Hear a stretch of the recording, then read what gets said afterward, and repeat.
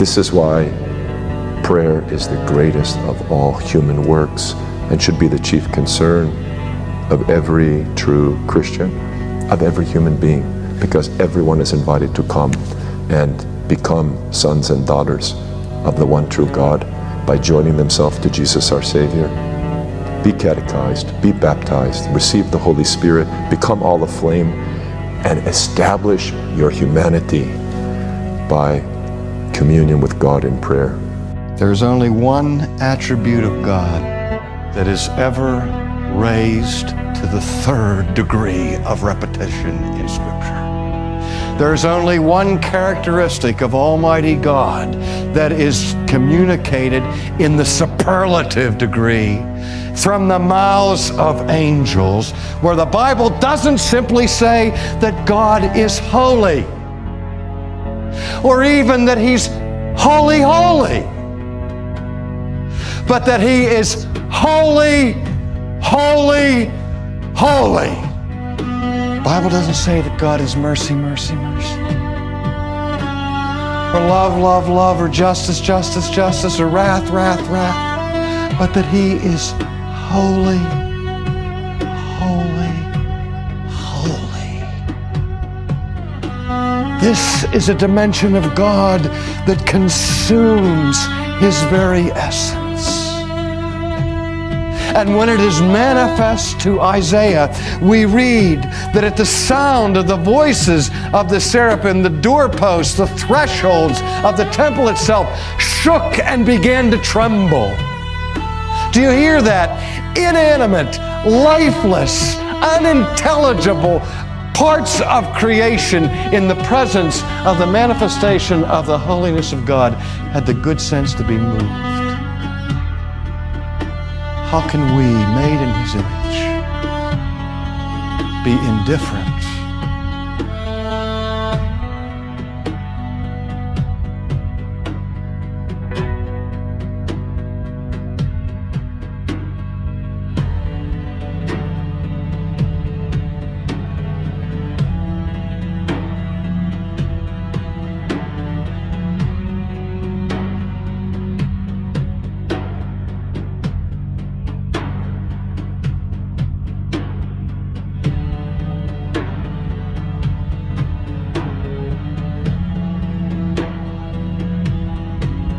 God the Father, God the Son, and God the Holy Spirit are of the same essence, one essence, but they are distinct in their personhood. Christ said, I and the Father are one. He who has seen me has seen the Father. They're of the same essence. This is why we make our hands, put our hands in this configuration when we make the sign of the cross. It's an expression of our theology.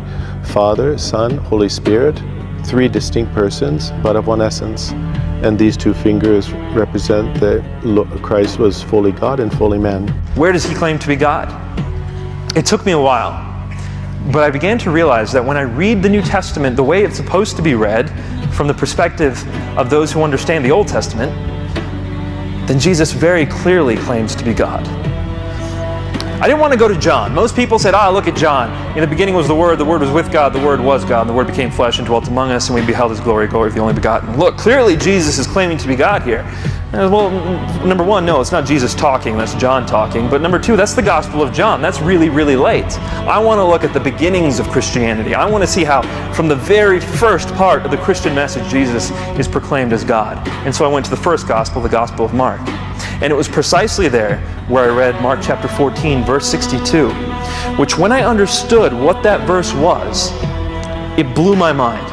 Here Jesus claims to be the Son of Man from Daniel. He claims to be the I Am from Exodus. And he claims to be the one sitting at the right hand of the power from Psalms 110, verse 1. Jesus very clearly claims to be God in Mark chapter 14, verse 62, when you understand his context.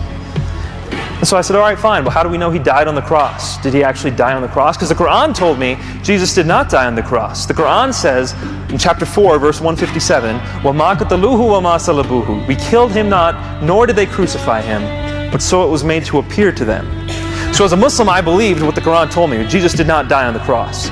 But Christians think Jesus certainly died on the cross. So this was a good litmus test right here. Which one's true? Which one's false? So I said, I'm going to study Jesus' death on the cross from a historical perspective. I want to see, did he actually die on the cross? And no matter how you look at it, whether you're an atheist, agnostic, Jew, Buddhist, however you look at it, if you're a historian and you're studying the evidence of Jesus' life, you have to conclude that he died on the cross. Every scholar who studies Jesus' life concludes that Jesus died on the cross. In fact, what they say is that if we can know anything about Jesus' life, it's that we know he died on the cross under Pontius Pilate.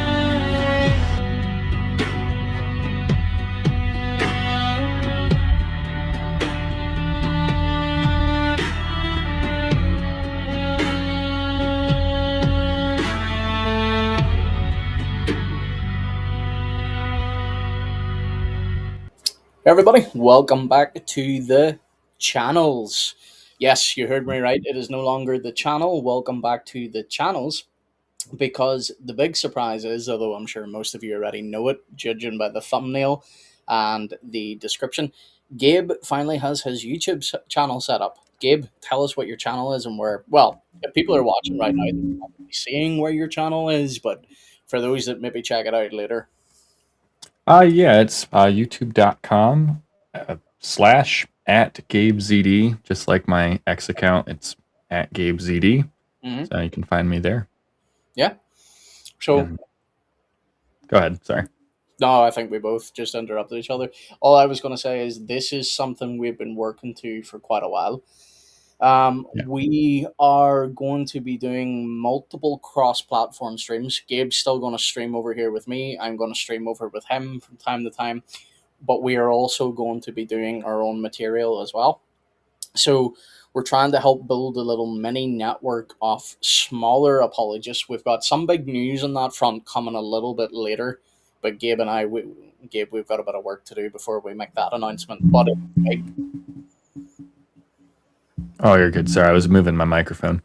Yeah, no, I've got a lot of plans. I know you got a lot of plans, and we've shared a lot of those together. So when we do eventually get to executing Project Tiny Apologist, that's what I'll call it, we'll get that going. But yeah, no, I don't want to spoil too much of it, but we'll see. We maybe might want to come up with a better name than Tiny Apologist. Kind of undersells it a little bit. Like I think this is going to be very big, and I think it's going to benefit a lot of people in a lot of ways. So Yeah. Well, any name suggestions, throw them in the chat. yeah, You don't even have to know what it's about. Just feel free to drop them in. dude, we haven't even got your goat named yet. From the last stream, we haven't even got your goat named yet. Yeah, I could put a poll up for the goat names I do have. You see, this is the joy now of you having this. But folks, this is the really exciting feature now too, is Gabe and I are now able to multi-stream to each other's channels, because the software that I use now allows guests to automatically stream to their own channel without needing any software stream keys or anything. They just input their destination, and that's great, because beforehand, trying to set up multi-platform streaming, it was a nightmare. Sam said, see, look, you get a hey Gabe and I just get a wave. Shocking. Also, I don't know why I'm clicking these away anymore now. I now have these set up on a timer. I just need to click them and they appear. Now, I can only do 4. That's fine. For what? I can only do 4 on the actual poll. Oh yeah, I see that right here. Well, I know what I've voted for. Oh, you already voted? Mm-hmm. Oh, Gary the Goat. Gary the Goat. Yep. Gary the Goat, indeed. Sam, Smaller than most apologists. Yeah, you see, this is still underselling it, but so the good news tonight is we are obviously announcing Gabe's channel. We're going to be talking about some of the things that we've got coming up, a lot of projects and stuff, but this is going to be more of a chill stream. Zach may be joining us at some stage. He should already be home by now, but I haven't heard from him yet. And then we are going to react to Inspiring Philosophies debate, which just dropped, what, like a couple hours ago, Gabe? I don't remember. I can pull it up real quick, but it was probably a couple hours ago. It was a couple hours ago because whenever we were backstage talking about it, it was up pretty early. But we have got our call-in show almost sorted. We're just running a few behind the scenes um, fixtures before we do actually do a call-in show. But stay tuned for that. We'll be announcing that very, very shortly. We're excited for that. But yeah, Gabe, what's it like finally? This is a repurposed YouTube channel of yours. But what's Yeah. it like now to finally have your YouTube channel up? Well, I was very reluctant to set up the YouTube channel, as I'm sure you already knew, Mm-hmm. because I don't know. I've looked at it and I've seen that there's a ton of people who already do YouTube, and I don't want to just follow the crowd per se. So I don't know. I was just kind of wanting to avoid it, and then you and others kept being like, "Hey, you should make a YouTube channel and post videos and stuff." Healthy peer pressure, I say. And I kept looking at the facts that people don't read anymore, so articles aren't the best resource. So podcasts, audio and video seem to be the better of the route. So And live streams do really well because people just come to chill, hang out, and if you yeah, get a good enough comment section, once more people start commenting, like things kick off. Like some of our best streams were whenever the audience were just having their own conversation, like wasn't even related to what we were talking about. But mhm, once again, folks, Gabe is this is a repurposed YouTube channel. But Gabe, if you want to pop your channel in the chat and we can pull it up that way, folks, go over and support Gabe. Give sure. him a subscription. Um, Subscribing is free. Please do like the stream for both of us as well. It really does help. But Gabe, while I bring up a few comments here, what is the purpose of your channel? What are you going to be doing? Well, sorry, some of the hot sauce came back. Well, just while you're doing uh, that, Sealy, I'll talk to you about that after. I've got no idea what happened because it didn't come from my end. but as far as like what I'm going to be doing with my channels, I'm probably going to be posting a lot of little videos where I am actually out talking to Muslims and Jews and Hindus and Mm-hmm. trying to show people that you can interact with people in real life and it's not that daunting or scary. Additionally, I'll probably just be posting some commentary reaction stuff where I try to give some insights on various topics that I happen to know a lot about. Have a lot of stuff actually already stored away to share with that. And some of you may have even gotten sneak peeks of it if you follow me on Threads or Instagram. Mm-hmm. But there will be more stuff like that to come. Otherwise, I also want this to be a platform that is just generally there to reach people, not something to just be for that theological niche echo chamber. I want it to be for people everywhere. So I would probably still do some like just general videos where I'm, showing, because I have to do some work on my house. I'll probably do some videos where I'm just working on my house as something to help pull people in and, Yeah. see where that can take them. Also, I think you said you're planning to do some chill game streams as well. Yeah, I have some games and stuff. I can do that and try to get the gamers all over. And Mhm. because gamers, I've found a lot of guys who play video games have a really hard time with religion. And I think part of that's because they don't want to think about it. They'd rather just be in their little escape and just not have to think about the pains of life or the tough things that we have to think about on a day-to-day basis. Yeah. So. Well, I'll be planning on getting back to my Sunday streams again once I finally get a capture card. But I will actually at some stage be actually doing what Stream Elements tells me that I am currently doing. Playing the Wolf Among Us. Yes, The Wolf Among Us is one of my favorite games, and the company behind it got shut down. I don't know how many years ago, but then they got brought back. Like someone invested into them, and they have been working on The Wolf Among Us 2 for so long, but it has just been stuck in like pre-production purgatory.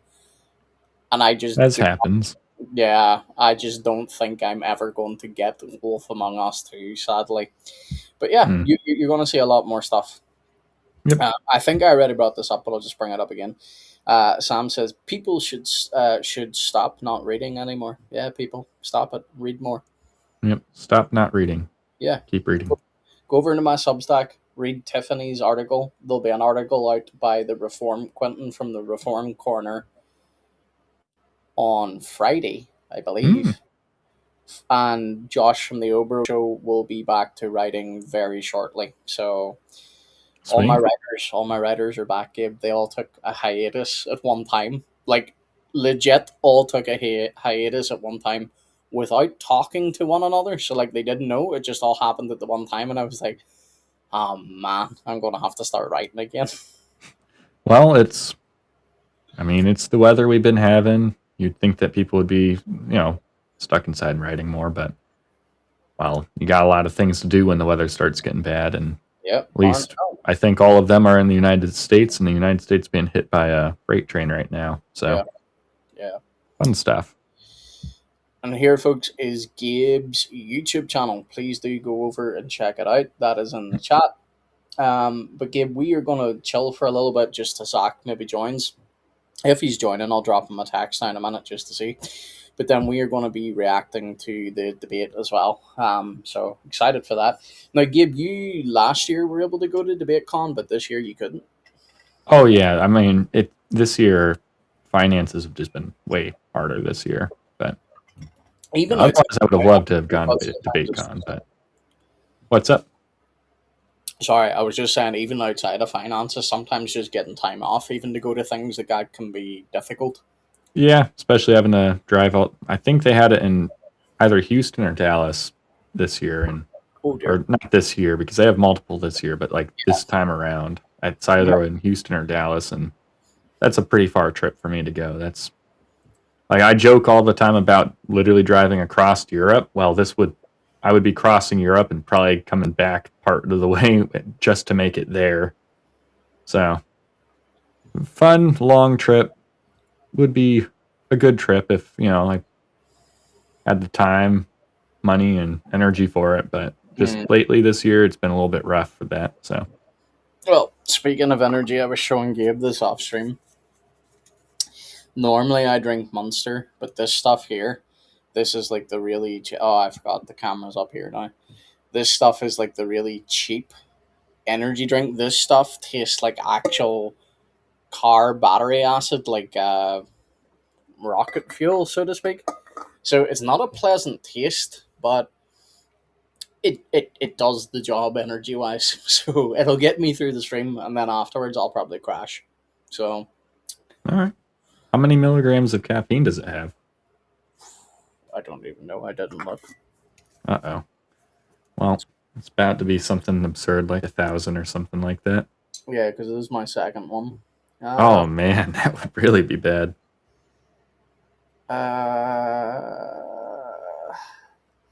You know it's bad whenever it's not clearly written because they normally have that part in small.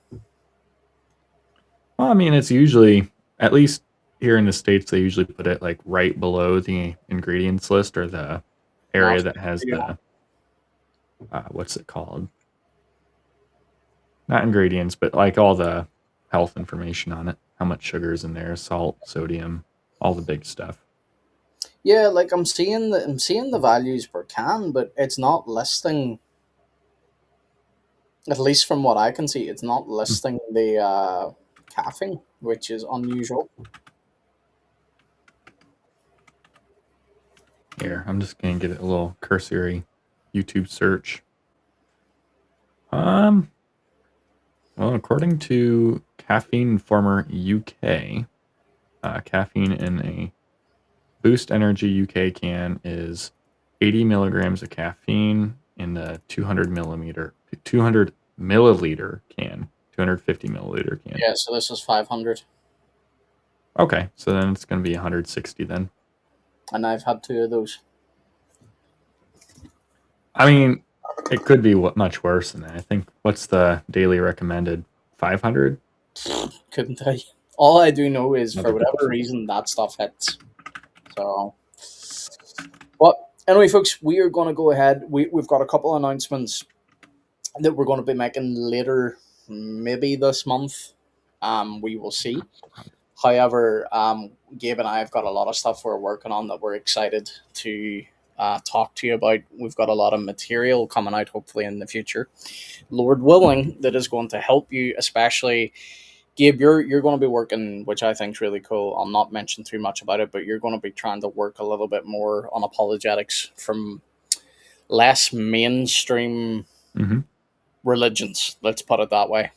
Oh, they're mainstream religions. It's Hinduism's one of the Yeah, big ones I'm planning uh, on going yeah. after. But But what I yeah, meant by that is more you don't see as many apologists tackling it. yeah.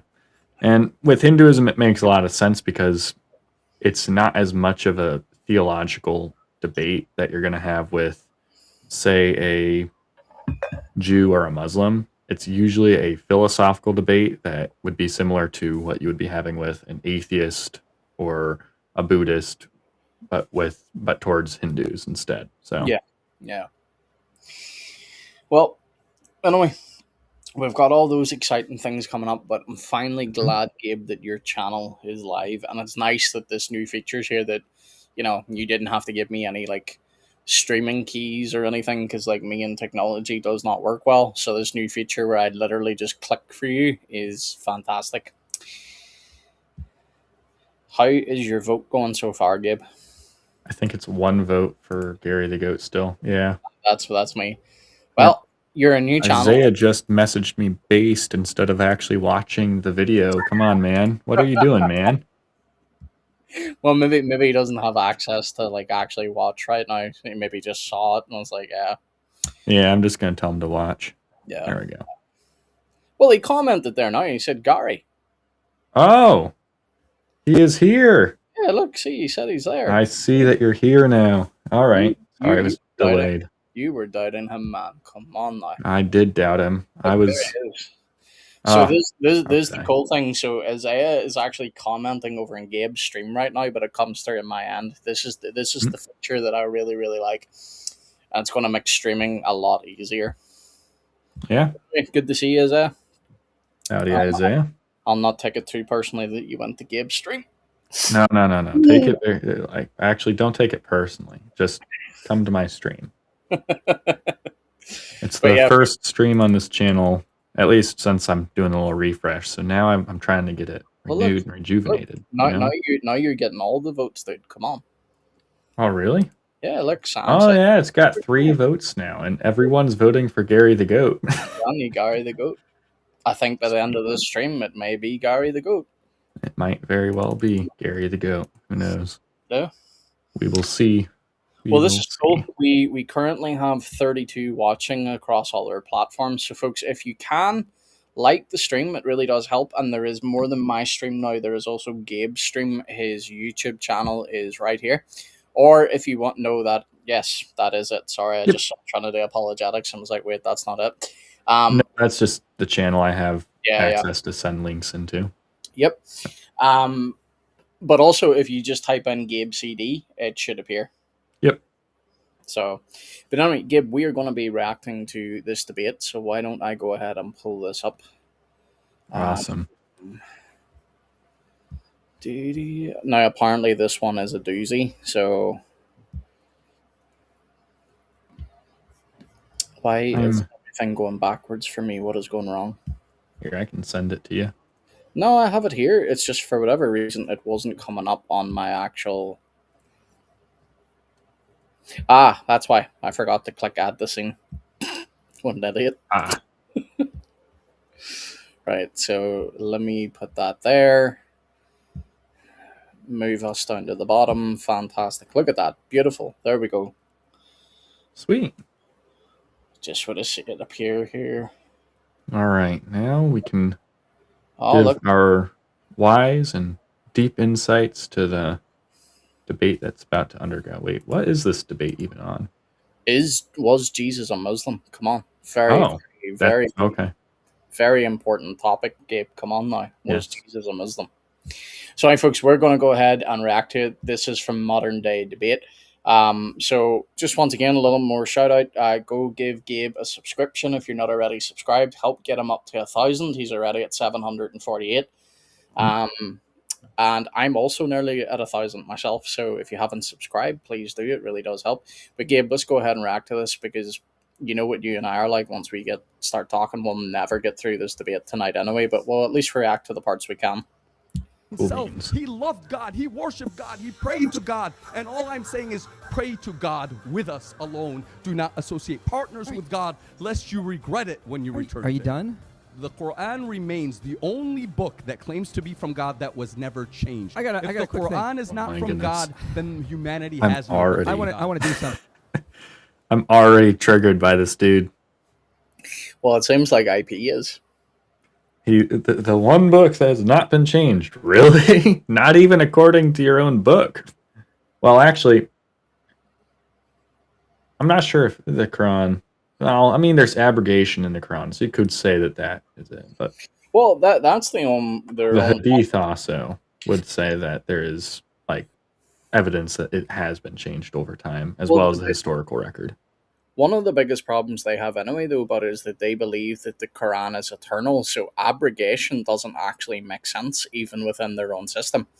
Because then is the eternal Quran changing based on what Allah abrogates? Like, it makes no sense. Yeah, it doesn't make any sense, but it doesn't have to for them, you know? No, they find ways. Well, they don't actually find ways. They just come up with ways in their head where they think answers it, but yeah, sadly not. Mm-hmm. Then here, hey, David Wood, was Jesus a Muslim? Okay, my proof, your proof is Muhammad. My proof is David Wood said he's not. Sure. That's good enough for me Sure. now. No. Now, are That's you a not the Buddhist? correct Because definition. Buddha means the enlightened one, and you would say Allah enlightened Muhammad. So could you call yourself a Buddhist? No, but you know, Exactly. there's Words have theories, meaning, guys. there's theory. Well, there's actually theories out there that Buddha himself may have been a Muslim. He may have surrendered. Oh Yes. my goodness gracious. Why do they, like, I know why they do this, so this is a rhetorical question. But why do they do this all the time? If there's anyone that holds any slight bit of, historical significance, well, there's evidence that they may actually have been a Muslim. It's like, Yep. dude, come on. Oh man. Did Like, you know? Muhammad claims to be the first Muslim, and then they go further back and they're like, no, Jesus was Muslim. Oh no, Noah was Muslim. Oh no, Abraham was Muslim. Next thing you know, everyone was Muslim. And they would say, some of them would even say that because they would say, we were all Muslims when we were born. We just, became not Muslim when we weren't born, after we had already had time or something like that, time to reject Islam. And that's why they would also call Islamic converts or Muslim converts reverts instead. Reverts, yeah. Did you know, Gabe, Shaitan is a Muslim? Oh man. Mm-hmm. I didn't know he was a Muslim. That's Yeah. Yeah. You can laugh all you want. We will. I will probably be laughing at this guy. Yeah. Hassan Shibli is a nationally I'm gonna skip the intros here, Gabe. We don't really need to know what I've got. No yeah, idea you're who good. Hassan is, and we know who IP is, but the intros take forever. So. recognized civil rights attorney, media We got commentator, Mr. and Romans managing 8 partner Shaman of in the Muslim chat. Legal. Howdy. Top of the evening to you as well, Mr. Shaman. Oh, hey Roman. That was actually a very quick intro. I was scanning through way further past that, but okay, let's go. Abraham, Moses, Jesus. Well, hang on before we go any further. Gabe, do you see any issue with this image? That he's using a Mac. How dare you, sir? I use a Mac. The issue is that he does not have a Christus Rex sticker to cover up that apple. You, sir, need to go to the laymanapologist.com and get you a Christus Rex sticker or a Rolo sticker. That's also available. How silly of me. I should have known that because your Mac doesn't have the Apple logo because it's covered with the Christus Rex sticker. Exactly. Silly me thinking you had a Windows. Now, let me just do something here because my do not disturb should be on, but for some reason it's not. There we go. We should have no more beeps. We're messengers of God. We exist by His will. The audio Really is not quiet, on our, yeah. I was going to say the audio is not on our side, folks. It is them. This happened to them from the previous debates too with David Wood, so the audio will get fixed, but it's not on our end. He is with us wherever we are, and to him we return. His power, his knowledge, his vision, his hearing has no limits. His listening to us does not distract him from hearing all creation, nor does his hearing of all creation distract him from listening to us. He is the ever-living one who sustains. Is it just me, or is this guy really performative? Yeah, he is. I mean, but the thing is, you could say that about any theistic god. Yeah, no, but I mean, like, this guy that's actually debating, like, he seems like he's not talking naturally. It's like he's performing. Yeah, that's I agree to that. I'm just saying that like everything he's saying so far could Oh yeah, also yeah, just be yeah, yeah, applied to any theistic god. yeah, yeah, 100%. It's more just Anyway, I should He's probably start. definitely very theatric, but though Yeah, we'll see. Sustains everything and is sustained by nothing. He is the giver and we are the receivers. And all he asks of us is sincere gratitude to him. And of the greatest of tragedies is to live a life enjoying God's countless blessings in each and every moment that we exist, and then to return to him, having never truly thanked him, having never sought him, having never worshiped him, or having worshiped other than him. With that we begin, and we ask God to show us truth as truth and guide us to follow it, and show us falsehood as falsehood and guide us to avoid it. Was Jesus Muslim? no debate over. No, he wasn't a Muslim.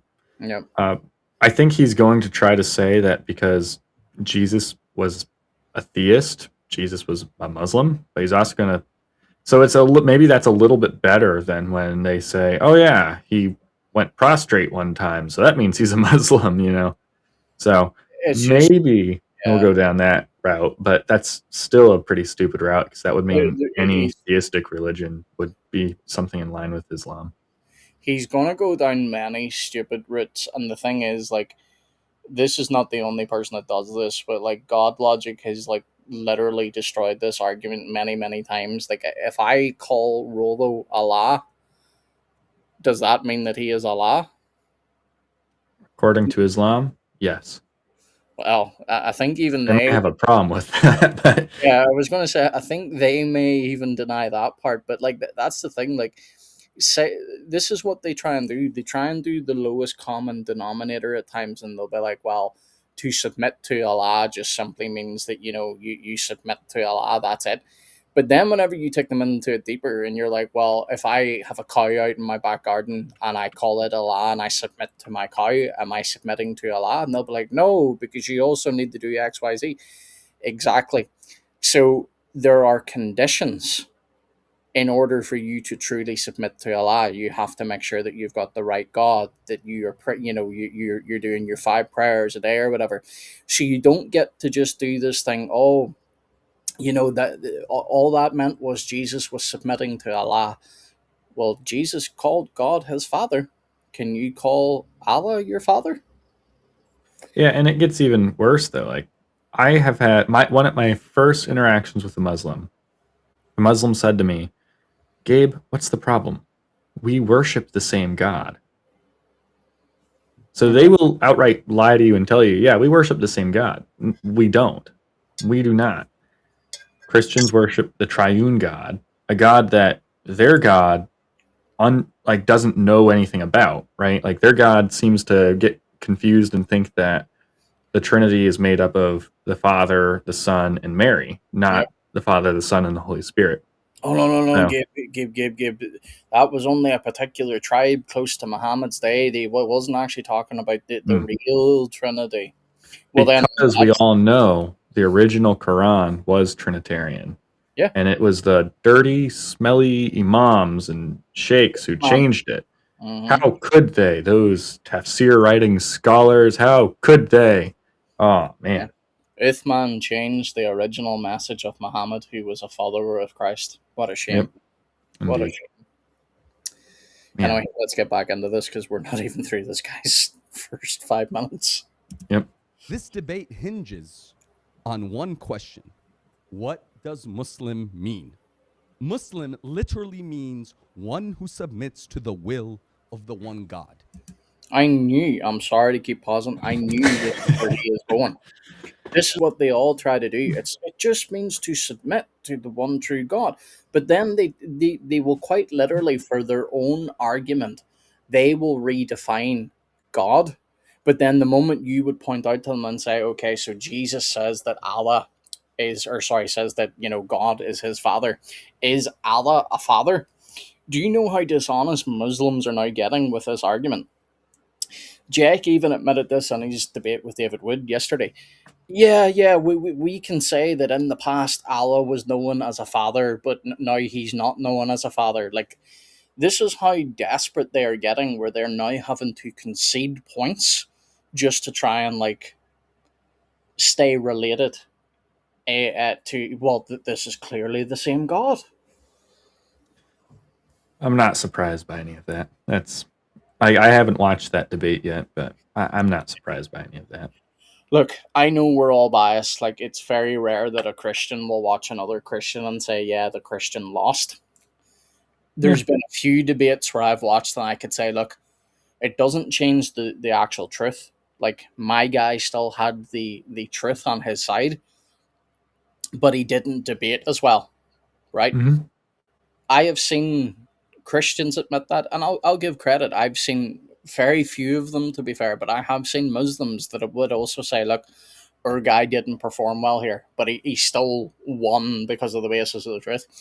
I can respect honesty like that, but the issue is, like, whenever you watch yesterday's debate, I highly doubt you will come away thinking David Wood lost. It was not good for Jack. That's all I'll say. Okay, I'll have to give it a watch then. Oh, sorry, folks. I just kicked the camera. Oh, what's happening?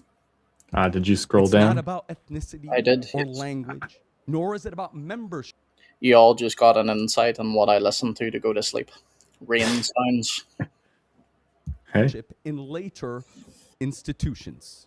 Rather, it means the one who chooses to surrender to God alone. By that definition, Jesus was absolutely Muslim. Again, Muslim literally means someone who surrenders to God. The word Islam describes that state. Islam is not a noun, it's not a thing.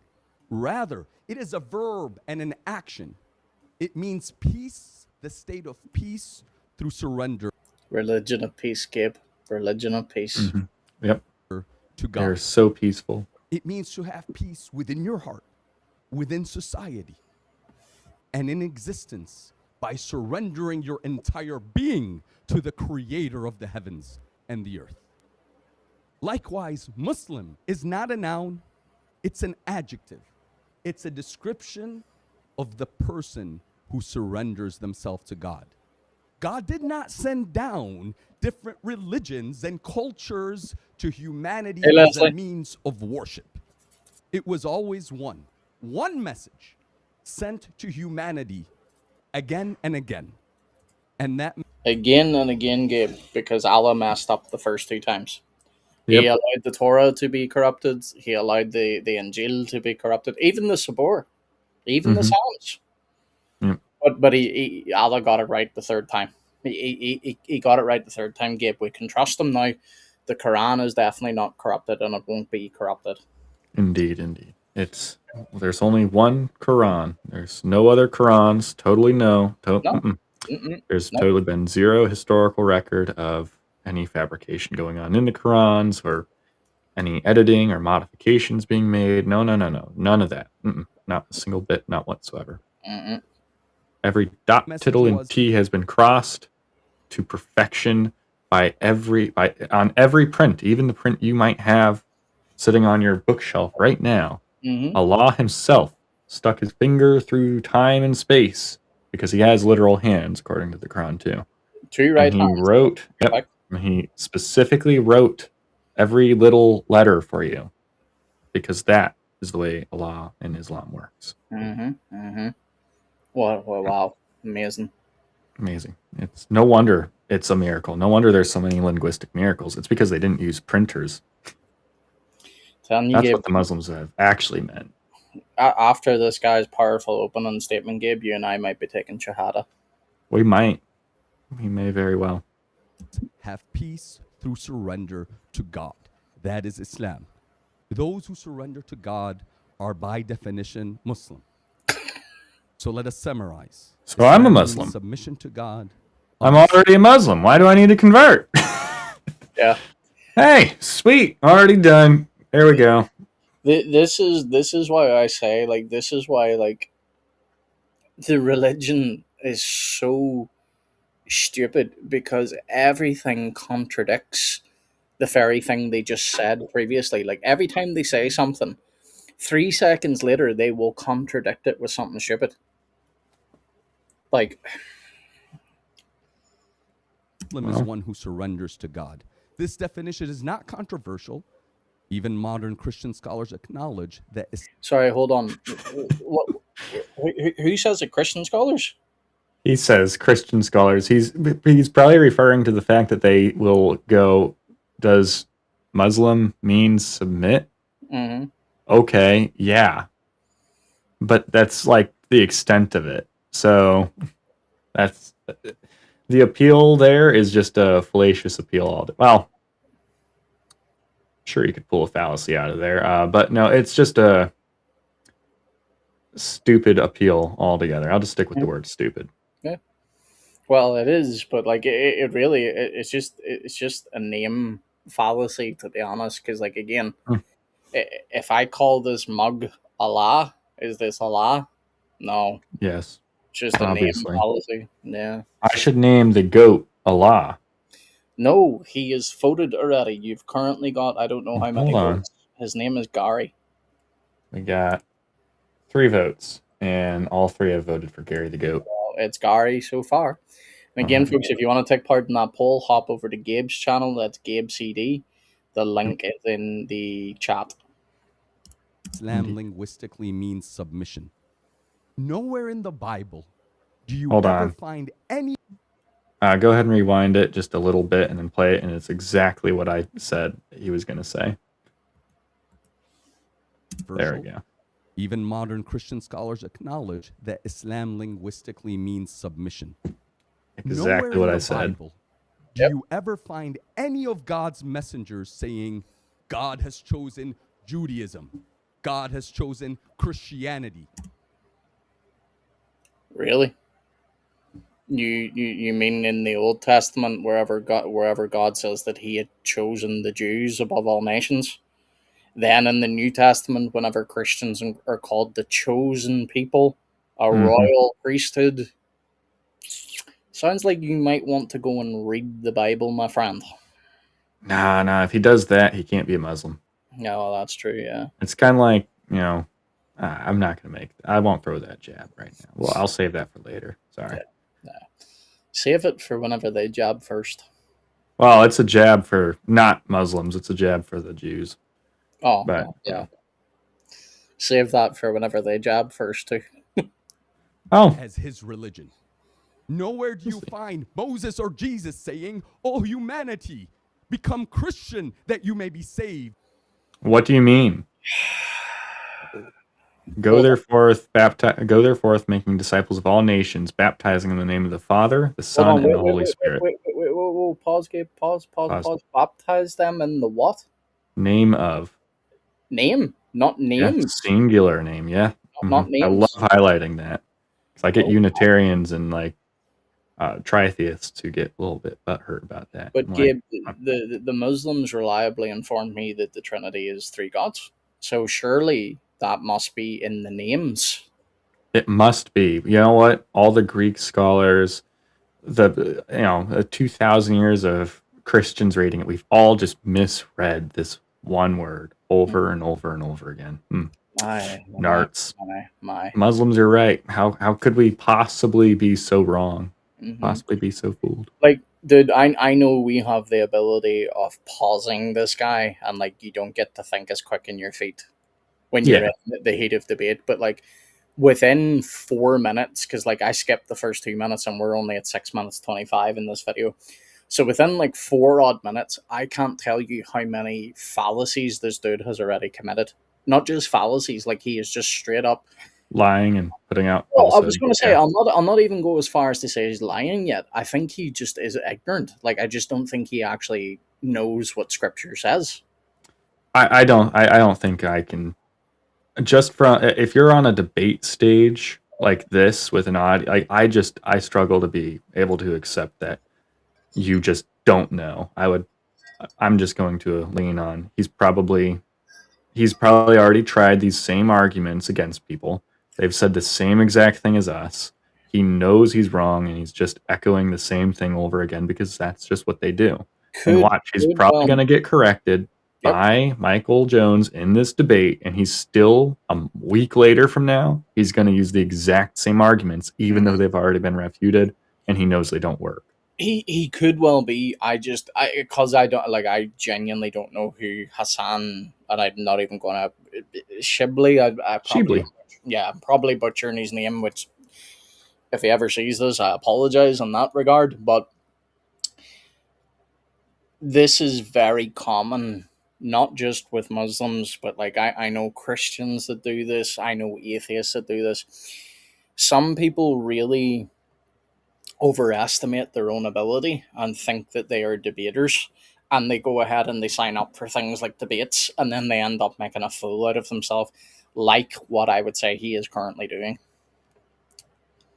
Or become Jewish that you may be saved. No, I was saying, yeah, but I still think he probably, I imagine if I look him up, he's probably got some following. Like, here. Well, for the fact that Inspiring Philosophy took a debate with him, yeah, I'm assuming he's not a nobody, but yeah, we'll see. Sorry, folks, if that was really loud. Apologies.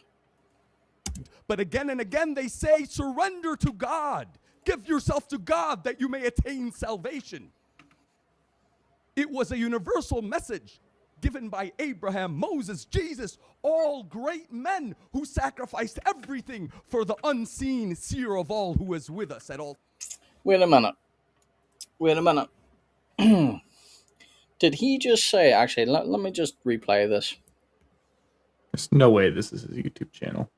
Jewish that you may be saved. But again and again they say, surrender to God. Give yourself to God that you may attain salvation. It was a universal message given by... Did he just say a universal message, Gabe? Yeah. Is that the Islamic claim? No. No. The Islamic claim is that every nation received prophets for their own tongue, but that Muhammad is meant to be the prophet for all mankind.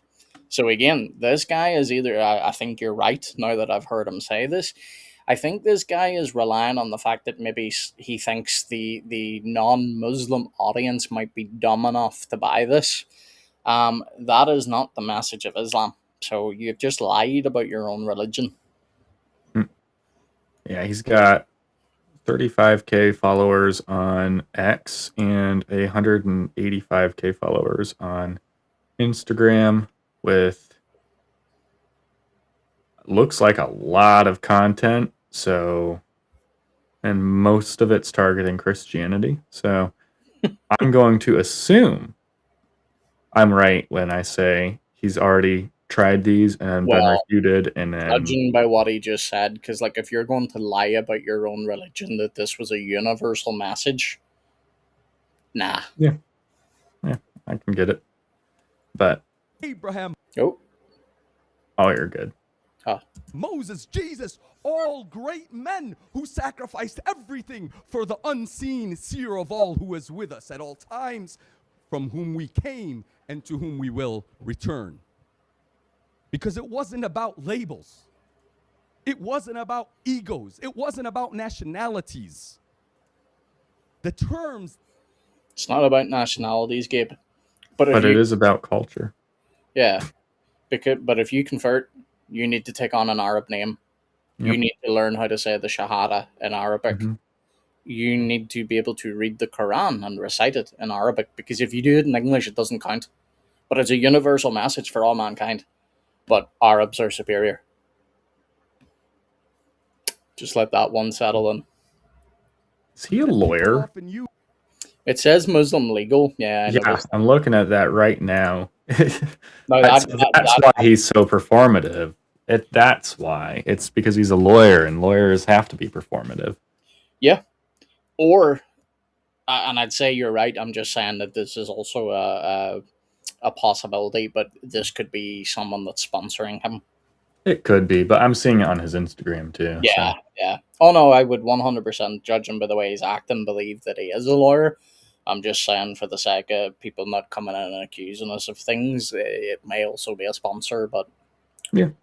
Were developed by men hundreds of years later. But again and again in the Bible, you find the terms of having peace through surrender to God. God is one, and he sent many messengers to humanity calling for us to surrender to him. Was Jesus Muslim? Gabe, in the Bible, did God send many messengers to the nations, or did he send the messengers to the Jews? To the Jews. Yeah, because the plan of salvation comes first through Israel. And I'm not talking about the modern nation state of Israel. I'm talking about actual Israel. Right? Mm-hmm. Then Jesus tells his disciples exactly what you quoted. Go and baptize in the singular name, the nations of Father, Son, and Holy Spirit. That is the plan of salvation. So again, this guy does either he's intentionally lying, which he very may well be, or this dude does not have a clue what he is talking about and shouldn't be debating. Well, that's basically asking, did Jesus surrender to God? And if Jesus didn't surrender to God, I don't think anyone has. Of course, Jesus surrendered to God. He worshiped God, and he taught peace through surrender to God. So we believe he taught Islam, which means peace through surrender to God. And that's what this is.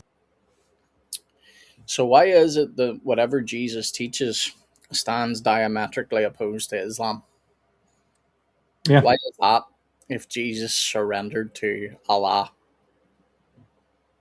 Well, because Allah is not the same as the Father. But No. you know, he can't say that. Won't Nope. say that. I'm not even going to go down this route tonight because I'm not trying to start a fight when we're just reacting to a debate. But Jesus, when he comes to talk about little children, says, if you harm one of these little ones that believe in me, it'd be better for you to have a millstone hung around your neck and cast into the sea. Mm-hmm. Contrast that with Muhammad's life with Aisha. Yep. Not the same God. No. It's about God. It's not about cultures or labels or other things. It's about living life surrendering to God. And God's messengers throughout all time come with the same message. The rules may be different. Moses had different rules. Jesus had different rules. Muhammad had different rules, but So God gives different rules to different prophets.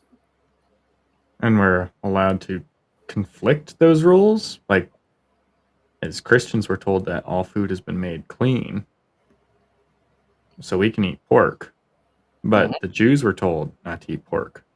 Mm-hmm. Now, a Muslim might say, haha, because we have the same laws and you guys just misunderstand it. But Muslims also, like, they can eat cow because it's, or not cow, sorry, Camel. horse because it's camel, horse, either one, because they don't have the full Jewish law, which would have, you know, made it not okay or unclean to eat animals with certain hooved styled feet. So, But it's also just a complete misunderstanding because they'll try and flip that on us and say, oh, well, look, that's a change in God's law.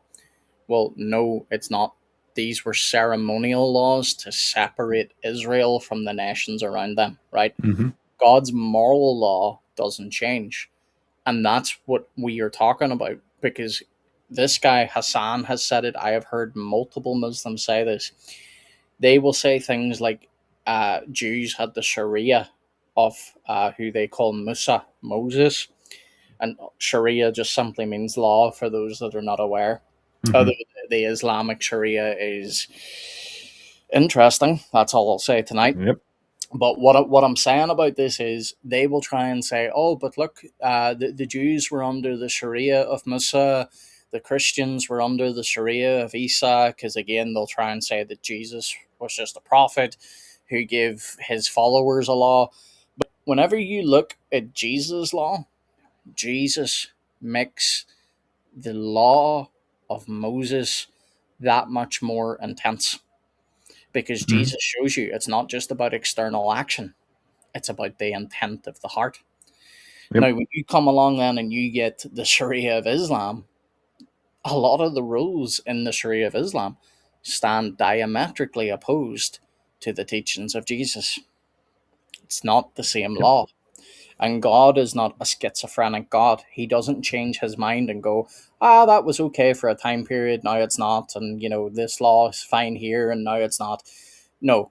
And again, listen to what we're saying. We're talking about the moral law, not something like the ceremonial law. So don't come in and try and do that trick argument of, oh, well, look, you believe that this food law changed. Yes, because that is a food law. That is not a moral law. Hmm. Yeah, and another little side point here that's not even necessarily in the same scope, but Hmm. isn't it interesting how every prophet that they appeal to comes from the same exact region with the same exact background? What happened to this idea that all nations were given prophets and all peoples were given prophets? Like, if that were the case, would Muhammad not cite other prophets who have historically existed and had some historical significance we could look into? Yep. Why is it only the prophets of Judaism that we see? Well, we all know why. It's because they made it Yeah. up. This is the thing. This is what is constantly asked of these guys. We ask them constantly. Well, we're not asking for an exhaustive list. Just name us one prophet that was sent to another nation. They can't. Why? Well, the Quran doesn't say another prophet that was sent to a different nation, Yeah, right? it's just So, it's made up. It's made up nonsense. yep. Rules and the regulations don't make the religion, the theology does. And their theology was consistent and universal. The theology. The rules We've of the religion. already, yeah, Sorry. like I was just gonna say, we've already debunked that Yeah. like twice in the little bit of time that because he's just reiterating the same thing now. Yeah. And And the same thing applies though, but the rules actually do make up the theology. Because if God gives you a list of rules, that is coming from who God is, his nature. So whenever you study the law of God, you are studying something about God, his nature. So again, what he just said makes zero sense. Of God does not change with time and place. He may allow the rules to change, but the theology. Oh my goodness. What did I say he would say? that exact thing that you just Yeah. said. Yeah, that the rules would change, but the God doesn't change. No. The belief is universal. Whoever accepted the divine theology surrendered to God. How do you surrender to God?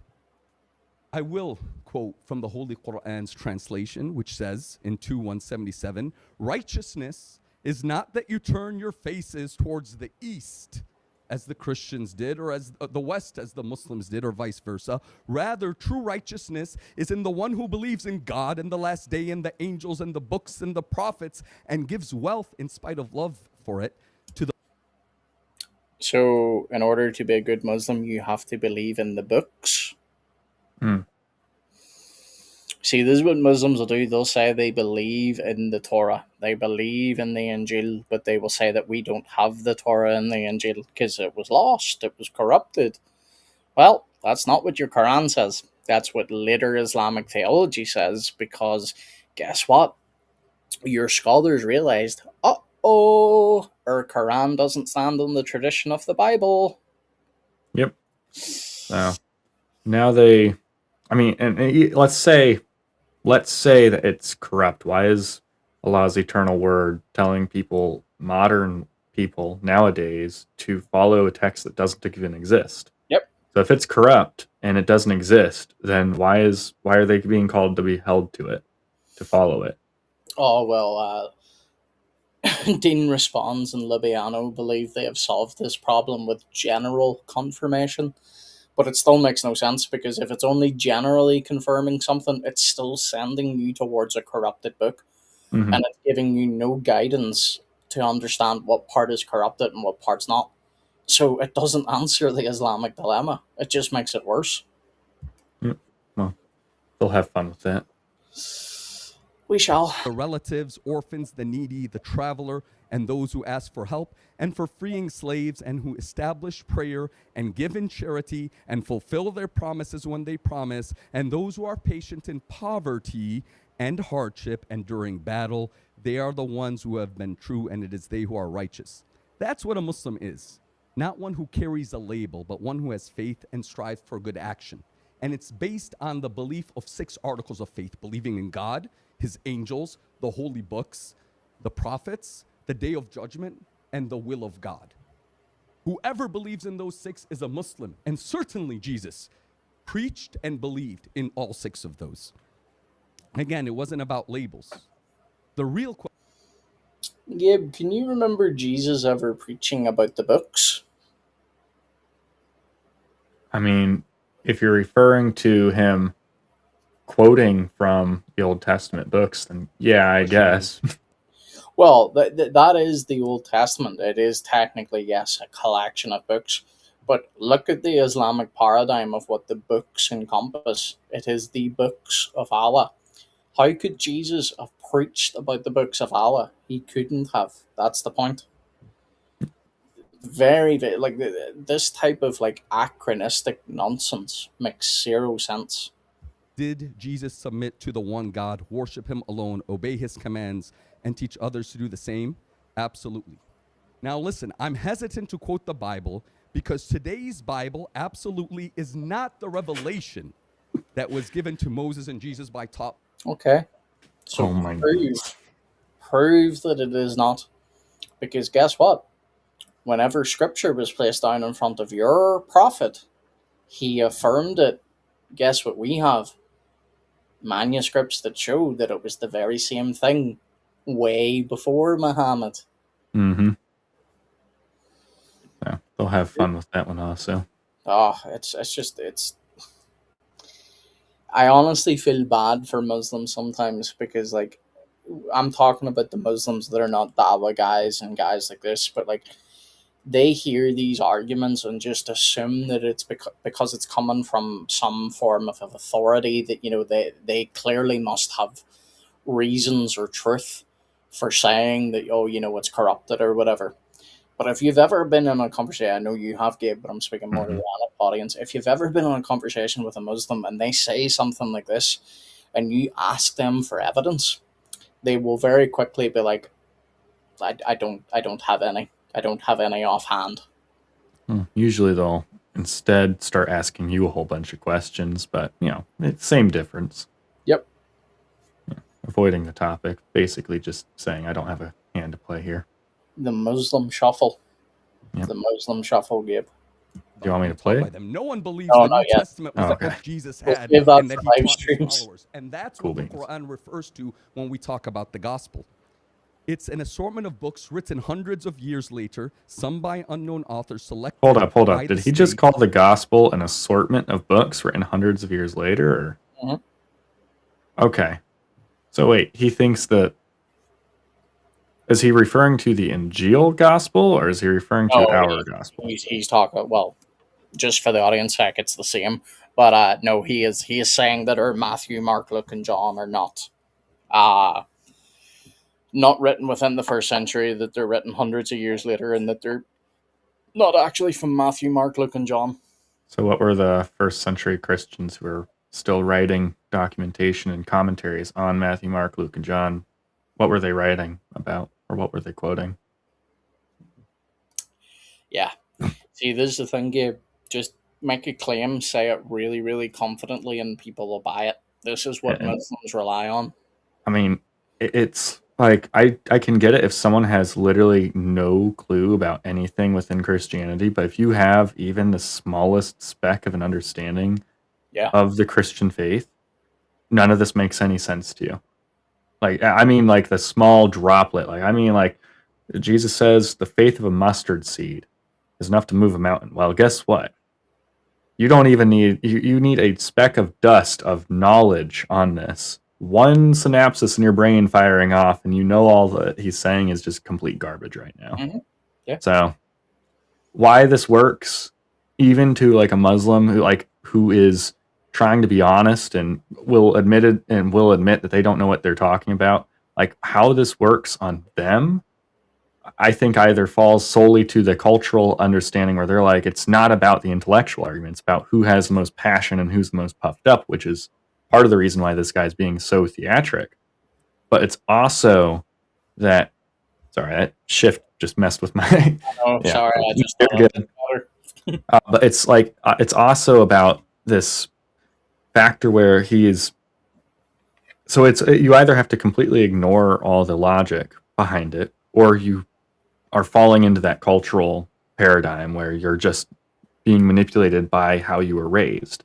Yep. And like those are the only two real excuses. Otherwise, it's sheerly you're lying to me and you're just trying to manipulate me, which I mean, let's be real here. All three of those work. Yeah. All three of them, very likely, and they will all work.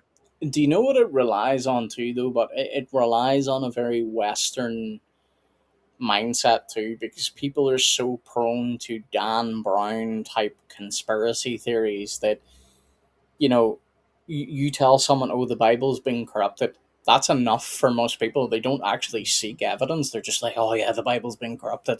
Why? Because it just sounds like, oh yeah, that's cool. Like clearly the Bible's been corrupted. Okay, well then what's your evidence? Because we have manuscript evidence dating back to the time of the apostles. It shows that it never changed. Never mind that it shows that it never changed. Do you, and I told me you, Gabe, I'm saying this in general, but do people realize what it would have taken for biblical manuscripts to be changed? The manuscripts were never all in one location at once. They were never under one authority all at once. They were spread out quite literally across the known world at the time, right? Yeah. If you took all the manuscripts in the West and changed them, guess what would happen? You'd have all the manuscripts in the East to correct the ones in the West. Exactly. And you would have, even then, because then you could make an argument and go, hang on a minute, which one's right, the West or the East, right? That would create confusion. But more importantly, what it points out is it shows the fact that there's been no change. Zero change. Yeah. I mean, like you'll have typos. Well, we say typos, but like just someone misspelled something, a little bit of ink fell, maybe a manuscript got burnt a little bit and part of it's missing. So you'll have those manuscript errors, and those go up to the thousands, but none of those are changing, or heck, tens of thousands, if not hundreds of thousands of errors. But sorry, go ahead. That's nothing compared to like if it was an actual written error that actually festered change, like that would make up not even a single % of all the errors that you have when you're reading guys like Bart Ehrman referring to errors. Like, because that's the thing. I think a lot of Muslims have this idea that whenever we say that the scripture has been preserved, that it is without error, that what we are saying is that it does not contain things like scribal errors or scribe recommendations. Because Muslims love pointing to things in the Old Testament where it says, oh, this king reigned at 1, and then it says in another verse that, oh, that actually that same king reigned at 18 years old. Well, yes, that's a scribal error. It does not change anything doctrinally. It just means that that scribe either didn't draw in the 8. It wouldn't have been an 8 in English, you know what I mean? And then what happens is whenever other scribes then copy from that manuscript tradition, they are going to copy that little scribal error. That's not what we mean by preservation. What we mean is the message, the reliability of God's word has been preserved. That's simply it. You would think that a Muslim would be able to comprehend that, because it's like if I was to be typing out the Quran and I mistyped something. Oh, you're good. And if I was to mistype something, the Muslim wouldn't say that the Quran has been corrupted. But by that standard, the Quran has been corrupted if I am typing it out and I mistype something, or if, let's say, I'm downloading it and the download gets somewhat corrupted, guess what? That's textual corruption right there. Or if I have a physical Quran that I bought from a Muslim bookstore that's only Arabic, and then part of it ends up getting chewed up by my bird, that would be, by this standard, if they're going to be consistent, textual corruption in which the Quran is corrupted and is not perfectly preserved. So if they're going to hold that standard to Christianity, let's hold it to them too, right? Yep. Or not you bird, perhaps Gary the goat. Yeah, Gary the goat does have a piece of the Quran in his mouth. Yep. I don't know if it'll show. Wouldn't be the first goat in history to eat part of the Quran. So, No, that was Aisha's goat. Yeah, based goat, by the way. Indeed, he saved us And all. then He abrogated the text for Allah. Mm-hmm. Very interesting text too, the suckling verses, but we'll talk about that another time. Yeah. And changed numerous times. I highly recommend Bart Ehrman's book, Misquoting Jesus. It shows how the manuscripts were selected and how they were changed. For example, how Oh they my literally goodness! changed I the knew he was going to say Bart Ehrman too. That's specifically why I said Bart Ehrman, because Bart Ehrman would even say that it didn't change the message. Like that's why I mentioned him. And now he's mentioning him too. Grand. It just goes to show you how they are so okay with misrepresenting the facts. Because if you read Bart Ehrman's book, if you've even heard Bart Ehrman speak, there's a famous clip where Bart Ehrman's at a press conference type thing, and someone from the audience asked him and says, "What did the original manuscript said?" And he looks like so pissed off, and he's not even a Christian. He literally just looks at them and he's like, "What they have always said." Why? Because he doesn't believe they've changed, because there's no evidence. Now, Bart Ehrman's book, Misquoting Jesus, Bart Ehrman is not saying that the text was changed. Bart Ehrman is arguing for an interpretation that does not see Jesus as divine, but sees him as human. That's why it's called Misquoting Jesus, not changing the manuscripts. Oh, yes, we got Mr. Crusader Culture saying, just another example of why people say, without lies, Islam dies. And welcome, Crusader, my friend. Welcome. That is a very true quote. Can't argue with that. Without lies, Islam dies. Yep. And that's why the internet and Western scrutiny over it is going, like, Christianity's been undergoing, let's be a little bit more conservative with my numbers. It's been undergoing extensive textual, historical, linguistic, think of all the philosophical scrutiny for, let's say, the past 300 years. That's a more conservative metric. I could say 500 years, but we're going to stick with 300 years. And Christianity still stands on top, still always has an answer, has been defending itself basically perfectly for the longest time.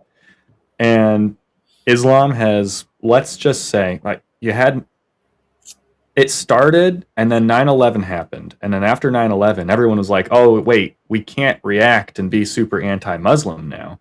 We've got to be nice. Even though our government, my government, yours partly did some stuff there too, but sank trillions of dollars into setting up military bases and trillions of dollars into, anti-terror campaigns against the Muslims, because that's what was going on, right? Like, the whole reason why in the United States we have TSA is not because Islam is a peaceful religion. It's because Islam is a terrorist religion.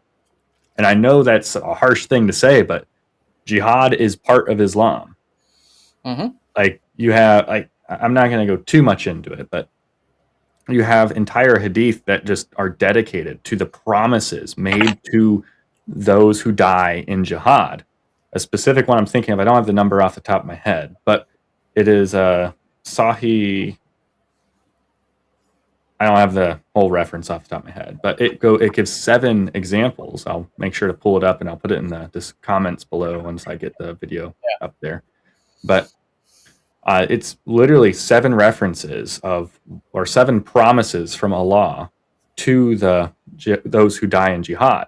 What is jihad? That's killing and fighting on behalf of Islam, the Ummah, and Allah. It's holy war. So, and one of those things was the 72 virgins that everyone jokes about and doesn't think is real. But that's a real thing that Islam actually believes in, is they believe that they're going to, I'm not going to go too much on this rabbit hole because it's a whole other rabbit hole, but they do believe that if they are crashing a plane into your tower and they die during that process, they're going to be given 72 virgins or 72 hori who are depicted throughout the Quran as virgins. Sometimes they're depicted as like somewhat non-human, but for the most part, young women. They're pictured as being translucent to where you can see their bones. Yeah, so like they've got some really strange depictions throughout the Quran and the Hadith and the Tafsir, but they're promised 72 of them to continue just terror. Yeah. Yep. So you also have, I don't remember the actual text off the top of my head, but yeah, terror attacks. That's all part of jihad. I mean, like the fact is, like we sunk trillions of dollars as a nation or as a collective of nations to fight off against Islam. But while doing that, the entire mainstream press, the BBC, Fox News, CNN, all of them across all political lines, across all government boundaries, seem to step in lockstep and say, no, actually, Islam is a peaceful religion and we shouldn't jump to the opposite side. Why did that happen? Why is it that we're all such, like, why is it that we are, like, oh, they crash a plane into our tower. They're like, oh, no, people are going to get mad at Muslims. We want to avoid Muslim hate, so we're going to jump to the exact opposite side and say Islam is a religion of peace. And they've created this entire fabricated notion that Islam is a religion of peace, even though at the same time, those very same people are sinking trillions of dollars into fighting against Islam militarily. Hey, Elisa. Howdy, Elisa. But it's like this whole notion of, I forget where I was actually coming from because I've gone on this rant for a little bit too long. But yeah, I'm sorry. But no, I apologize, but I don't know what you're talking about, Gabe. There was a point I was trying to make, but then I messed it up. You're talking about terror, but I don't know what you're talking about. Every Muslim I talk about keeps telling me that it's a religion of peace, but yes. But they also want to unalive me. But peacefully they'll unalive, peacefully grape a whole bunch of young British girls who, are getting abducted and graped on a regular basis across the UK right now. There's a video I must get us to react sometime. It's from an imam that says, and again, I'm going to be very careful because this type of stuff really angers me. But it's from an imam basically saying that a father is not to blame in the household if his daughter is wearing enticing clothes. And I'll just leave it there. I'm sure everybody can put two and two together. I was speaking on terror in Islam and Muslims trying their best to deceive. See, look at that. Crusaders got you. Thank you, Mr. Crusader. So that whole notion is just a giant lie on its base. And I don't know where I knew I wanted to wrap it up somewhere. I just don't remember exactly where I wanted to wrap it up. But the entire notion that Islam, like everything people believe about Islam is a lie. Yeah. Like once you actually look into it, if you're a Muslim and you're actually part of Islam, you know it's a lie, right? Like the amount of... Oh, go ahead. Sorry. No, you continue. I was just going to say, folks, very quickly, Gabe now has his own YouTube channel, so please go over and give him a subscription. Just type in Gabe CD and you should find him. Thank you, guys. But and it's just, I don't know. I always get a little bit passionate when I'm talking about like how the Western world has seemingly responded to Islam, and it's like we got bit by them. We got bit, right? They bit our hand, and instead of flicking them on the head or smacking them away, we just we strangled them in one hand and then took the fangs of the snake and jabbed it into our thigh in another. It's like it's just a whole bunch of nonsense that I just get so frustrated by it, because I've sat down with my own father and he's told me Islam isn't that bad. It's a religion of peace. Every Muslim I know is super nice and kind. I'm like, and that's in opposition to their actual theological doctrines. Thank you, Mr. Crusader. Based Crusader. Very based. But it's just, I'll fully admit, it's one of those topics that gets me frustrated. Mm-hmm. We can continue before I rant on for another 15 minutes about the lies of Islam. Yeah, well, I'm sure we'll have more to go because, as I say, we're not even in the IP. Like, again, I don't even know how long this guy's opening statement is. We're not even 5-10 minutes in. Mm-hmm. So this get him. Manuscript to change the word servant of God to son of God. Modern Christian theology is not an accurate reflection of Jesus' teaching, is the challenge that I propose to you today. It reflects the teachings of Paul, who was an enemy of Jesus throughout his life, and then the Roman state's selection of the books in the Nicene Council hundreds of years later. I believe he means the Council of Nicaea, and if you don't get that reference, you don't watch enough God Logic. But anyway, this idea that Paul was an enemy of Christ all his life. Paul was an enemy of Christ until he encountered Christ. Mm-hmm. Then Paul's life is turned so completely around into service of God that he goes away, he comes back, he meets the apostles, he tells them what he received from Jesus directly, and the apostles said, yeah, that's the message of our Lord. Go forth and preach. They give him the right hand of fellowship. This idea that Paul was an enemy of Jesus is another Islamic lie. And they love saying, Paul taught contrary to Jesus and the apostles. Really? Go show me where. Because he didn't. I urge you all got to Mr. follow Orthodox Philip in the chat too, saying he can't stick around, but he agrees completely with what we're saying about Islam. Hey, brother, I don't know if you saw. I dropped you an email today.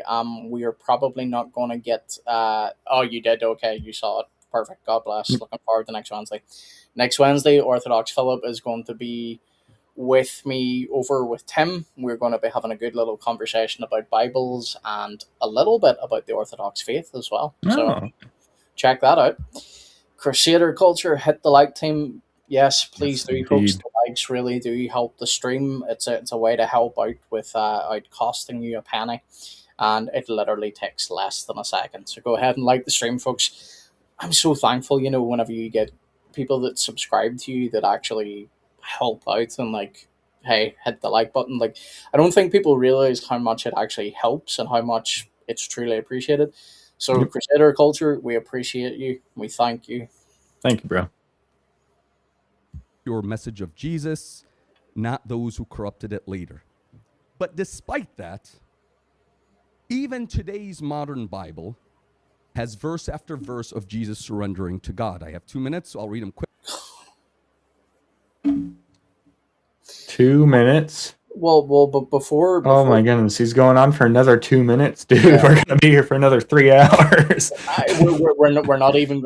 Once we get IPs, do you know what we're going to do? We're just going to react to his opening statement, which is another 2 minutes. Then we'll jump into the cross exam, because everything IP says in his opening statement, we're automatically going to agree with anyway. Do you know what I mean? He's going to make the points we have already been making. So there's no point everyone sitting through the same thing twice. But here's this really silly thing that comes out of Muslims and atheists. They say things, but Jesus submitted to God. Well, yeah, he wasn't going to be an atheist. That's a silly thing to say. But then they'll try and do these games of how can God submit to God? Well, maybe because you don't understand the Trinity. And maybe because you don't understand that Jesus incarnated, that he took on flesh. So, yes, Jesus submitted to the Father. That's not an issue. It causes no contradiction. Matthew 26:39. He fell with his face to the ground and prayed, "My Father, I knew he was if it is possible, this. may this cup be taken, not as I will, but as you will," surrendering to God. Luke. What did he say? Whoa. What was Jesus' prayer? What was Jesus' prayer? Well, first of all, Jesus said, "My Father." Shocking. Exactly. That's what I'm getting at. My Father. And then what's the cup that he's about to bear? What is that cup? Like, come on.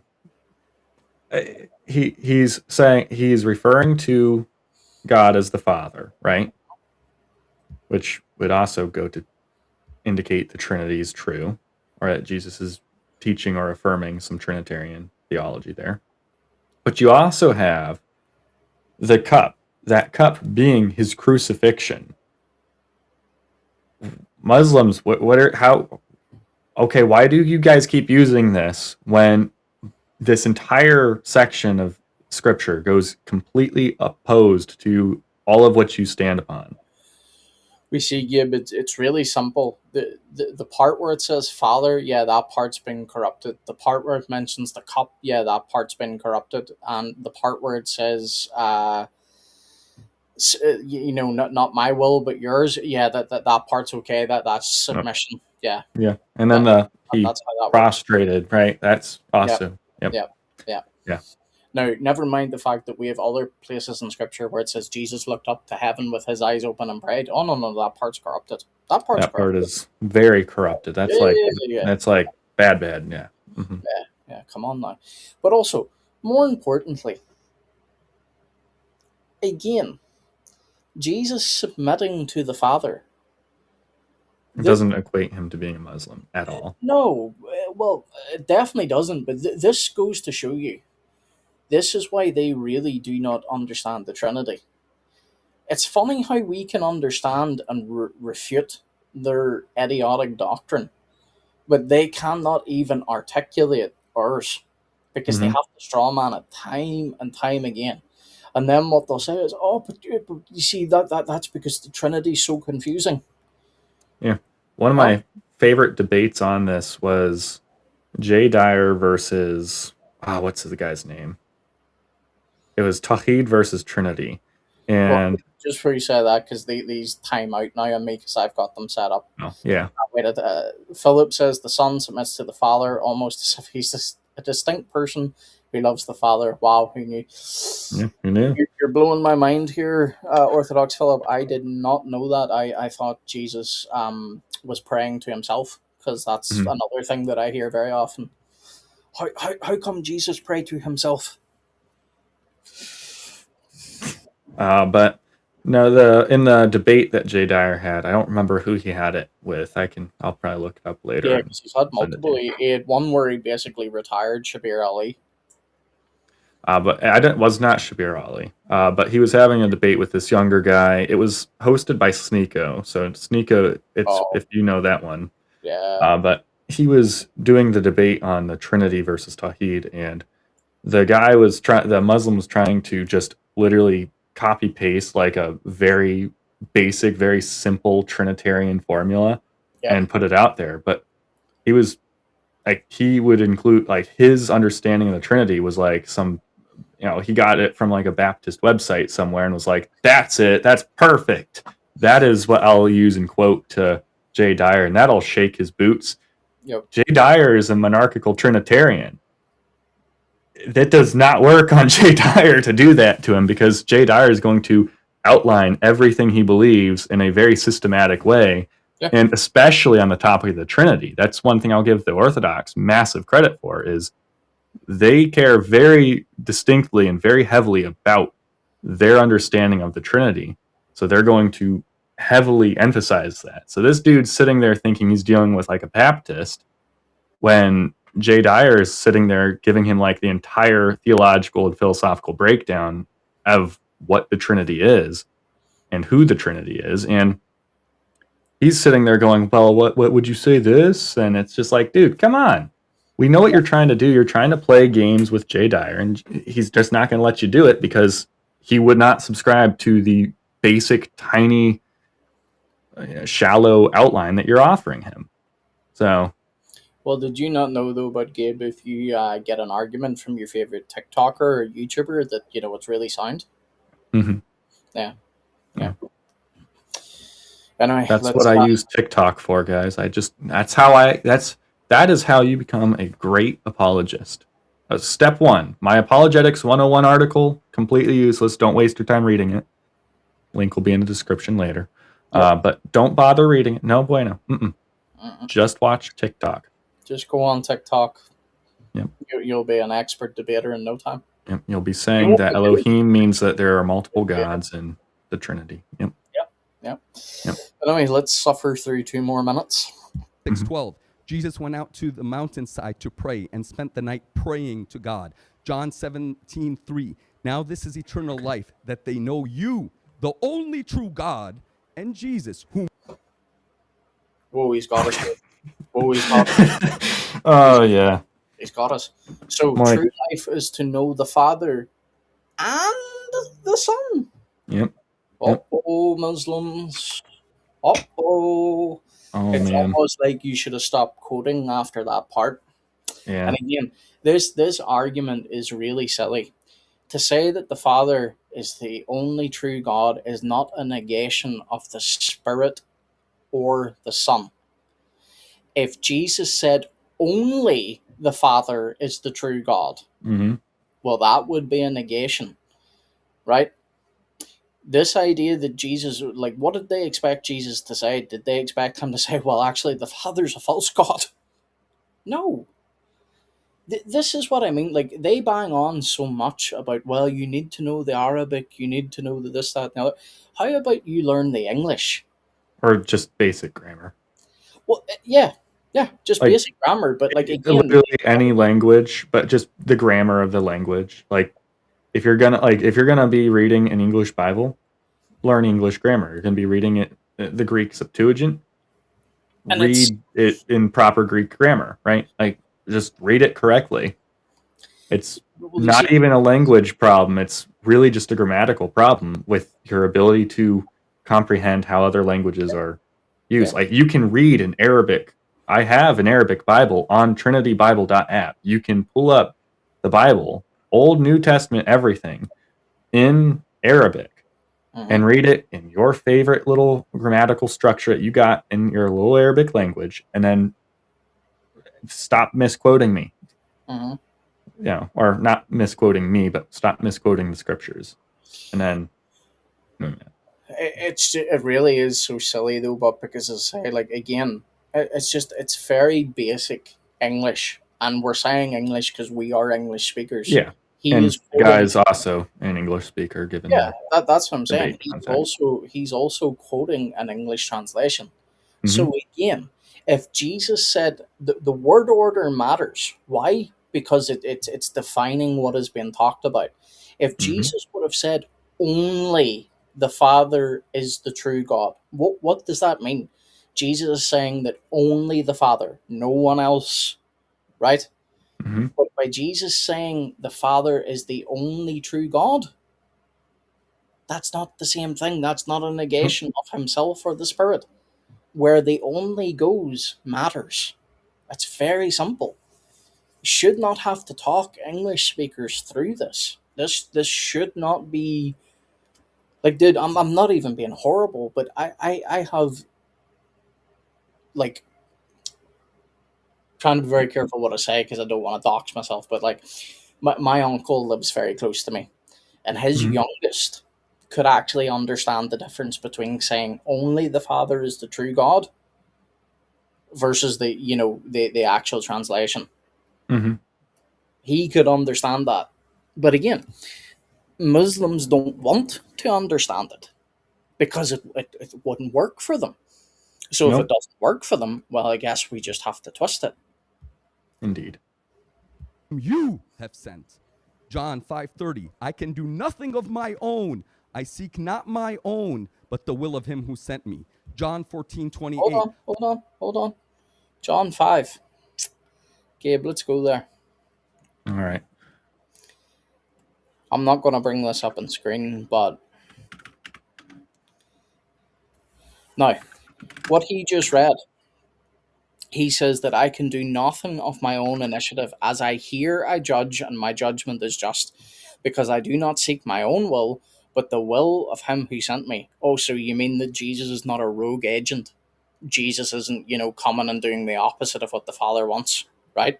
Now, the interesting thing is, what Jesus then goes on to say is he says he does exactly what the Father does. So Jesus does what the Father does. Jesus gives life.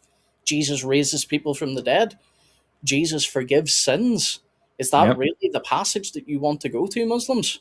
I mean, that would be like shirk 101 right there. And from the Islamic perspective, that would be shirk. Well, it would be, because the thing is, they say multiple times, "Oh, well, that's agency. That any prophet can do that." But then, whenever you push them on it and you say to them, "Well, could you say that about yourself?" No, no, no, no, can't. Why? Because, as Gabe said, that would be considered shirk. Mhm. Because Muslims understand, whenever they read that part, whenever they hear that part, they understand it the same way the Jews did. Because when the Jews hear this type of language from Jesus, they go to stone him. Why? Because they say to him, "You are making yourself equal with God." Jesus' enemies understood exactly what he was saying. Yep. Very, very silly. Very, very silly. Well, that's Muslims for you. Yep. The Father is greater than I. Mark 10:18. Why do you call me good? Jesus answered, no one is good except God alone. Mark 13:13. Hold on.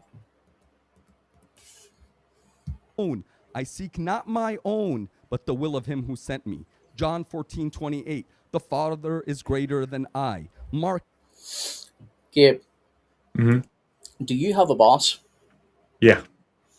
Is your boss greater in authority? Yeah. Okay. Is your boss a greater human being than you? I'm kidding. No. No. No. See, this is the thing. Stop cherry picking things. Stop taking things out of context. When Jesus says the Father is greater than I am, he is not speaking about his essence. He is speaking about his role. Very simple. Hmm. 10:18. Why do you call me good, Jesus? The Father is greater than I. Mark 10:18. Mark 10:18, Gabe. Let's go there too, because this is another one they love. Yep. This is one they literally love quoting out of context. Now, Why do you call me good? Jesus answered, no one is good except God alone. there you go, Gabe. He has finally debunked us. He has shown us that, Jesus refused the fact that he is good. Now, did Jesus actually refuse being called good here? No. No, he asked the man a question. Why do you call me good? Hmm. Because he's giving the man an invitation. He is saying to the man, if God alone is the one that is truly good, why do you call me good? Jesus is drawing faith out of this man. How do we know this? Well, it's because in Ezekiel chapter 34, where it talks about Yahweh, God, Hmm. being the shepherd of Israel. Oh, who gets called the good shepherd in John's gospel? Oh, that would Oh, be Jesus. I could only wonder. Right. Wow, it looks like the disciples understood Jesus to be claiming to be the God of Israel. Hmm. Dang. Dang. Yeah. Mark 13:32. But about the day or hour, no one knows, not even the angels in heaven nor the Son, but only. They Oh, love this one yeah. too. They really like this one. Yep. Yeah.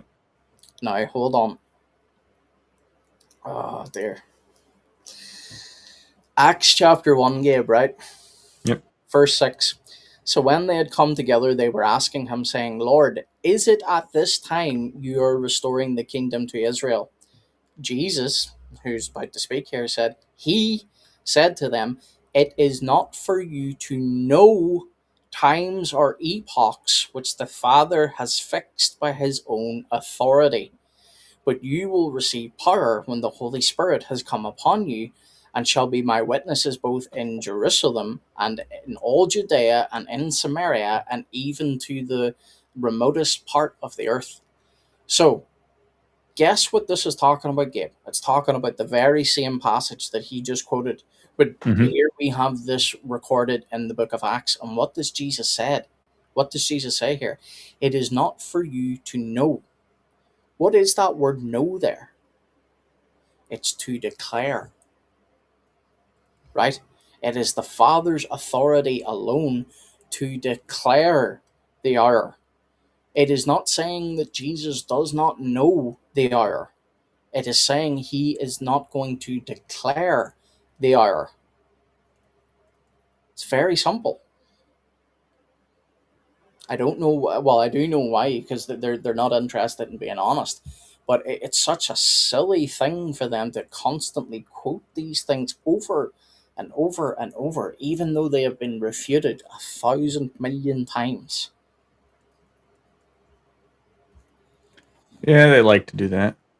I was wondering if this translation used that language, but no, it uses basically the same as the BSB, so that won't work. But What are you looking for? Sorry, and I was just wondering if there was a translation that wrote it a little bit differently to maybe help the Muslims understand, but the translation I was leaning on doesn't quite word it actually any differently. It looks basically identical to the BSB, so that won't work. yeah. Well, we don't need it to work any differently anyway, because the Yeah. context itself tells you. Yeah. Jesus is not saying that this is knowledge that he doesn't possess.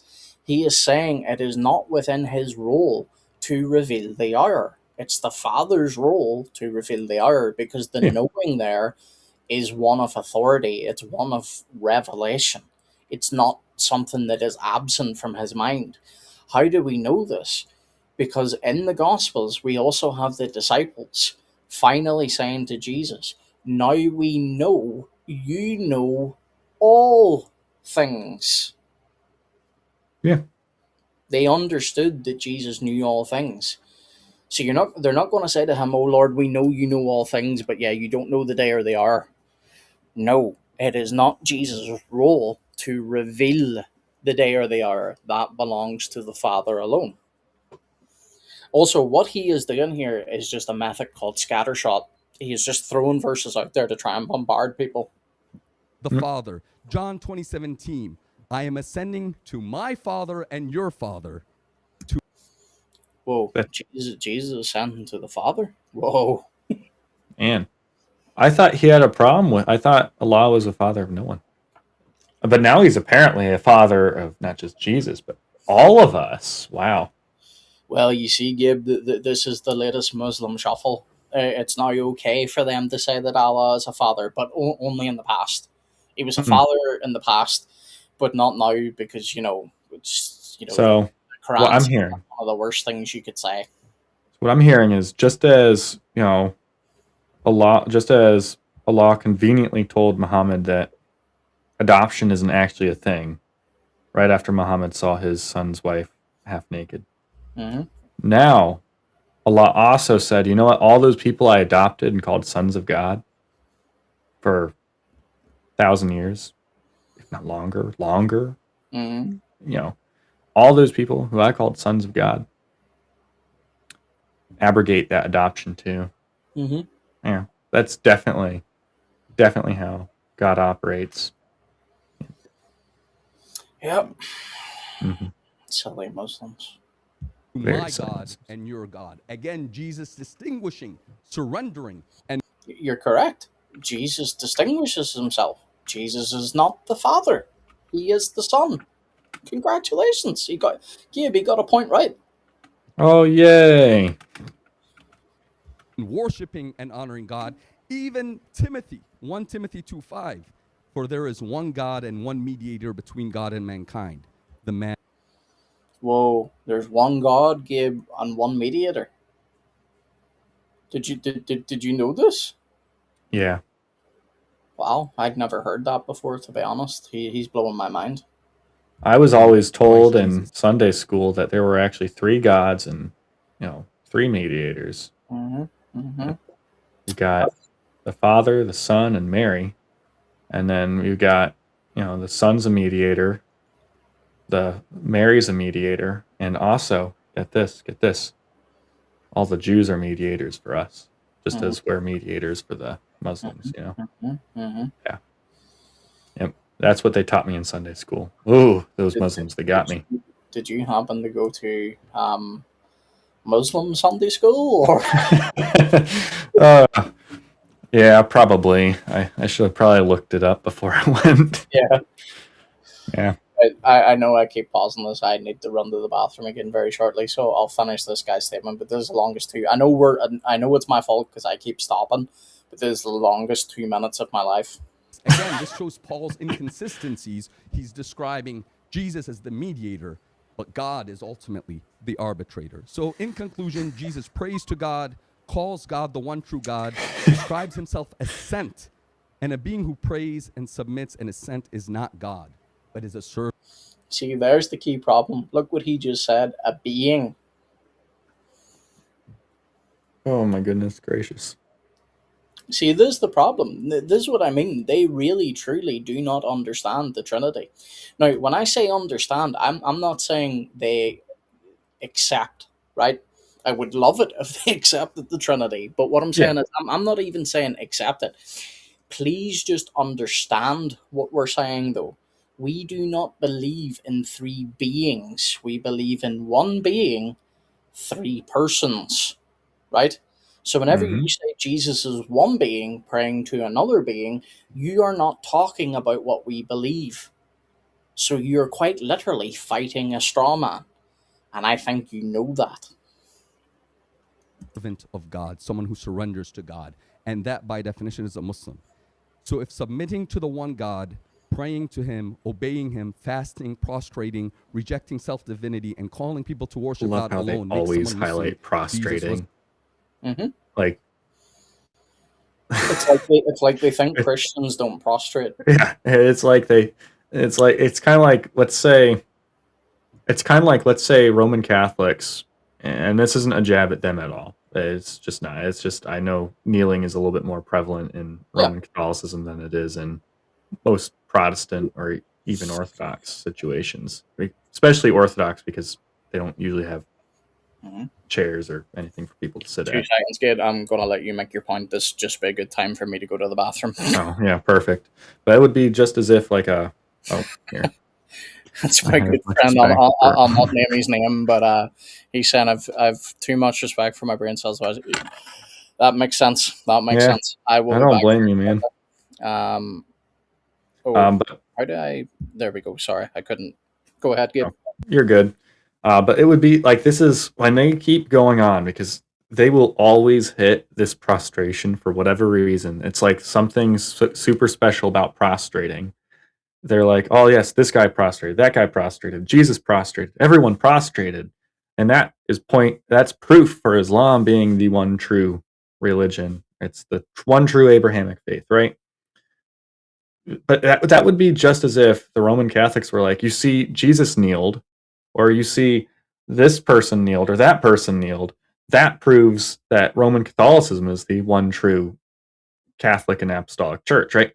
It would be like, like if a Roman Catholic came up to me and used the argument to try to convert me to Rome, or to, we've got Orthodox still up in the chat, so I'll say Orthodoxy also. If he went to an Orthodox individual and was like, yeah, no, you need to become Roman Catholic because this person kneeled in the Bible, which is evidence for, Roman Catholicism, because we kneel, it would be like everyone would laugh them out of the room. Yet for some reason, Muslims are willing to just use this argument everywhere they go. And it's ultimately because they don't really care. They're not trying to get theologically or historically intellectual people. They're trying to get people who are going, oh, you know what, that makes sense. And they're just not really thinking about it. It kind of falls back to what Mr. Lehman didn't want to say his name, so I'll refrain from saying his name also. But the guy in the comments saying, I have too much respect for my brain cells to watch this debate. Yeah, it really, like, that's the point of, I think, a lot of these really dumb arguments, is because they're not trying to get the people who are using their brain cells and functioning through stuff. They're trying to get people who are just going to go, oh, you know what? Yeah, you're right. That person, they did pray prostrate. You're right. I should become a Muslim now. Like, it's Well, just just not really. Go ahead. not, Sorry. not to inter- no, you're right. Not to interrupt your flow. Here's an example of a Muslim who is respectful. Oh, okay. Yeah. Okay. So for those that don't know, this gentleman is a Muslim. I have very good conversations with him. We obviously have theological disagreements, and he knows that whenever I am speaking harshly about Muslims, it's not Muslims as a people, it's the Dawa clowns. People Yeah. like this gentleman here. Sorry, when I say this gentleman here, I mean the guy in the debate. We got in the debate Yeah. stage. Yeah. So, but this is the the perfect example, because I heard some of that, Gabe, while I was just in the bathroom now. You're good. This idea that these Dawa guys keep talking about prostration. Okay, Buddhists were around before Muhammad. They prostrate. Hmm. Is Muhammad a Buddhist? He must be. Yeah, well, You know what? I heard oh, from the grapevine that Muhammad was actually a Buddhist. well, Not only was he a Trinitarian Christian that we have no record of because Uthman burned that.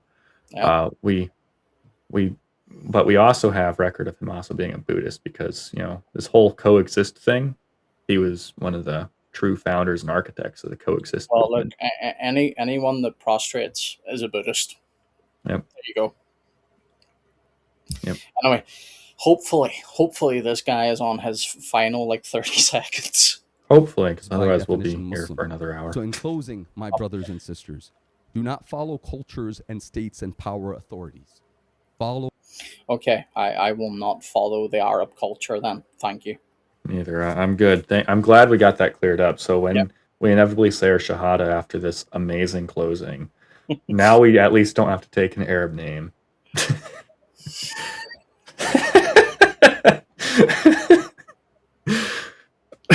With the pure message dear. of Jesus. He surrendered to God. The adjective describing someone who surrenders to God in Arabic is Muslim.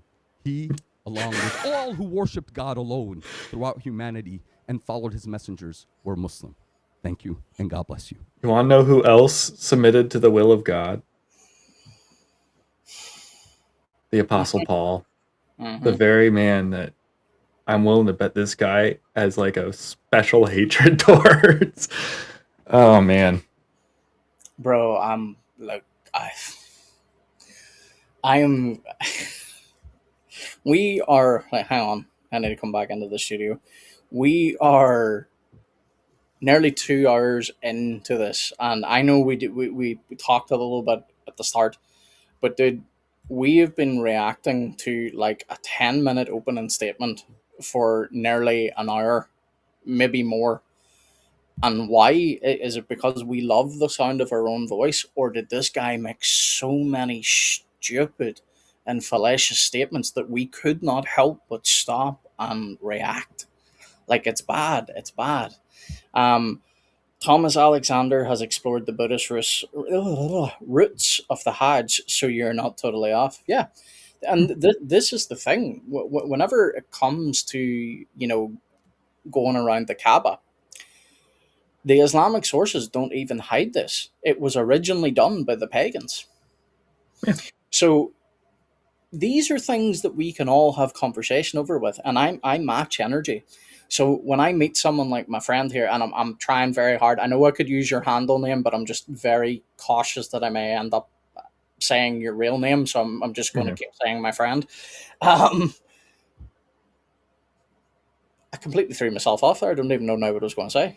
about the Yeah, I match energy. I match energy. So when I meet someone who is respectful, we may have disagreements. Some of them may even be sharp, but I will be respectful to you if you're respectful to me. But see, whenever I meet Dawa guys that just start twisting stuff left, right, and center, oh Yeah. no. Seeley, the twisting of scripture was her. Oh, it was brutal. It was brutal. Seeley, thanks for sticking with us, because I know that was there well over an hour of us reacting to a 10-minute statement. I don't think it was even 10 minutes. I think he had a 6-minute opening. Oh, bro. Here, what time are we at right now? Well, we're currently at 13 minutes, and Okay. Well, then it was probably 10 minutes. So. Yeah, because I know I jumped in. Yeah, look, this is where he starts about the 3-minute mark, and we're at basically at the 13-minute mark. So yeah, about 10-minute opening statement. Now, like I said before, because we're going to be here forever and a day if we react to IP's opening statement too, we know what IP is going to say. So what I would rather do is just go to the cross exam and see what's been brought up. Yep. Let's see it. Sorry, I'm just bracing myself because I know this is probably going to turn into another hour. We'll see. We'll see. Find the word Muslim again. Muslim is one who surrenders to God. And how do you surrender to God? By the 6 articles of faith. The 6 articles of faith, believing in God and God alone, not worshiping him with any partners. He's instantly added a qualifier that would... Okay. So he's saying, okay, so a Muslim is just someone who surrenders, but he's adding the qualifier. A Muslim is someone who surrenders but follows these 6 specific pillars that I have come up with. Where do we find these 6 specific pillars? Hasn't cited that yet. So, well, to be fair to him, I think he's just assuming that most people are familiar with the 6 pillars. But yeah, he hasn't defined that, to be fair. He says I can use his name. Yeah, fair enough, as long as he doesn't mind. I just wanted to be very careful. Again, I know I could use his handle, but you know what I'm like, Gabe. If I know someone's real name, I even stay away from the handle because I'm just cautious that my mouth might go ahead of my brain. But this gentleman is called Nerman, and he is in our book club at the moment. And I can honestly say I have had nothing but positive interaction with this guy. And again, we have disagreements, but disagreements does not mean that you cannot get on. You cannot interact pleasantly. So... But anyway, let's get back to this very exciting debate. Believing in all the prophets that were sent up until the time that you were alive. Believing in all the holy books that were sent up until the time that you're alive. Believing in the angels, believing in the day of judgment, and believing in the power of God. This was the universal belief across all time. God didn't send different religions to humanity. Okay, question He sent one then. message, peace through surrender. Yeah, question. So then how does one associate partners with Allah? Like what are some, can you give us some examples of how one could do that? How one associates partners with God. I mean, saying there's more than one God, saying there's 2 gods, 3 gods, all. Okay, so where do Christians say there's more than one God? Yeah, I'm curious about where Michael's taking him here, because that's not the route I would have taken him, but I'm very interested to see where Michael's going. I think I may be wrong, like I haven't watched this because Gabe, I've been online, not physically online, but Gabe and I have been in the studio all day together. I told Gabe when this first dropped, Gabe was with me, he knows I haven't watched this ahead of time, so... I haven't either. I mean, it dropped 4 hours, well, probably 6 hours ago now, but 4 hours before we started, and I was on a call with someone probably at the beginning of that, and then I was in here with you for the other 3 hours, so yeah. So I have not watched this ahead of time, but where I think IP is going, and if I'm wrong, I'll eat my own hat. I'm not wearing one, so thankfully I won't have to eat it.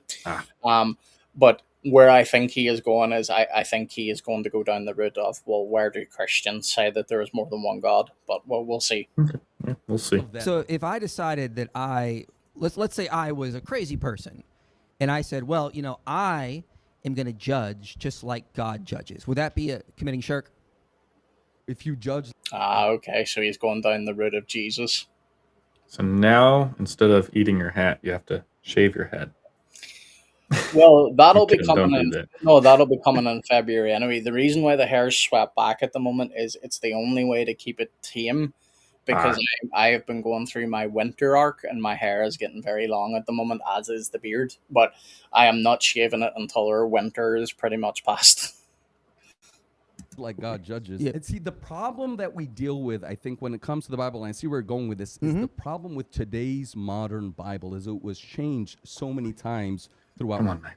You can tear him apart. You've literally interviewed Bart Ehrman on this exact topic. You can tear him apart, Michael. Come on. Come on, Michael. Bro, I'm just gonna be honest. I love apologetics. I really do. This is why I think I'm better sticking to reactions.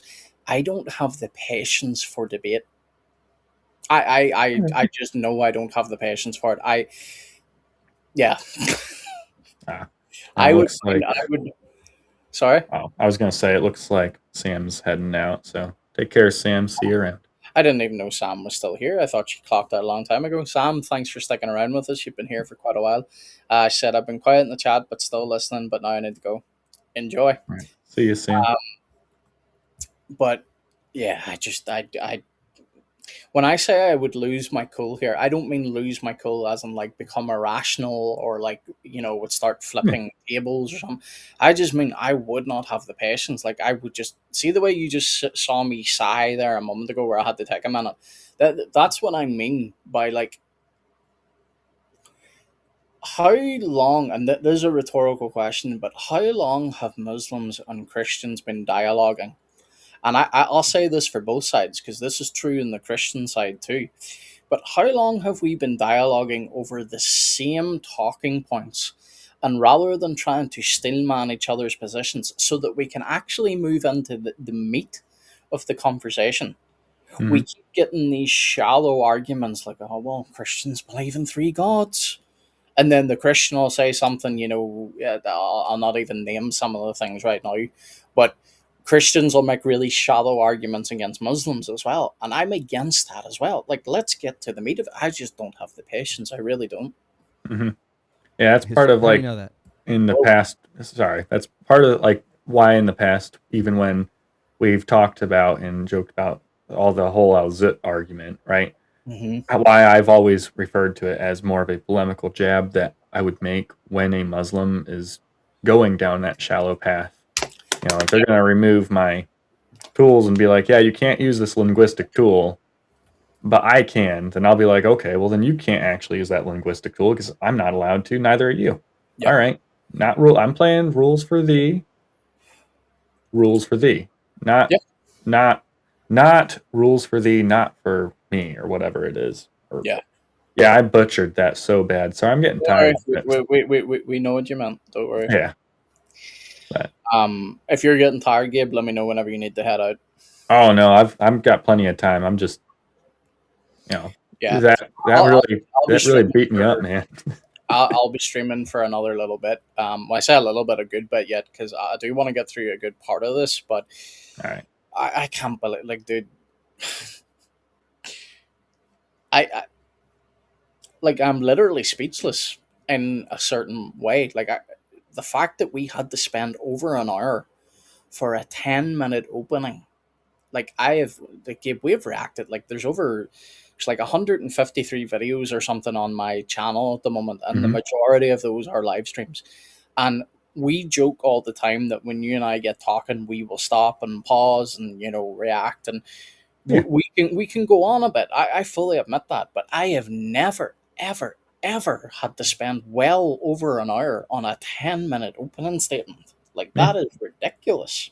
Even on like that video we recorded for like what was it, 2 hours? Three, But 3 hours? yeah. That was going through an hour of content. So that's 3 hours for a whole hour. That's a 1 to 3 ratio. Mm-hmm. An hour to 10 minutes. That's a 1 to 6 ratio. That's double that. Oh man. So yeah. Like I can see now what, Um, again, I know um people will always they'll always bat for their own team. So like what we'll probably get some Muslims that would come in here and say, look, Hassan clearly won, and you'll get Christians that say IP clearly won. I'm not even going on right now about who will win, who did win, whatever. All I'm saying is if your opening statement is objectively that bad, where someone needs to take close to an hour, well over an hour, to simply just pick apart what you said. Like, dude, that's not good. I can understand now why IP says you really don't want to miss this debate. Like, mm, that opening statement is going to go down as one of the worst in history, like, in all honesty. But anyway, let's continue. Read Bart Ehrman's book. I think, I have. and you quoted it. Read it from beginning to end. Mhm. Who chose the books? Is there any unbroken chain of today's holy books going back to the prophet? To Okay, the prophet Jesus? let's There is. There let's isn't. go on that. Okay, so Right. how do you know that the original Jesus preached what you say he did? If these books have been Because corrupted, it how was do you the- know? Because the Quran has never been changed. I have an unbroken chain going back to the Prophet Muhammad.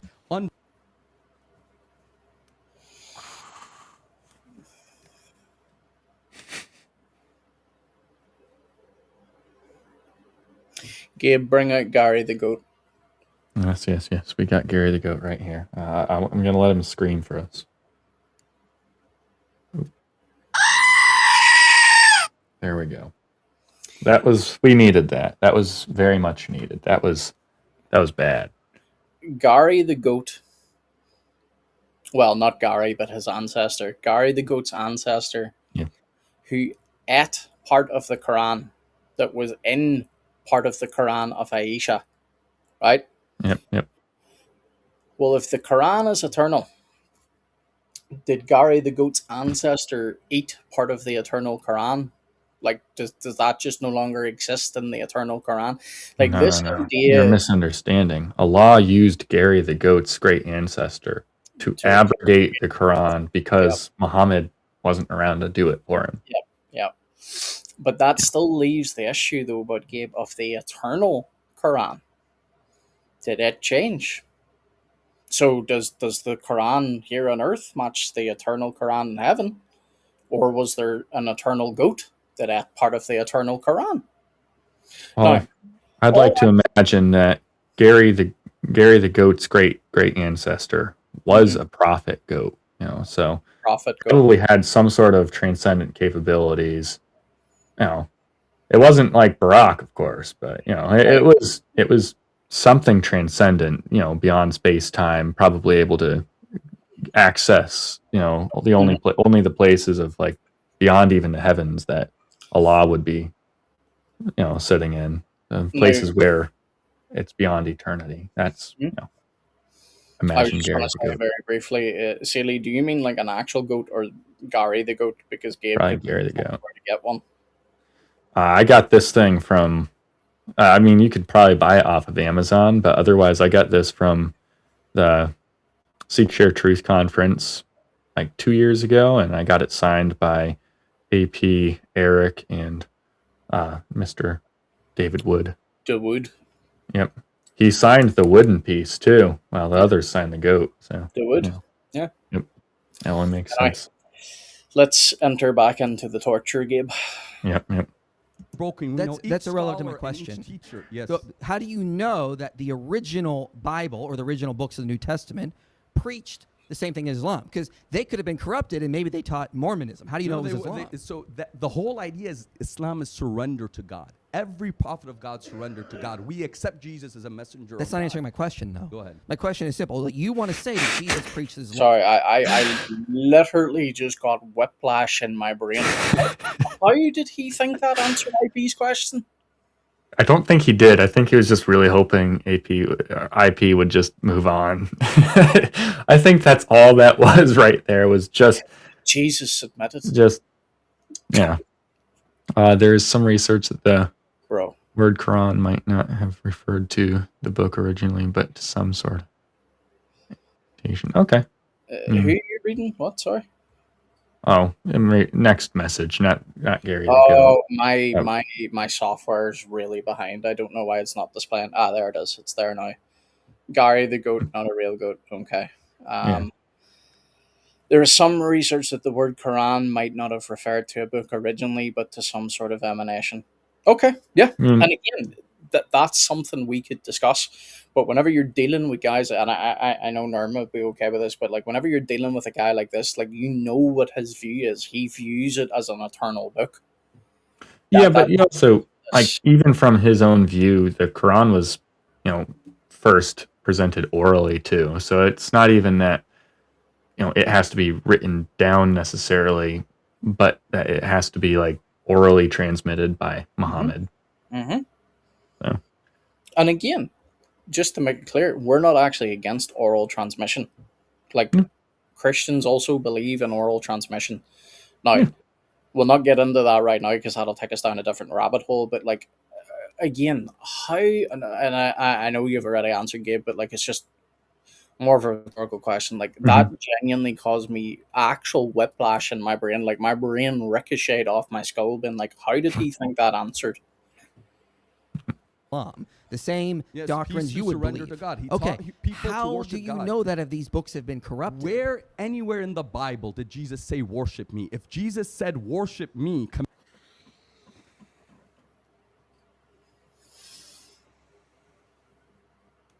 Gabe, give me Gary.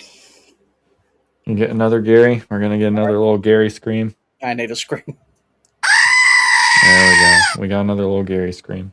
You know what? I gotta add that to my soundboard. That way, when the battery on this thing dies, at least I got the sound still. Yeah, Gary needs at it. Look, again, I know I don't need to take the time right now to do this, but for the people watching, this is something known as the verbatim fallacy. This idea that Jesus needs to say, I am God, bow down and worship me, is 21st century modern context of what we would want Jesus to say. Jesus spoke in a way that his people understood, right? The Bible is an ancient Near Eastern book, so it doesn't speak in modern slogans. But whenever Jesus says, before Abraham, I was, he talks about his pre existence. Whenever he said, Abraham was glad to see my day, and he did, he is saying that Abraham met him. How can Abraham have met Christ? Oh, well, I guess it's because Christ is eternal. He was pre existent. John then also talks about the fact that Isaiah beheld Christ's glory. Right?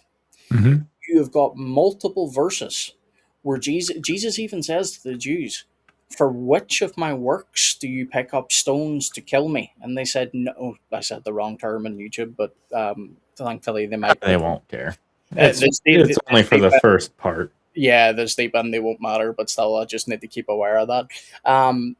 Whenever he says, for which of my works are you trying to unalive me? And the Jews say to him, it is not for your works, but is for the fact that you make yourself equal with God. Jesus' own enemies understood he was claiming to be God. So this whole thing, like, if this guy really wants to play that game, here's what I would say back to him. Show me anywhere in the Quran where it says Tawheed. Now, sure, you can point to multiple places where it uses other words where it sounds like, well, not sounds like, but like it talks about God being one or whatever, but it does not verbatim use the term Tawheed.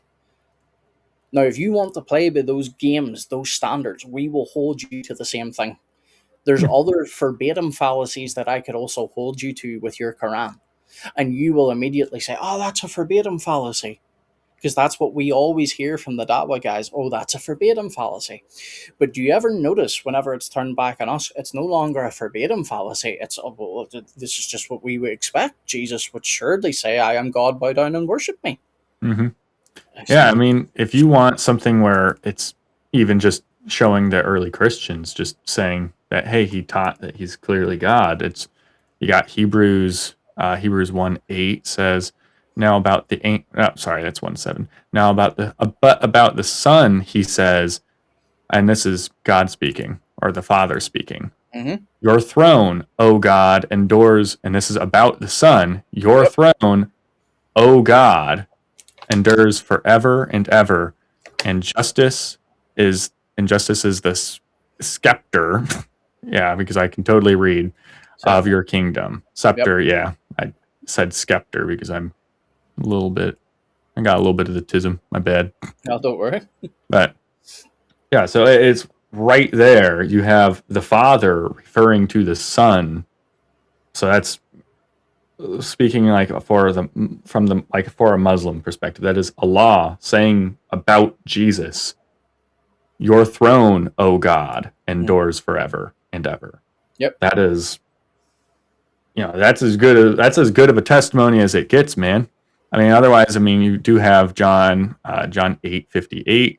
Truly, truly, I tell you, Jesus, and then Jesus declared, before Abraham was born, I am. The I am statement in reference to the burning bush. Yeah. So, and again, even in the Greek, that is prin Abraham, genestai ego I me. Before Abraham was, I am. And what did the Jews say to Jesus? You're not even yet 50 years old and you say that you knew Abraham. What does that tell you? The Jews knew what Jesus was saying. They were looking at him in complete shock and going, what type of madman is this that he thinks he was before Abraham? Yeah. And then, I mean, you even have after Christ's resurrection, before his ascension, John 20:28, you have Thomas replying to Jesus after putting his fingers in, after feeling his wounds and feeling his side and wounds on his hands. John falls down on his knees and replies, not John, sorry, Thomas replies, "My Lord and my God." So, Yep. showing even more weight about, Jesus's crucifixion and resurrection, and showing his omniscience right there too, because Thomas earlier said that I wouldn't believe that Christ resurrected or Christ was around again or alive still unless I feel the wounds in his hands and feel the wound in his side.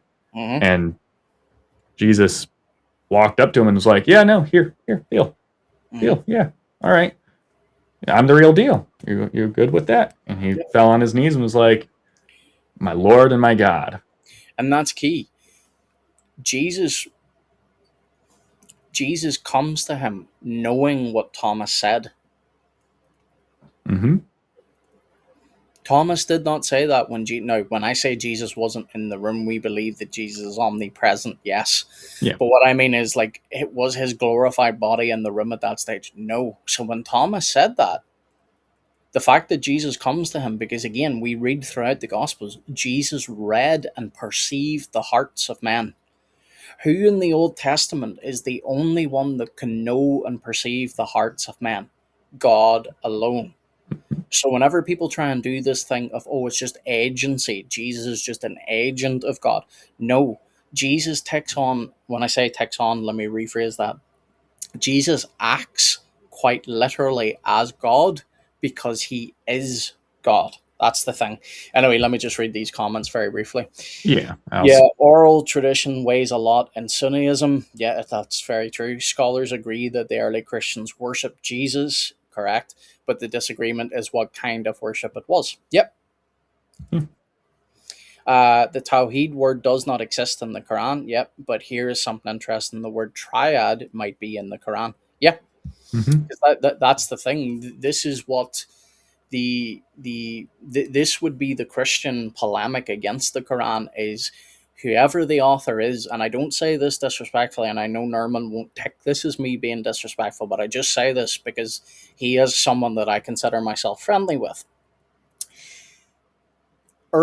Not just our pushback, but like I mean Christians in general. This is the polemic that whoever is the author of the Quran, they do not understand the Christian view of the Trinity. That much is clear. That is why we would push back and say that the book cannot have been written by God. But anyway, let's jump back into further of the torture. Shirk, he would be expressly clear upon that. Nowhere in the Bible does Jesus ever command people to worship him. Did Jesus ever say in the Bible, "I'm just a messenger, don't worship me"? He was. That's a good one. Why haven't I thought of that? Oh man. Because Just again, use the fallacy against them. Oh man. Exactly. Now, watch what he is going to I say. wish I here. thought of that. He is probably now that you've heard it, you get to use it. That's the great thing.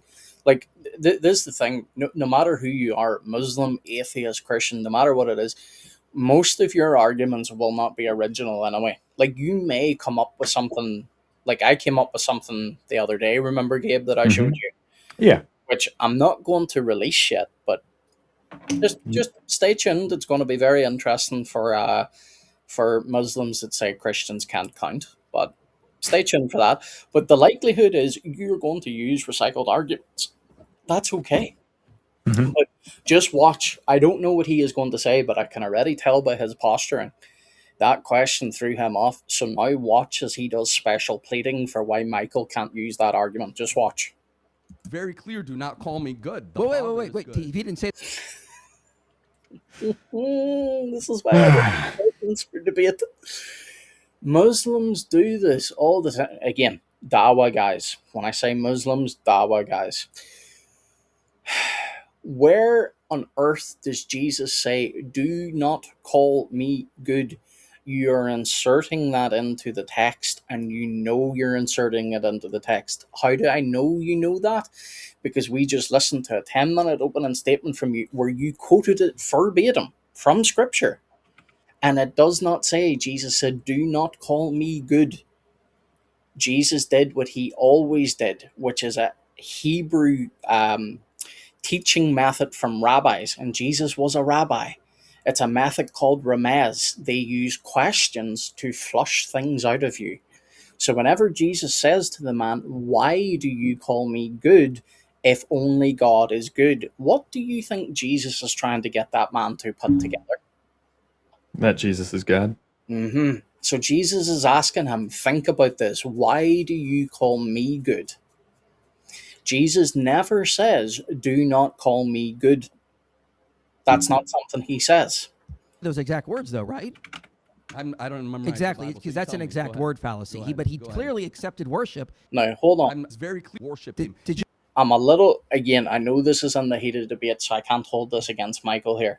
But I'm a little bit upset that Michael doesn't get and stick on the fact that Jesus does not say, don't call me good. Did Jesus ever say in the Bible, I'm just a messenger, don't worship me? He was very clear, do not call me good. Wait. He didn't say those exact words, though, right? I don't remember. Exactly, because that's an exact word fallacy. See, that I wish he would have caught that part. Not that it matters too much, but I wish he would have caught that. But he clearly accepted worship in Luke 24:52 when the disciples. So what you guys are bowed doing to is him. picking and choosing, and many of Really? these verses, yes, many Picking of and these choosing. Verses, well, because That's an interesting, but interesting category. Sure. You don't say. Do you think you may have done that when you did in your opening statement? Oof. That one was a. Yeah, that was a jab. Yeah, Yeah. that's a bit of a singer right there. Yeah. That was a great question. Created angels always tell people to stop bowing down to worshipping them because they are fellow servants. Correct? Yep. Mhm. Sorry, 2 seconds. I just need to correct my dog here for a second. Oh, you're good. Uh-oh. Rollo's probably eating his duck. Rolo is indeed destroying the duck, and there is literal duck innards all over my bed. It's a toy duck, by the way, folks. Don't think there's little innards over my bed. I preface that with the fact that the Bible itself is one I am hesitant to quote from because it has been changed. And the problem is in the Bible. Hesitant to quote from, but literally scattershot multiple verses. That you have itself, the way you apply it, it contradicts itself. The theology itself is contradictory. Evidence, right? Yeah, I'm happy not to use it as evidence. Okay, then how do you? Well, then take back your opening statement. Why did you cite it? You can't have it both ways, man. You can't. No, is it just you're doing what I said in my opening statement? Sure. You're going to say Jesus is a Muslim because you already assume Islam is true.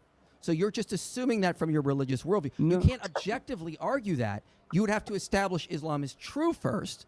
And unless you do that, you can't say Jesus is a Muslim. Well, the way we do it is we believe that the Quran remains the only unchanged book from God. Because Allah failed the first 2 times. Yep.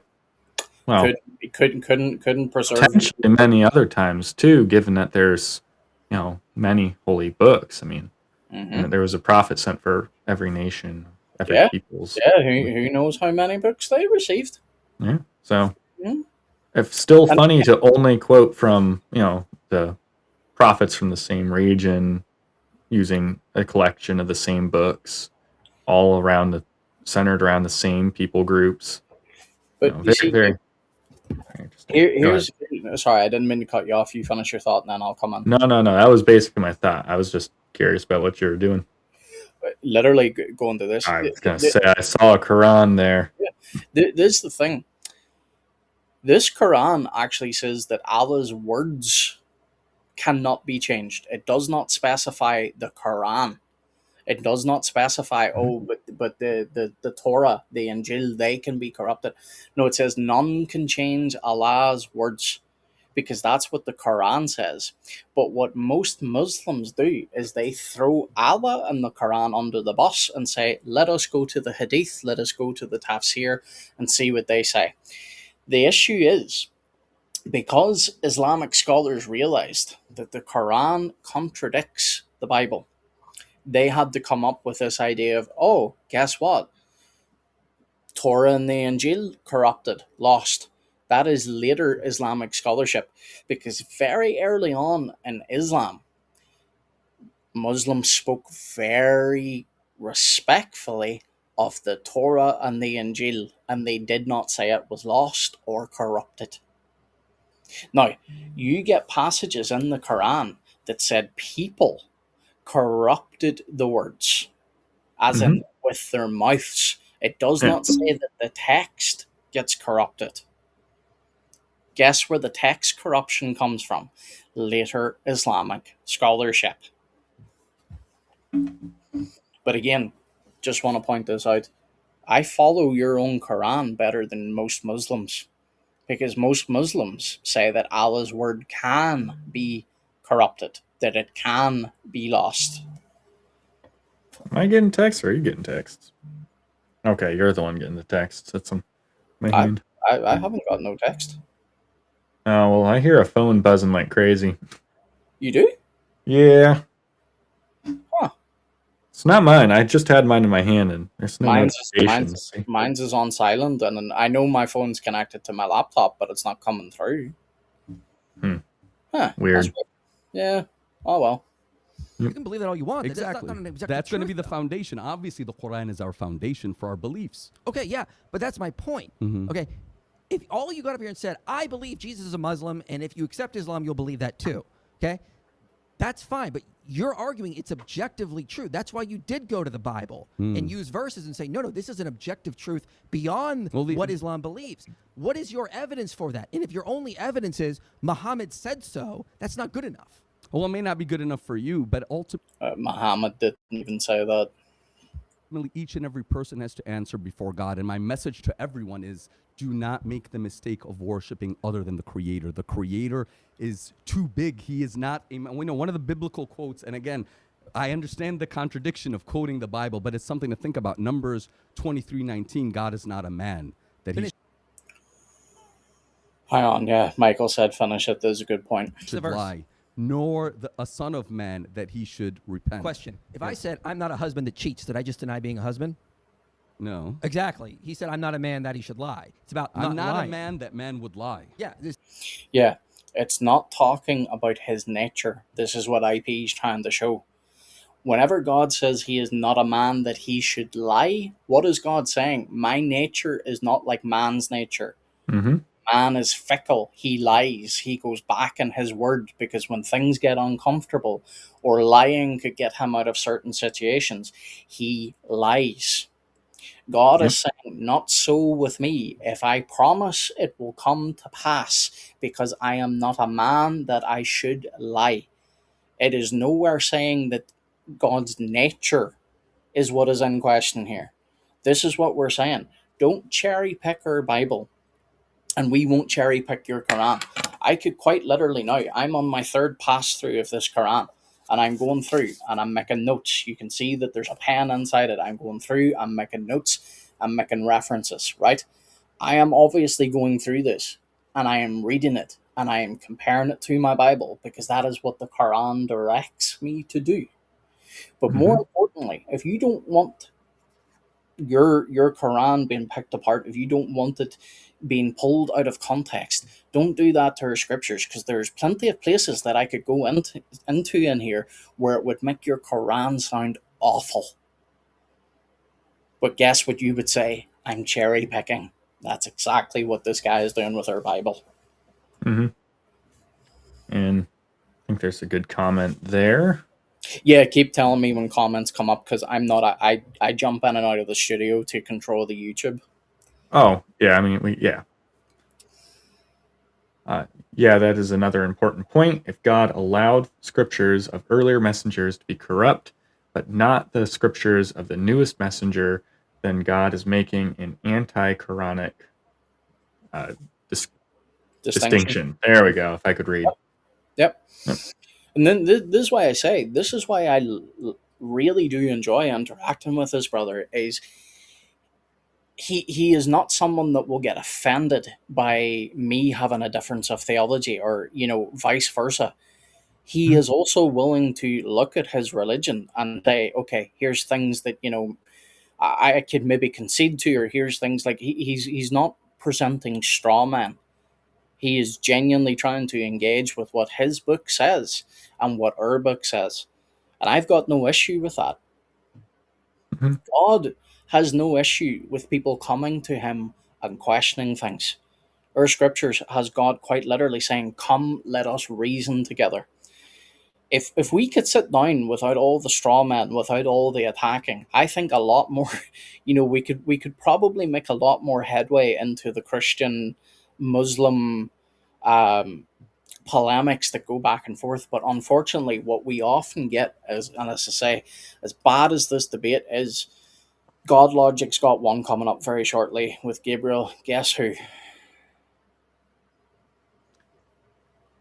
Who is the Aligawa? only person? Who is the only? Well, close, but Oh, who's the only Malik? person? No, no. Who is the only person that could make this guy look like a seasoned debater?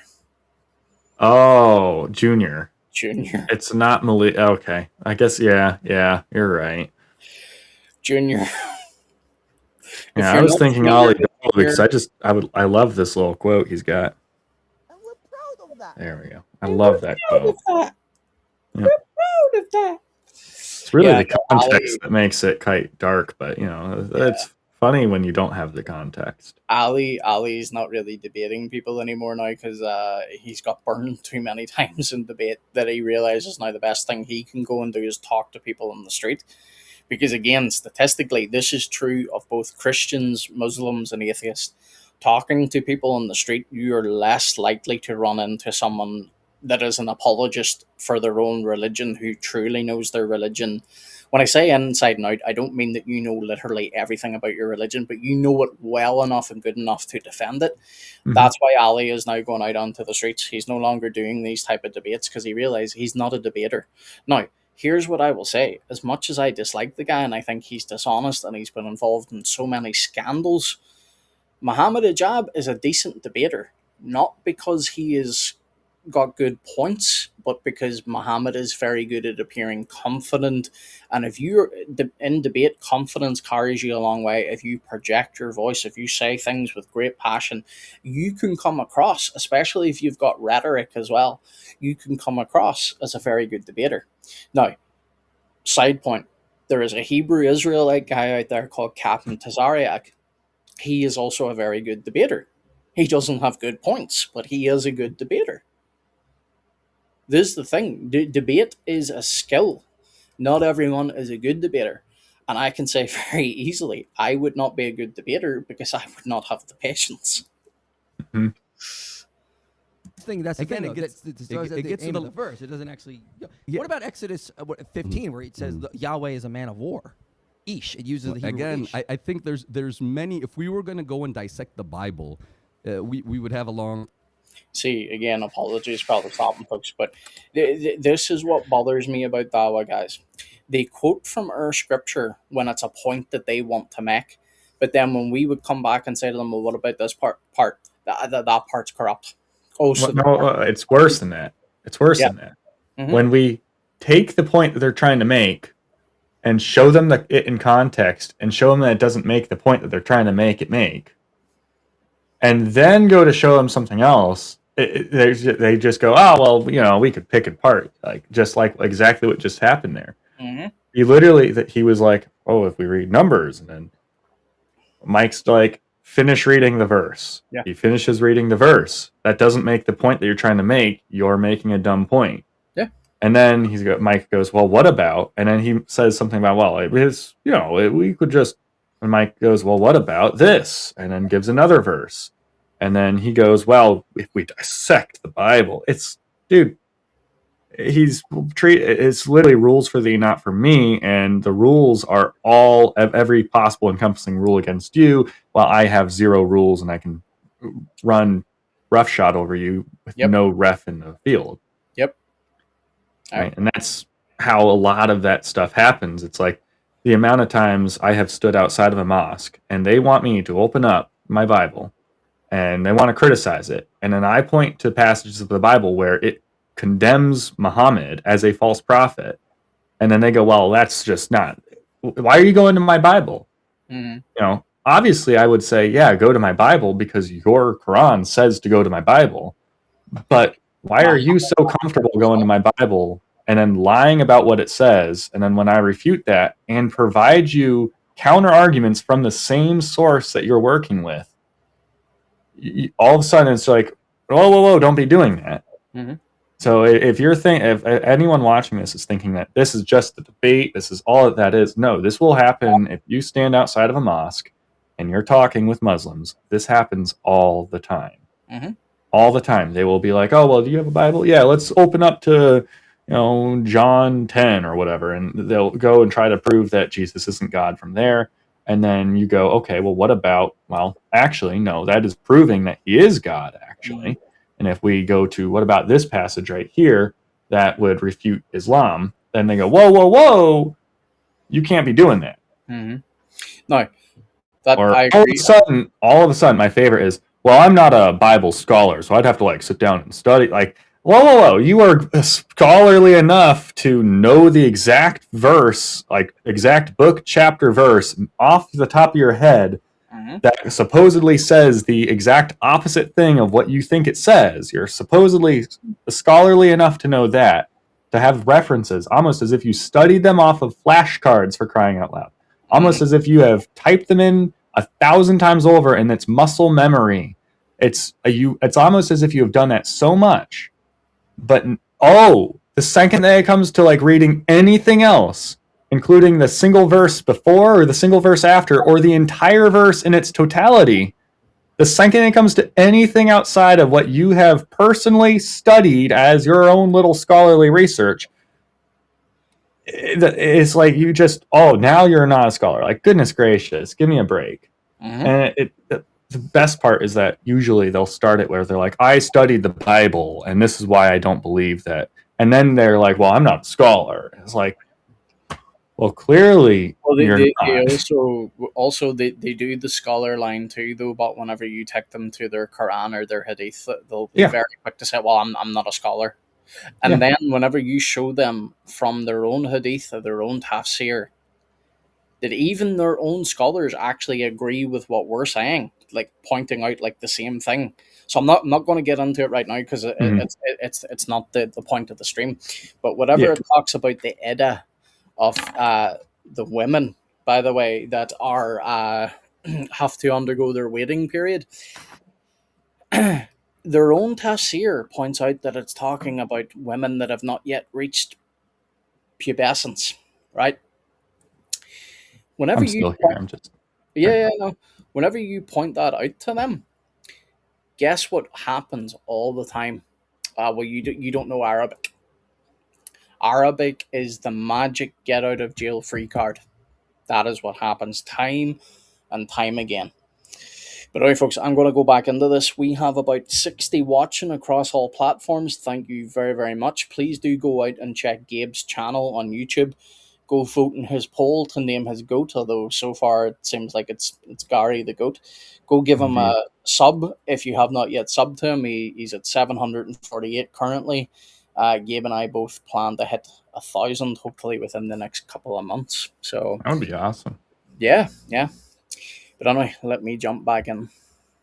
Time to do that. But I think the issue is this: ultimately, each person has to make a decision because ultimately our souls rest on the line. And I think where the difference is that you believe that you have to accept Jesus. Absolutely. Correct me if I'm wrong. And that he is God or is the Son of God. I mean, tell me exactly what do you believe about We Jesus? believe Jesus is the Son of God, and he is fully God in essence. Yeah. So therein is the contradiction. You believe Only correction I would make there, and again, it's the heated debate.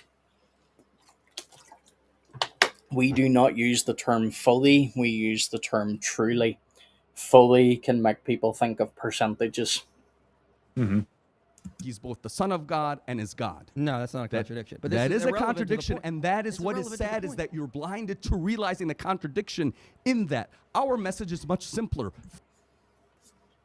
It's literally John 1.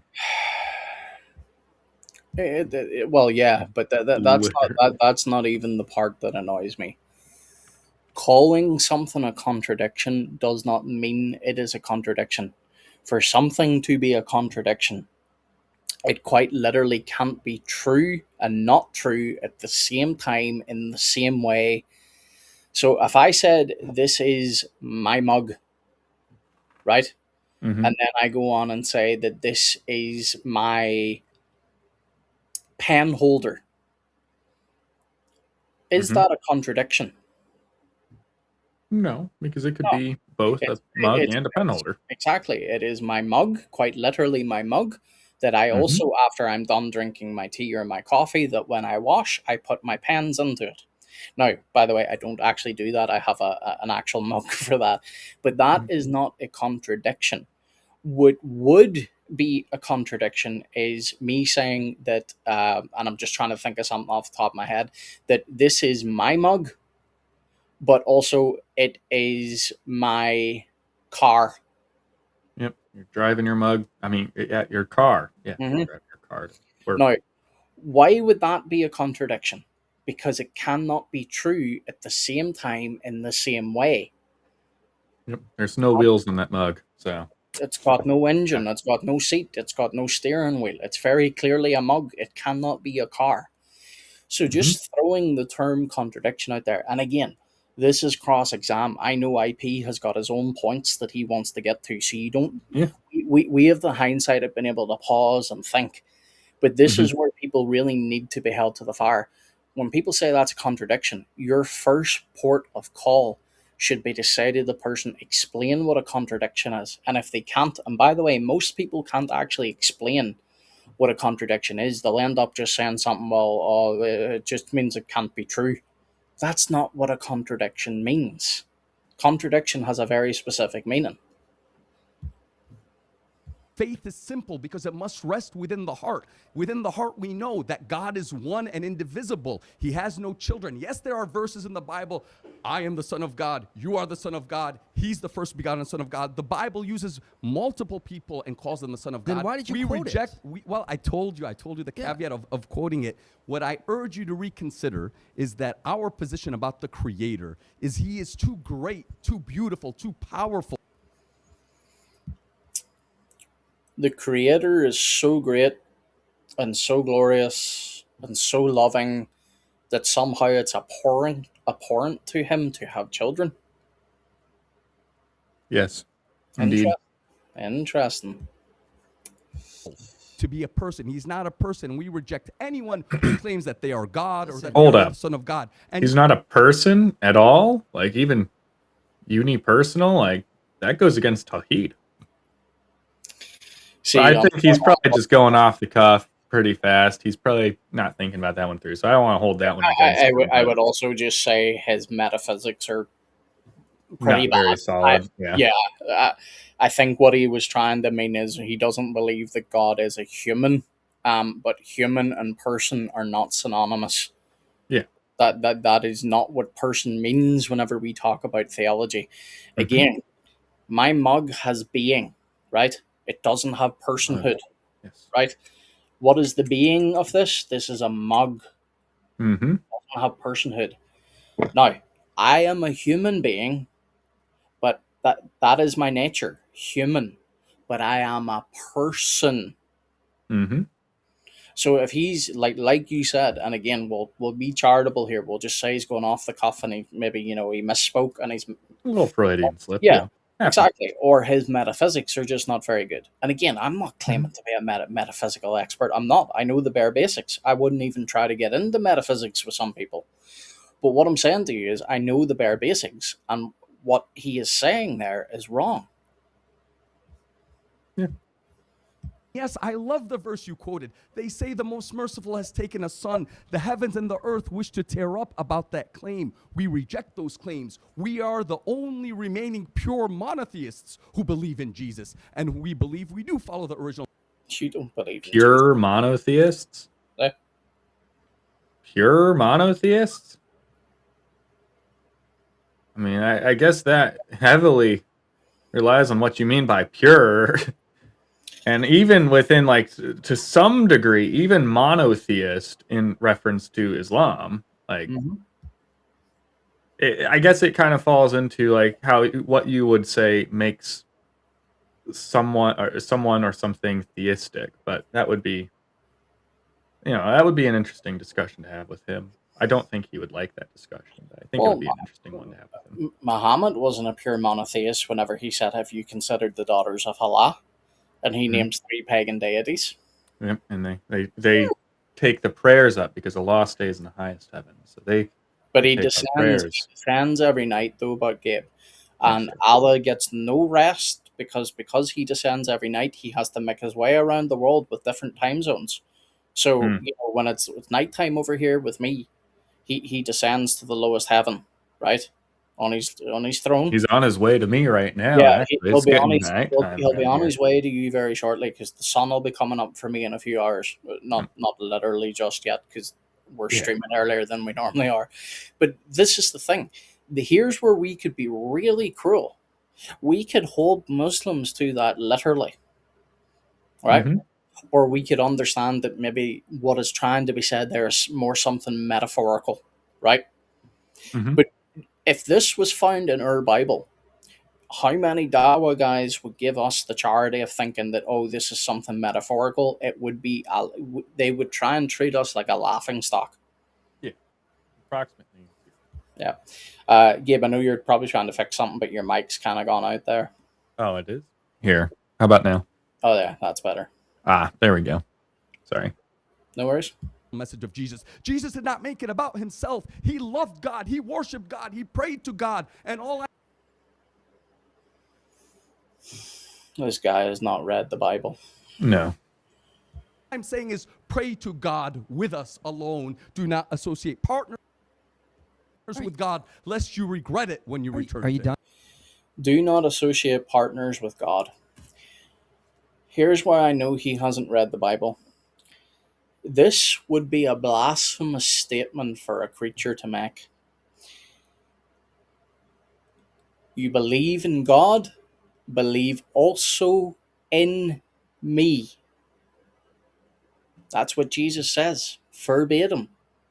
Hmm. Whenever he tries to say that, oh, Jesus didn't make it about him, or, that he don't associate partners with God.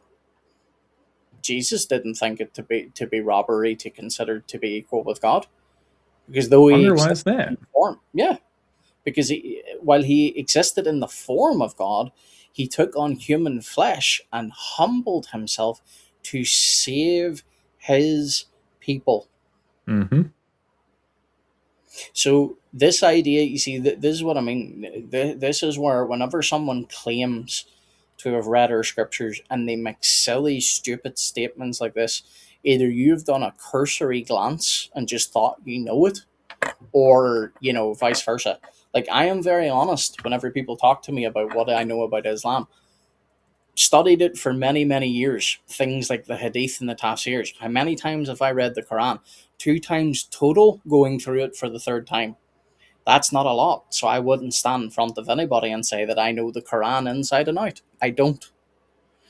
But what often happens with Dawa guys, oh, I've read the Bible cover to cover and I could tell you all about it, proceeds to then give me some type of information that just flat out contradicts the Bible.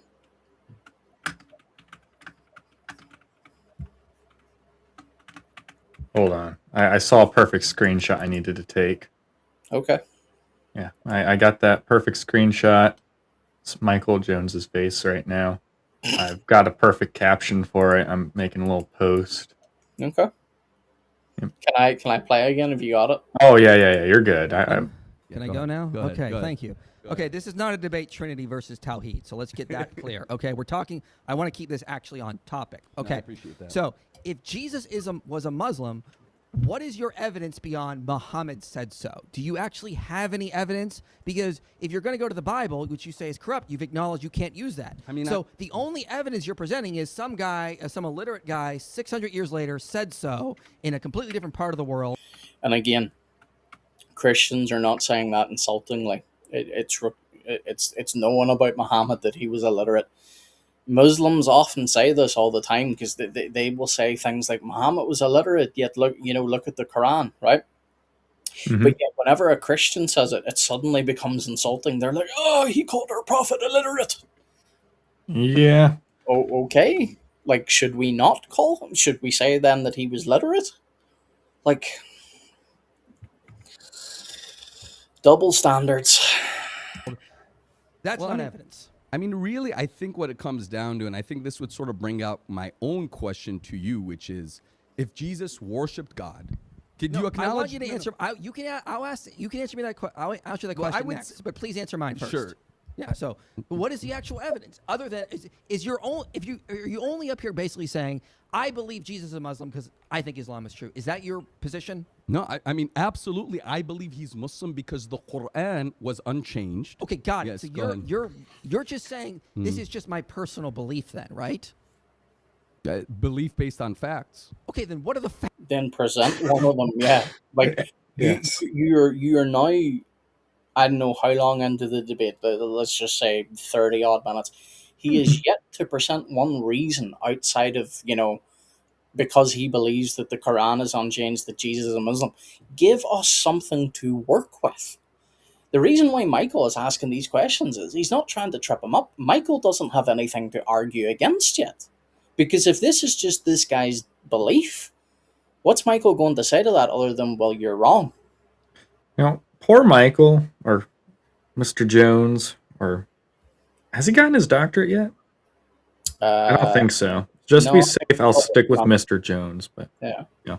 Mr. Jones has this bad reputation of getting bad debate partners. Let me tell you, even against atheists. The atheist, last time I watched the debate, I was there in person, DebateCon 3, and it was, I don't remember who the atheist was because it was some big name, big wig guy, and he shows up and he's like, I don't even know why I showed up here. Yeah. And I'm just sitting there like, and why are you here? That's a waste of everyone's time. Oh, well, we all know why he was there. He was there for the quick paycheck, but, Yeah. Well, this is the thing. This is, there's no disrespect to modern day debate, but modern day debate really do take a lot of,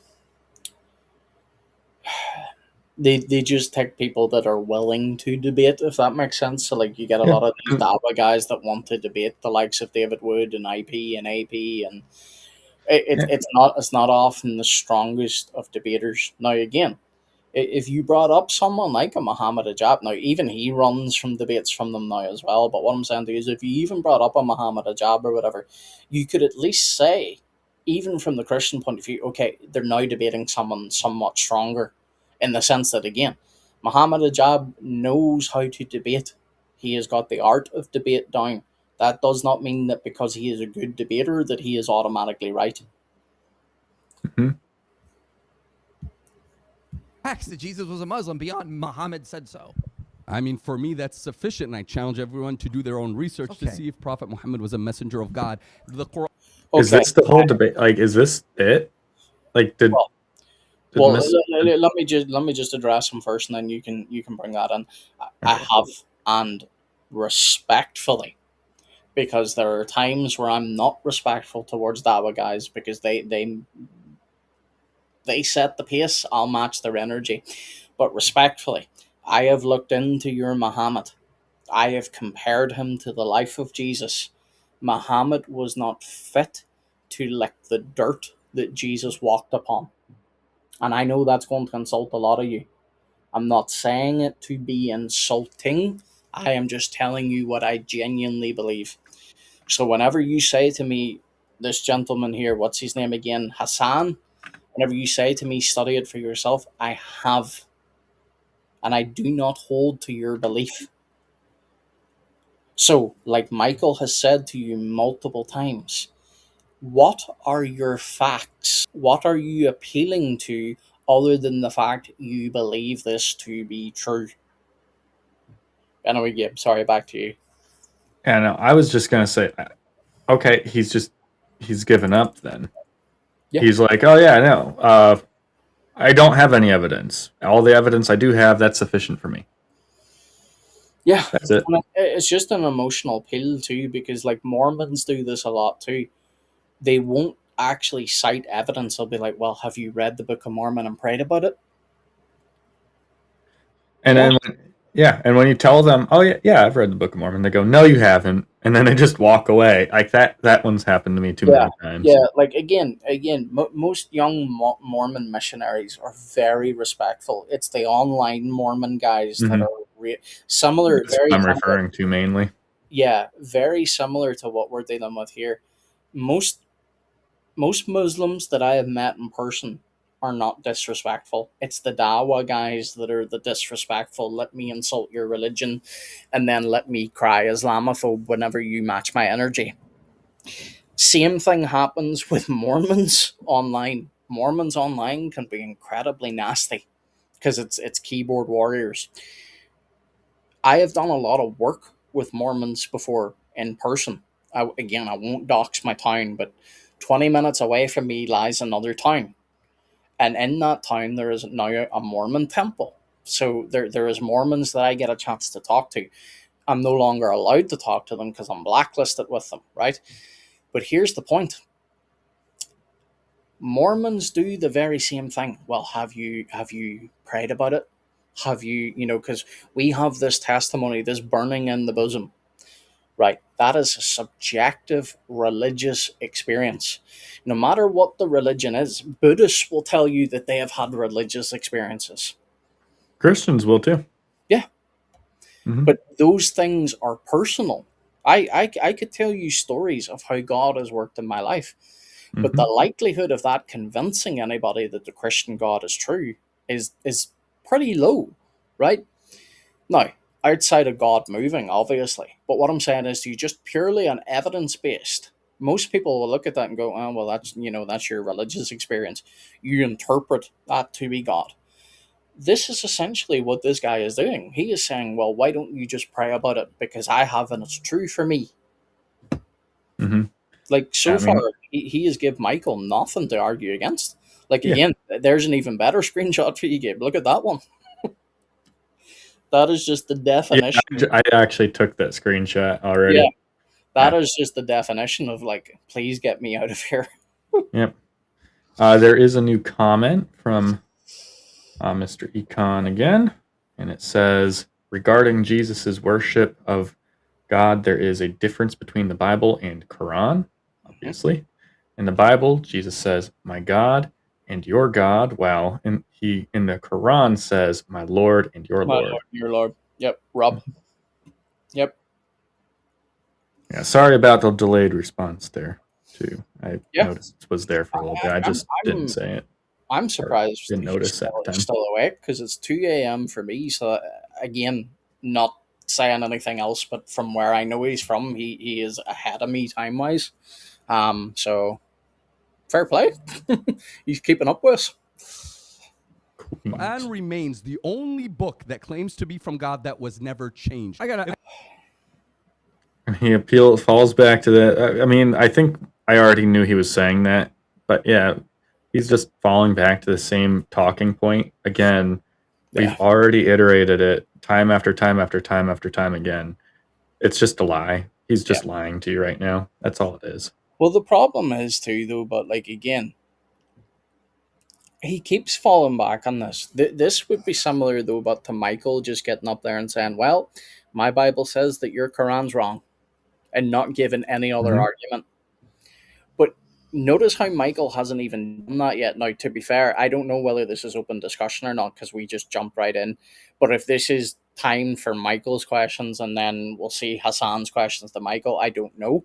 But so far, Michael has had literally nothing to argue against because all this guy is essentially doing is saying, "Well, this is what I believe."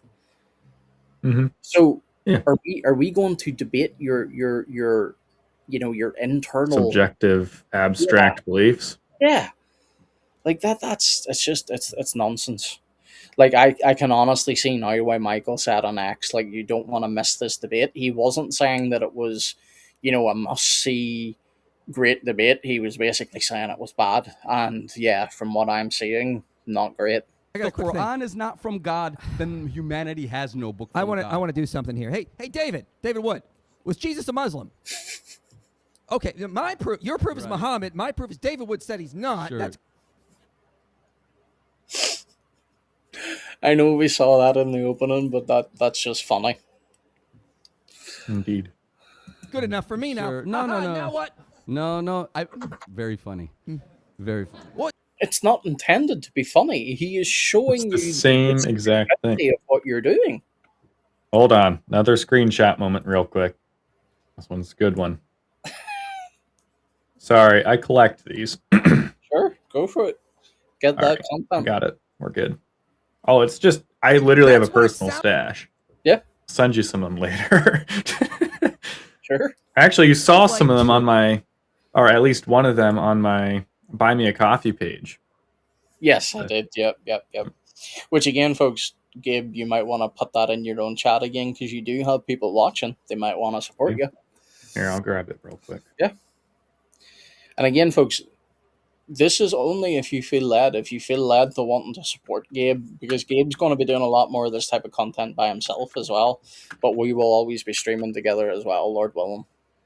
Non-Muslims when you Right. say that. And That's not evidence. Give us evidence.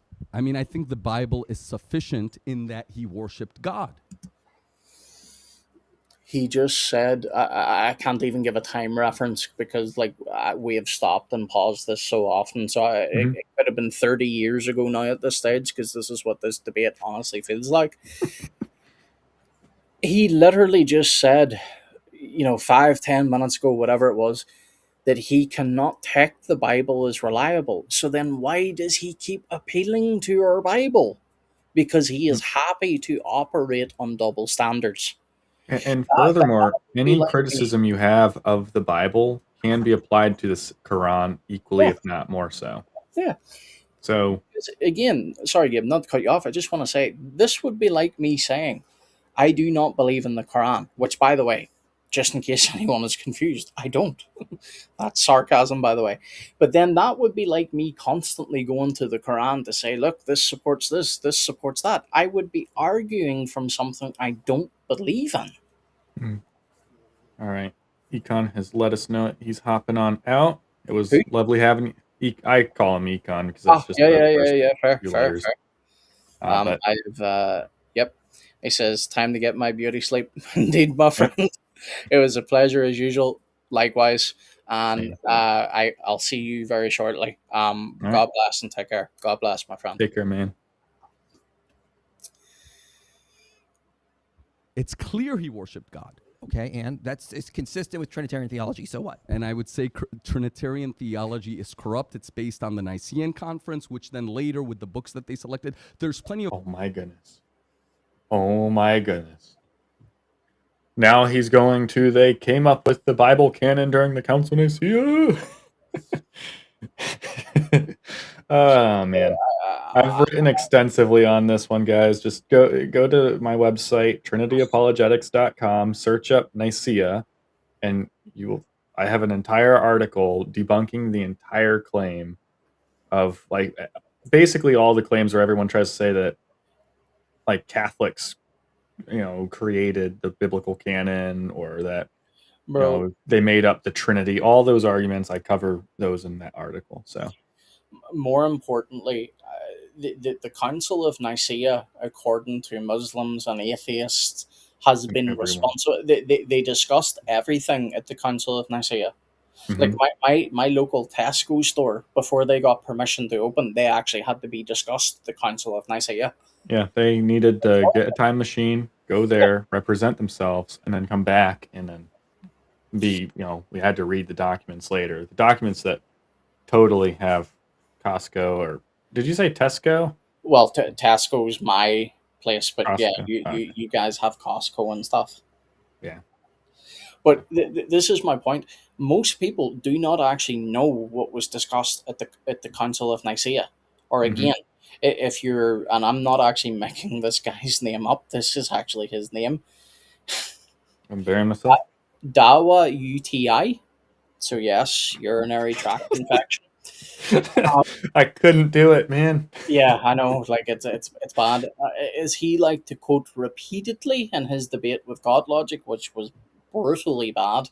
He loved to talk about the Council of Nicaea. The Council of Nicaea. Oh, yeah. Nicaea was responsible for everything. Everything. Well, you want to know the positive there? at least you know he read it somewhere and didn't just listen to it, because if he listened to it, they would have said Nicaea, not Nisi. So at least you know he's reading something, even I if it's just the was Google summary of whatever he thinks it is. I was literally on the verge after watching that of making the Council of Nicaea merch, but I realized it was such a niche thing that unless you had watched that debate, people would just think that I was some type of illiterate fool that couldn't say the Council of Nicaea. So I did not put that merch out. Avery should make that. It would make a good T-shirt. His closer fans Yeah, would probably pick it up, yeah. or at least something on a mug, sticker. Sticker at least. Hmm. Books, you have to look at Arius and the Ante-Nicene Fathers. I point you Oh, to Arius. Arios.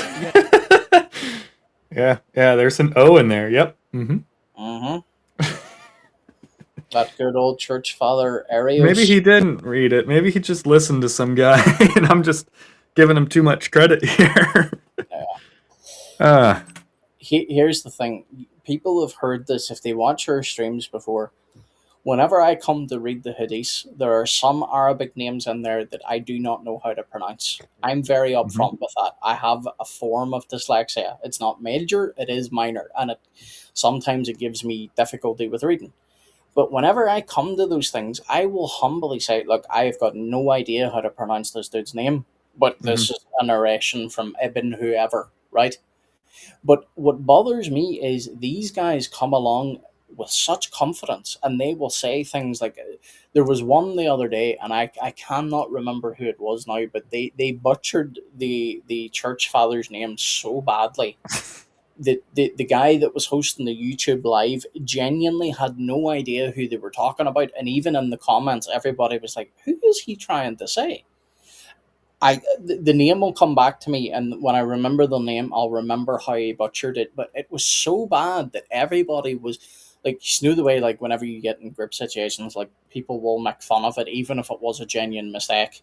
That happens, whether it's Muslim, atheist, Christians, whatever. That happens, right? But people weren't even joking. Everybody was like, "Who on earth is he talking about?" And no one could get an answer, because even whenever Nick tried to ask him, who are you talking about, the guy just kept repeating the name. But dude, it was butchered so badly, it had nothing to do with Yeah, I mean, I get messing up names because Yeah. even names in the Bible, Oh yeah, some old it's very Testament difficult. names are- Yeah, and then even just reading, like for example, Johann Gerhard. I would not, if I was not informed of how to properly pronounce that, I would have been like Johann Gerhard, not Johann, because it's a silent J. Yeah. For some reason, it's like Germans. Who gave you permission to do that now? Okay. But yeah. Let's get back to some Arios. Yep. Arius, and the Ante-Nicene Arius and the Ante-Nicene Fathers. Look them up. They rejected the Trinity. He's so confident. He got corrected. Yeah, Rather than going, just oh, gets I'm the sorry, name. I just missaid it, and going from there. If he had just done that, I would have been like, okay, you know what? It's fair. We all do that sometimes. I will throw the little jab. That's about all you're gonna get from me. But now he's like digging his heels in it, and he's like, no, it's Arios and the Ante-Nicene Fathers, because I totally know what Ante-Nicene means. Yeah. I am 100% clipping that part for later, because like, how do you go from saying it wrong to also getting corrected to then saying, yeah, look him up, as if you know, and it's like, dude, come on. Look him up, bro. Come on, man. Look him up. My goodness. I wonder if he actually just went on Reddit and found someone called Arios and thought that was a church father. I don't think so. No, that was I mean, I've spent some time digging around Reddit. Pray for me, I need it. Yep. But I've never found an Arios Ante-Nicene church father in Reddit. So I could be wrong. There could be a typo in there, obviously. But could be. They also did not preach Islam. He taught that Jesus was pre-existed his birth. He was more than a prophet. You know that, right? Yeah, but they didn't worship Jesus. Oh, yes. Yes, he did. What do you mean he didn't worship Jesus? He literally, yes, he worshipped Jesus. bro, it's the confidence at which they say things. Like, it honestly is the equivalent of me saying 2 plus 2 is 6 and looking you dead in the eye and saying 2 plus 2 is 6. Look it up, bro. Yeah, 2 plus 2 is 6, guys. Oh, my goodness. Trust, did. bro. Google said Did so. they? Yes, the Arians No, definitely. Arius worship- did not. Well, he They- rejected. they- Now he's that corrected Jesus the was- name. uh, Well, how he else? had too much pride to correct his name initially. So Arians? he said Arius that time. He was saying Oh, Arios earlier, well, but this time he said he, Arius. he gave the plural to the followers because he said Aryans. But then I was trying to think how would he put the O into the word Aryans. Oh, Arians. Yeah, true. Like, let's just go back. Arius and the anti-Nicene Fathers. Look him up. They rejected the Trinitarian. Wait, hold They on. Go also back a did little not bit believe farther. in him. Did he actually take the correction? Oh yeah, he did the first time, yeah. But Oh, okay. but then the problem was he was like, look him up. That's what I'm Okay. saying. That's what made it even funnier. He said it wrong. Michael corrects him. He accepts the correction, but then he has the audacity to be like, look him up. Okay, I misheard that because I heard him say, "No, it's like as if he said no, it's actually Arios," and then said to look him up. Mhm. So okay, I was a little bit wrong there. My bad. Just misheard that. Yeah, but even then though, but it's still ridiculously funny because he goes from saying it wrong to being corrected to, well, look him up. Yeah, look him up, bro. Google told me so. Yeah. Gemini So AI is super good. let's hear this part now because he definitely says Aryans, or well, Aryans technically. Mhm. Is how we say it over here, because I know someone's going to be like, well, actually it's Aryans. Well, we say Aryans over here. Yeah. Fight Let me. me say Aryans over here in Mhm. the Holy was he Land of taught that Ohio. Jesus was pre-existed his birth. He was more than a prophet. You know that, right? Yeah, but they didn't worship Jesus, Oh, yes, they did. did they? Yes, the Aryans No, definitely. Arius worshiped- did not. Well, he They rejected the taught concept that. of Okay, Michael said Aryans. He stuck with Arius. Mhm. No, I'm not going to go into this right now because we're going to go down a rabbit hole. Arius taught something off about Jesus, but to say that he did not think that Jesus was God is false. Yeah, he Jesus was effectively is what like a modern day Jehovah's Witness would believe. Mhm. And a modern day Jehovah's Witness would look at you and say Jesus is God, and have no problem with that. So different substance than that of the Father, but he was the firstborn, the first thing created. He should still be worshipped. Yeah. It's like See, Mhm. whenever you actually read church history, when you come across Arius, Arios, yes, look him up, Arios. bro. Look him up, bro. Sounds like a cereal, like an off-brand cereal. Yeah. But Like, go ahead. no, I I'm was just just going to gonna say, say like, the cereal name. whenever you actually look up why my namesake, and I probably shouldn't have said that because I'm trying to keep my name out of things, but well, my namesake decked Arius in the face. Why? Mm. Yeah. Because he taught a heresy. He taught that Jesus was not of the same substance of the Father, but he still taught that Jesus was to be worshipped. Mm. So whenever you've got Hassan over here being like, oh no, he didn't teach that Jesus should be worshipped, you should Everyone really do loves. your research before you start just throwing things out there. Mhm. Everyone loves the good old story of Santa Claus punching Arius in the face.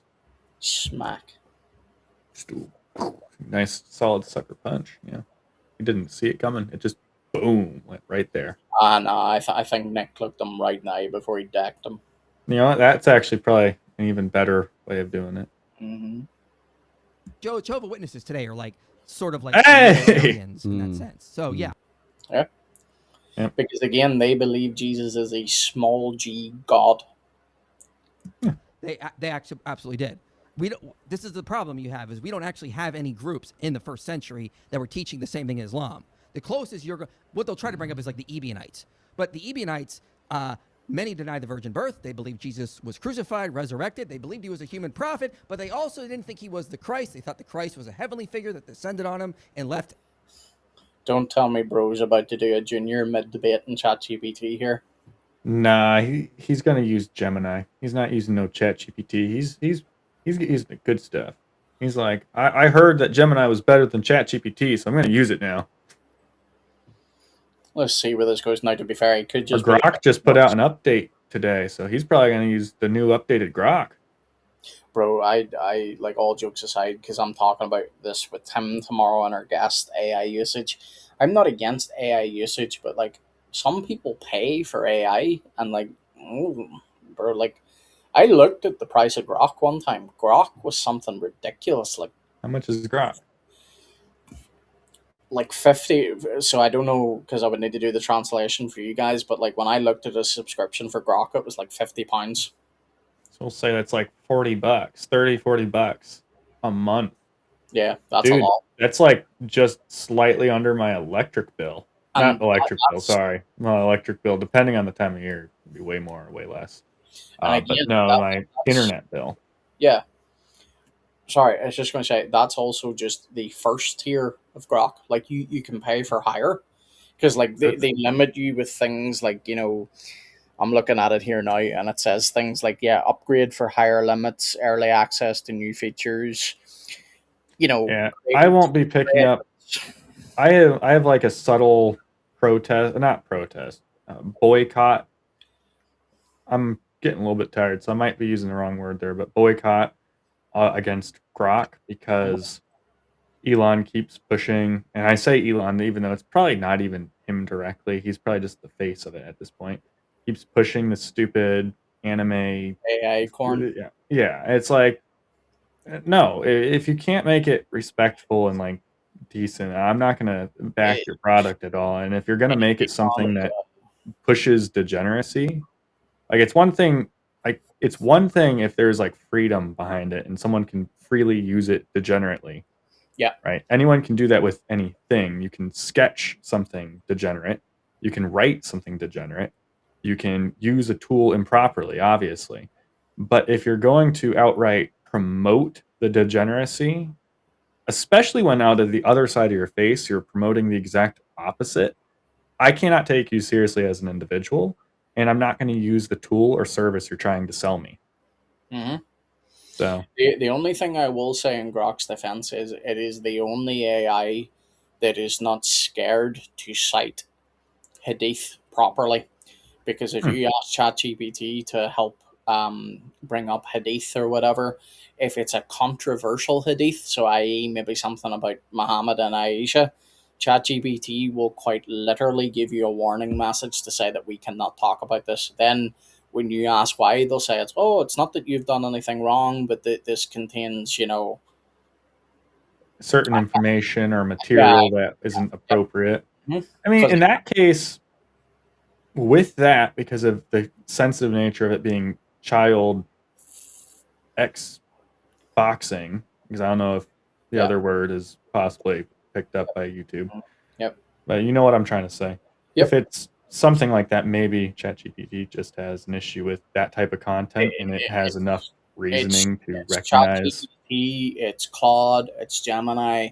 If you critique or criticize Islam at all, they will. Okay, so it's say that, all about like critiquing it. I thought it was just the sensitive nature of it being child related. It would have an issue with that. Because here's what I use Grok for.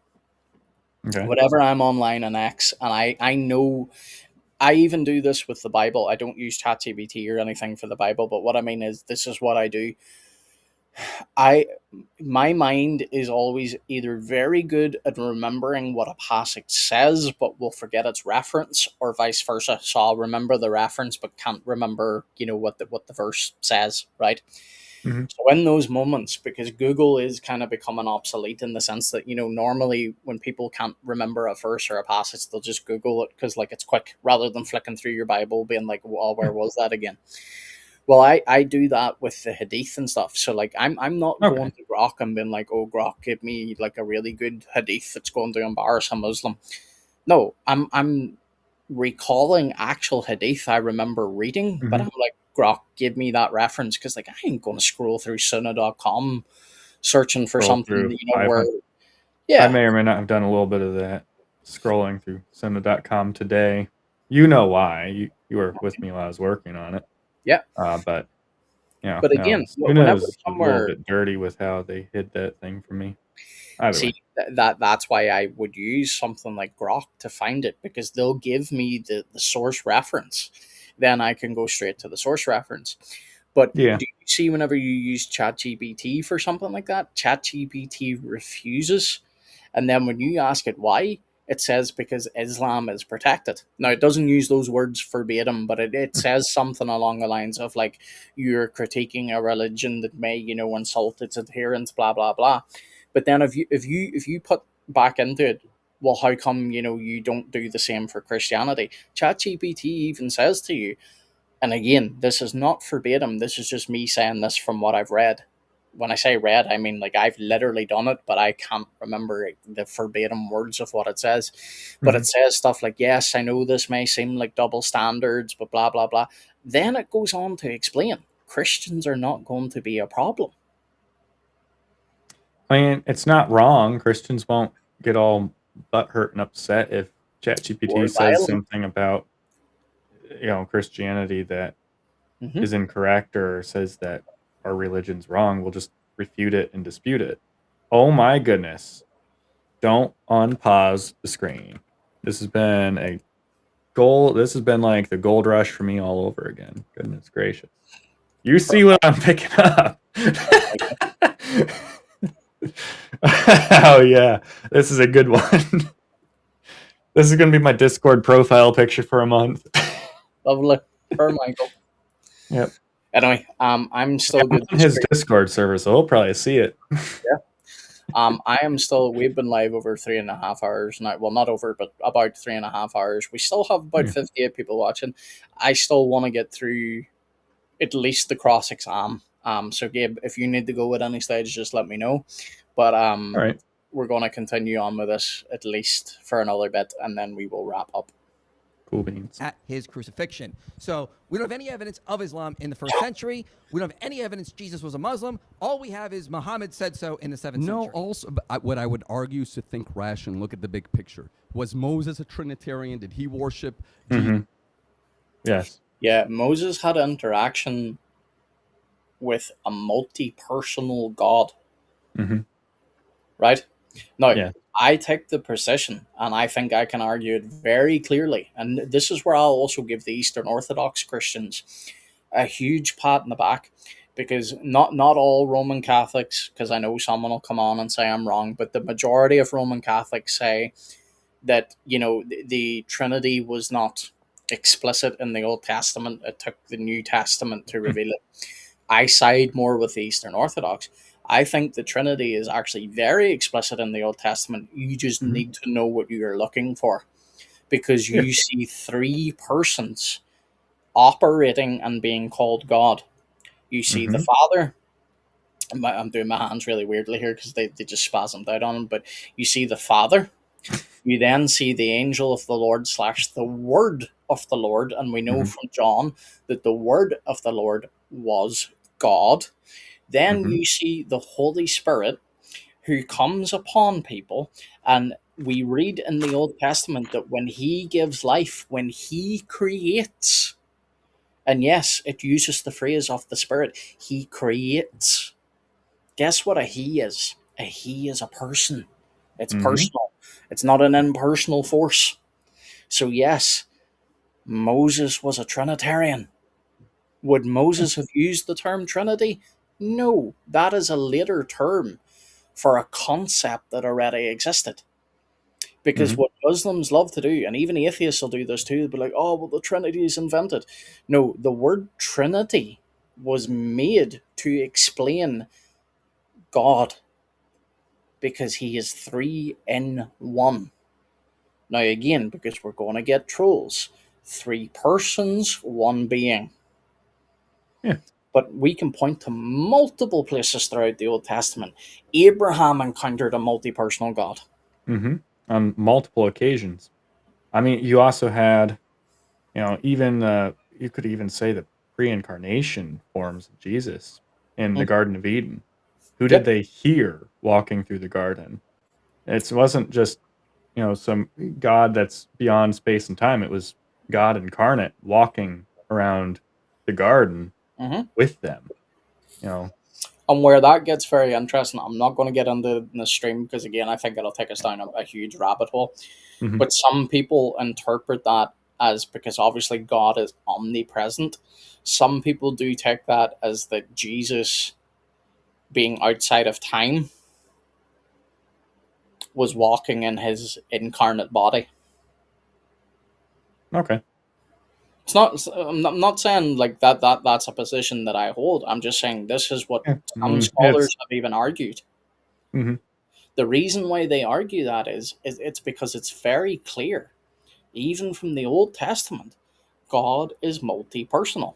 Mhm. One of my favorite I've passages to go to, because Muslims believe this as well. God commands Abraham to sacrifice Isaac, Mhm. right? Yep.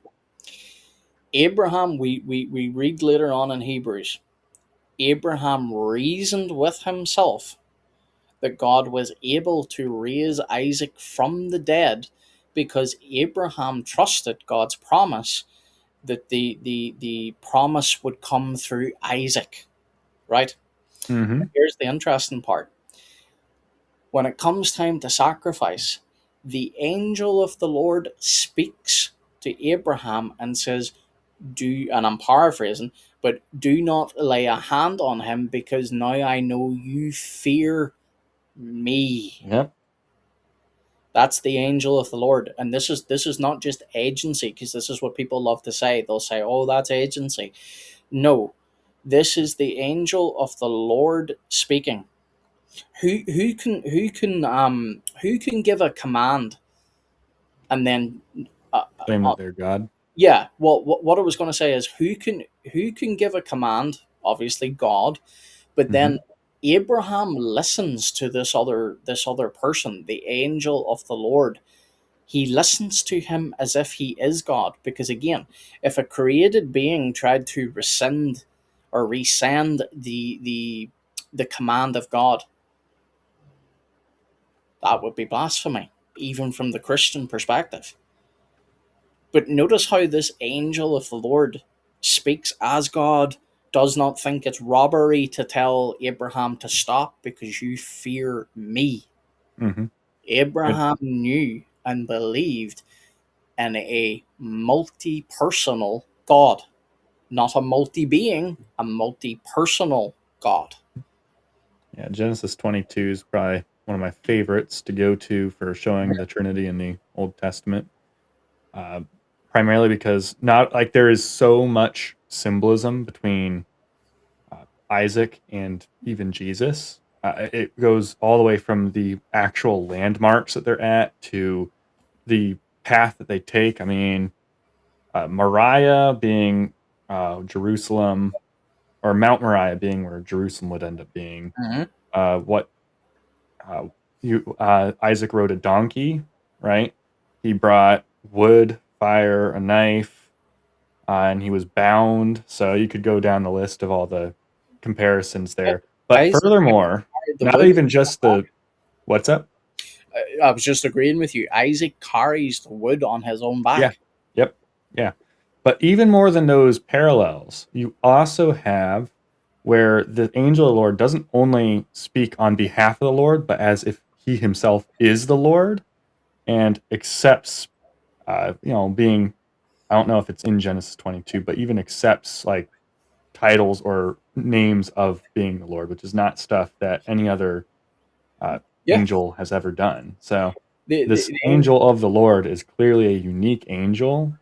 And all angel really means, by the way, for the Muslims who are messenger. sitting there watching, is all angel really means is messenger. Yep. So, you know, God could be a messenger, right? He can convey a message to you. Yep. It's not logically inconclusive that, the angel Lord could be God and God can be the angel Lord. Yep. It goes both ways. It Yep. works either way.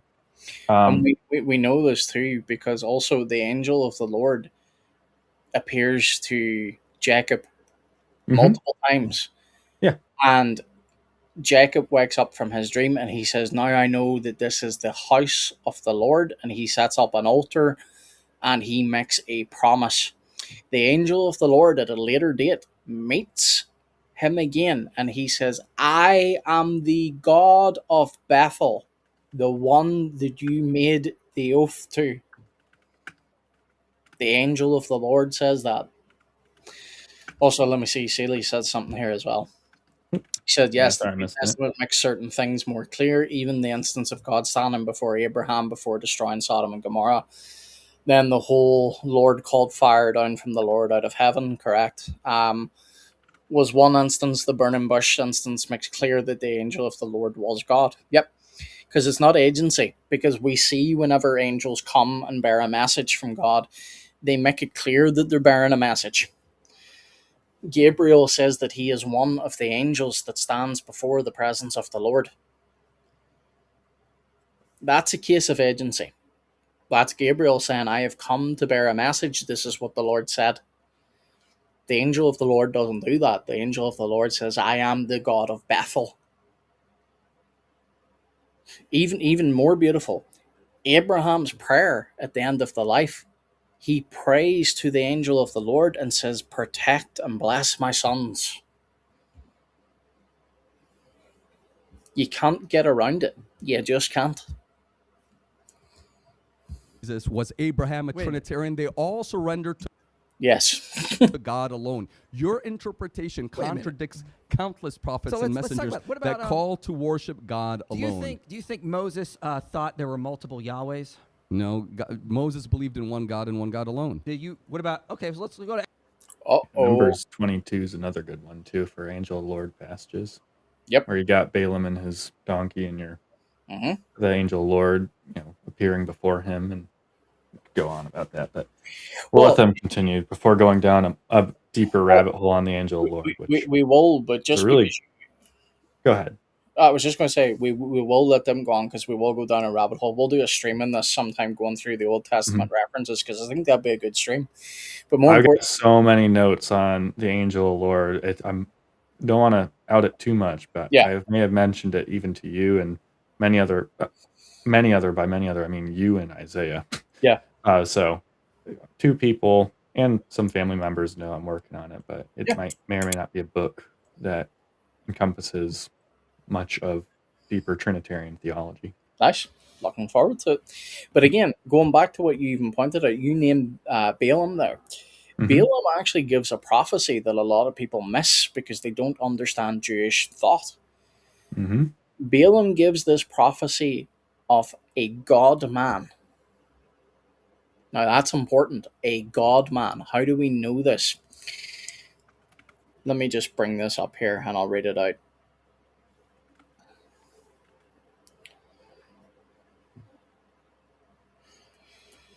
Dee.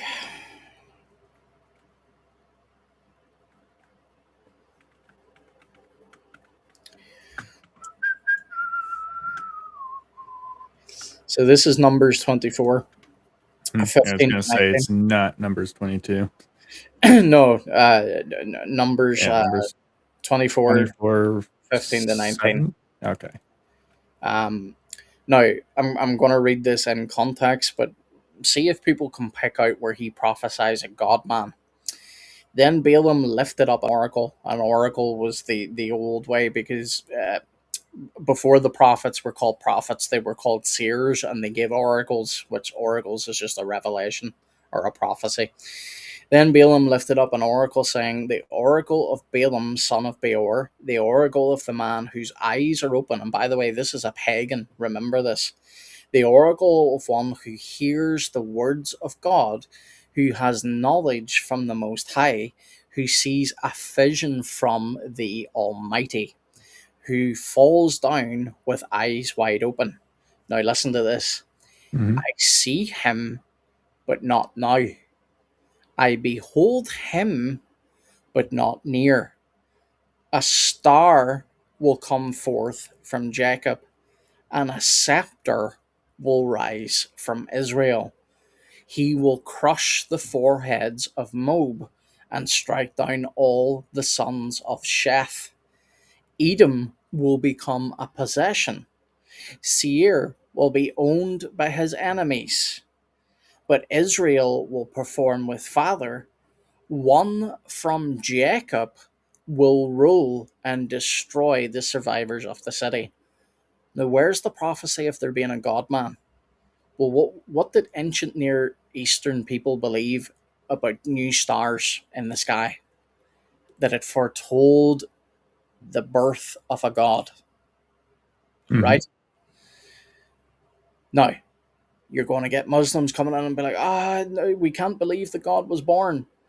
That's not how they use the term birth. You have to understand that. We can't read our Western mindsets into this.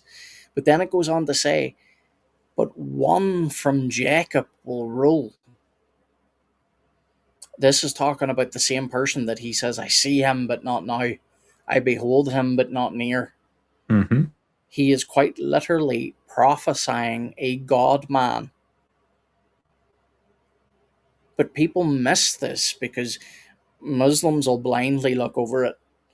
Most Christians sadly look over it because they just don't understand how ancient Near Eastern people speak, because they tend to read things in a very Western literal sense.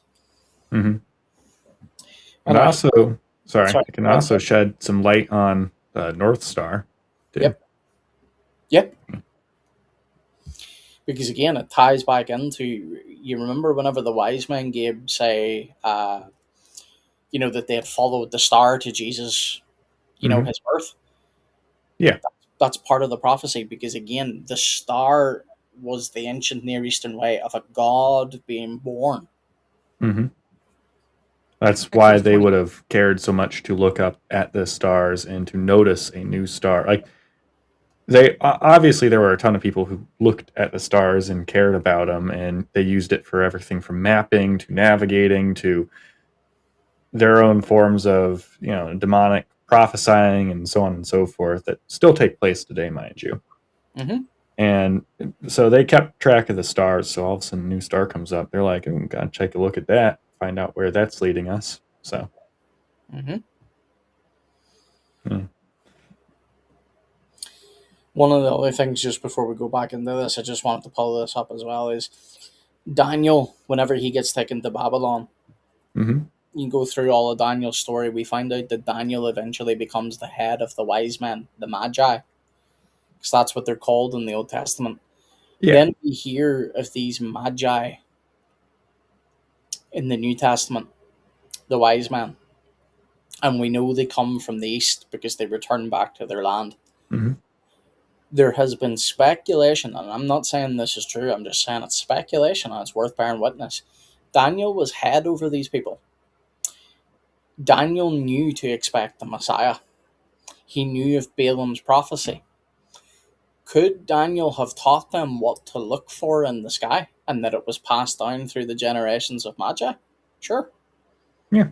It's a possibility. Not saying Mhm. it's the truth, but it's a very interesting possibility, because the thing is, these Magi, these pagans, somehow knew to look for this star. And they come knowing that this child that has been born is the savior of mankind. You think they just get that out of nowhere? Nah. No. 3. I want to read you a verse. Okay.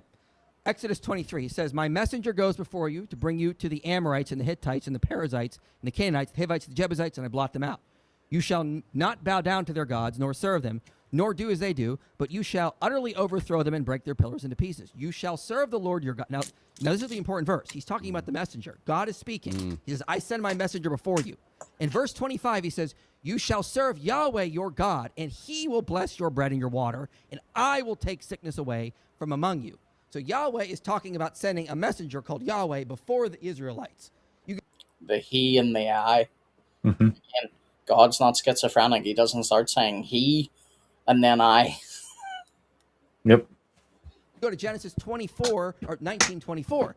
Yahweh reigned on Sodom and Gomorrah from Yahweh out of heaven. So you have two Yahwehs there. So it sounds like, as scholars like Benjamin Somers, as well as Alan Siegel, who were Jewish writers, Jewish scholars, Because this myth, and Gabe, we've talked about Yep. this a lot, but this myth that Jews always believed in again, they were monotheists, yes, but they did not interpret monotheism to mean that God was one solitary monad.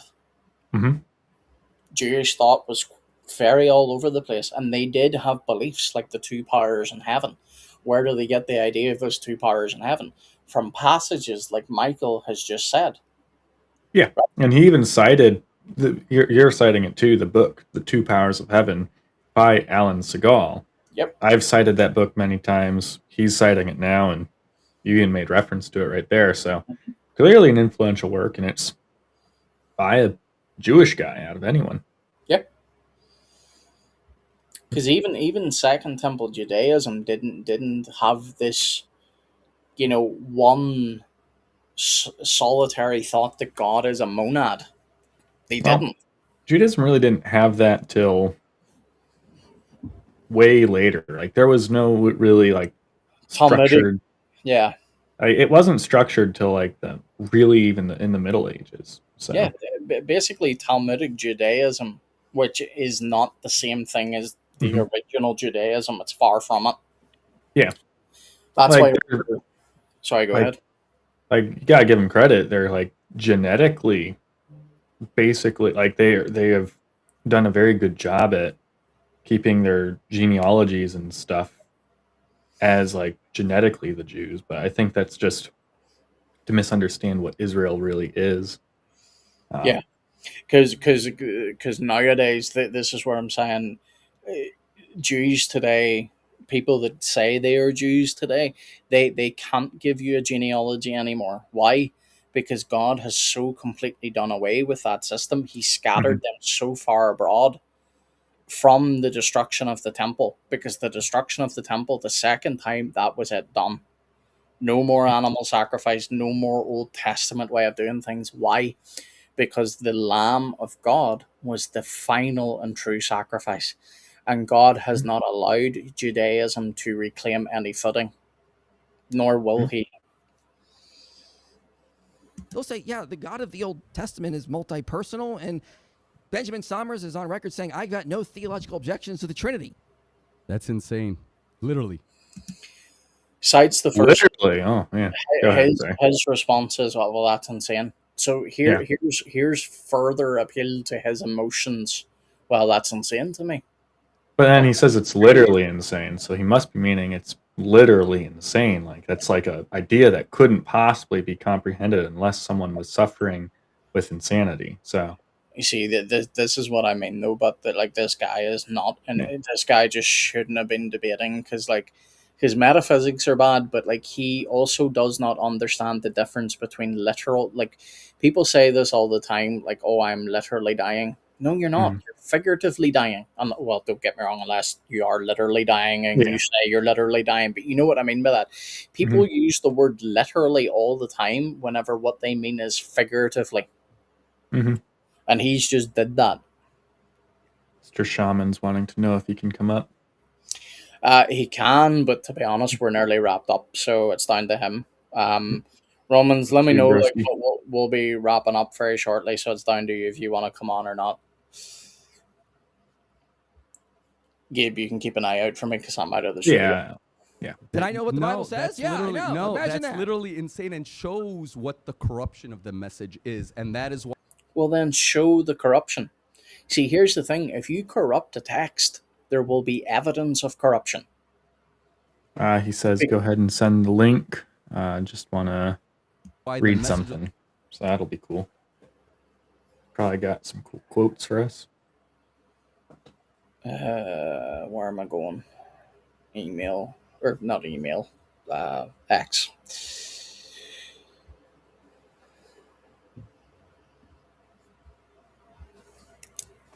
Oh man, this is a good screenshot point right here too. Not really for the Michael screenshot. But there we go. You got it?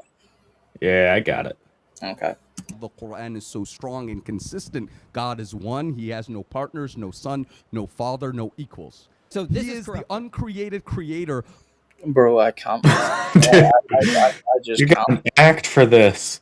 I'm sorry. I'm more focused at this point on where you're pausing it at. Like, man, you're good at this. Look at where you paused that at. I'm really not, bro. I'm close. I'm not even joking. I'm close to tears with how bad this guy is.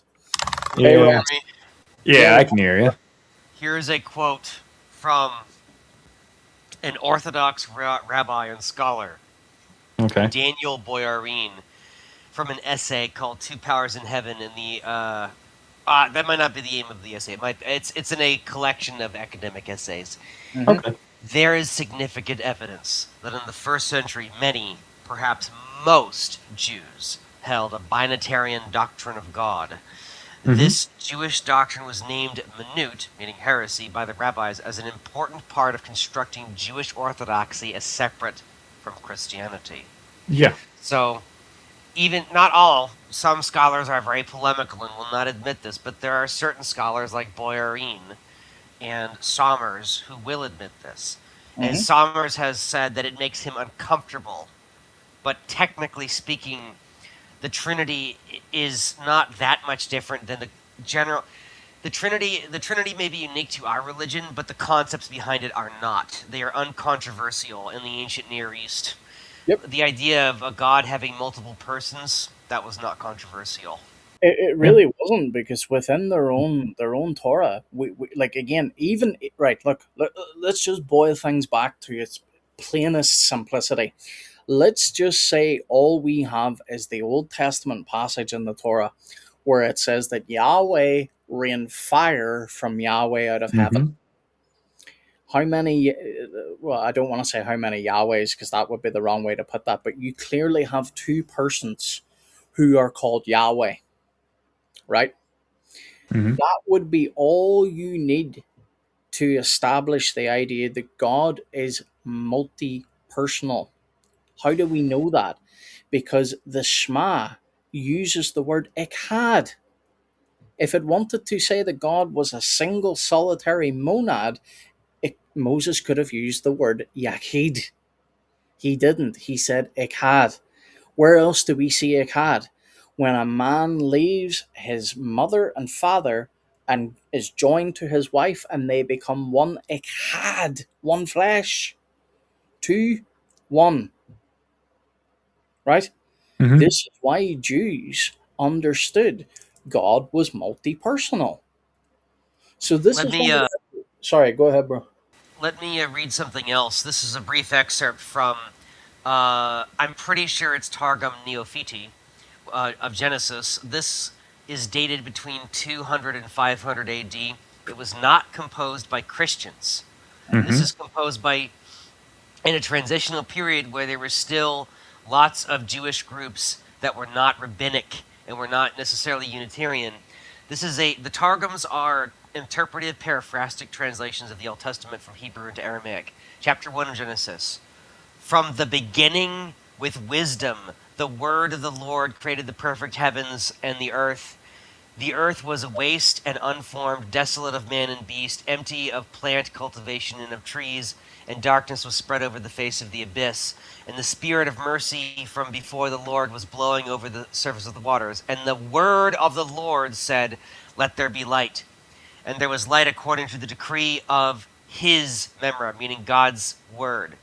And it was manifest before the Lord. The light was good, and the memra of the Lord separated the light from the darkness. And it goes on. The memra meaning word. It's being transliterated there, but so this is a very explicit, highly expanded, because the Trinity is in the Old Testament, but it's a lot more subtle. You don't see it as often. Some of the Targums, the Trinity is injected into it often, which means even in the early rabbinic period, there were still quite a few learned Jews that didn't accept a Unitarian conception of God. Yep. Yeah. Yep. Because this is the thing. If you're honest with the text, it would be very hard to come away with a Unitarian view. So what Unitarians love to do is they'll try and say that Trinitarians mangle scripture in order to get three persons. But actually, the opposite is true. Whenever you see multiple persons being given the term Yahweh and they act as God, they do what God does, you can see that God is multi-personal. Mm-hmm. What Unitarians like to do is, oh no, that's just modes of existence. Really? Like, anyway, let's jump back into this final bit, because this has been the longest stream of my life, and I don't even mean lengthwise. I just mean I feel like I've been dealing with this guy for 30 years. Yeah. Of the heavens and the earth. And the point is this: we define God as the ever-living one who sustains everything and is sustained by nothing.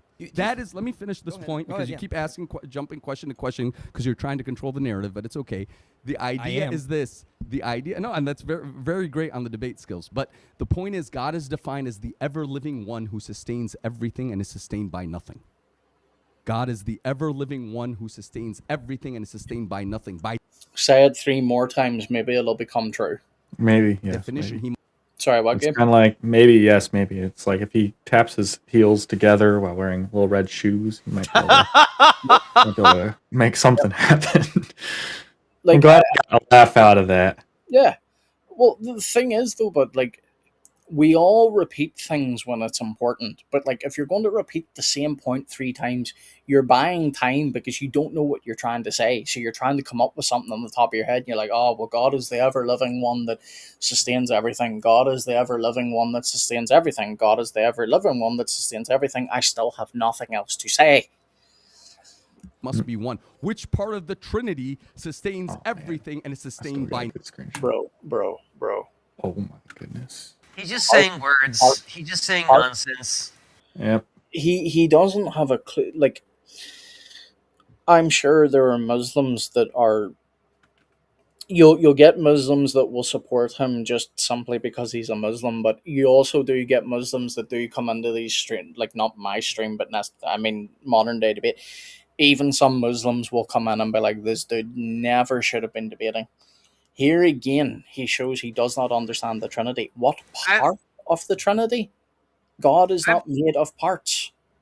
I've met liberal, and I use the word liberal loosely because they're not. I haven't met them. They're not pro-gay, but I've met like basically like sort of westernized Muslims who are like, I do believe what I believe, but I know that Christians are not polytheists, and some of them do try to, but a lot of them are kind of just sort of like they are Muslim, but they're kind of like, well, I basically don't agree with a lot of my own tradition anyway, even though they might agree with the basic concepts of God. They just. It's kind of weird because, like, when I encounter them, they're, like, often very nice and reasonable, and they're perfectly willing to hear you out. But I personally don't understand it because I am not liberal, and I am very serious about my religion. But it's a pleasant experience I have with these Muslims, but I also don't know how to understand them. I guess I don't have much to say. I'm kind of babbling at this point. I've met some some people in the past.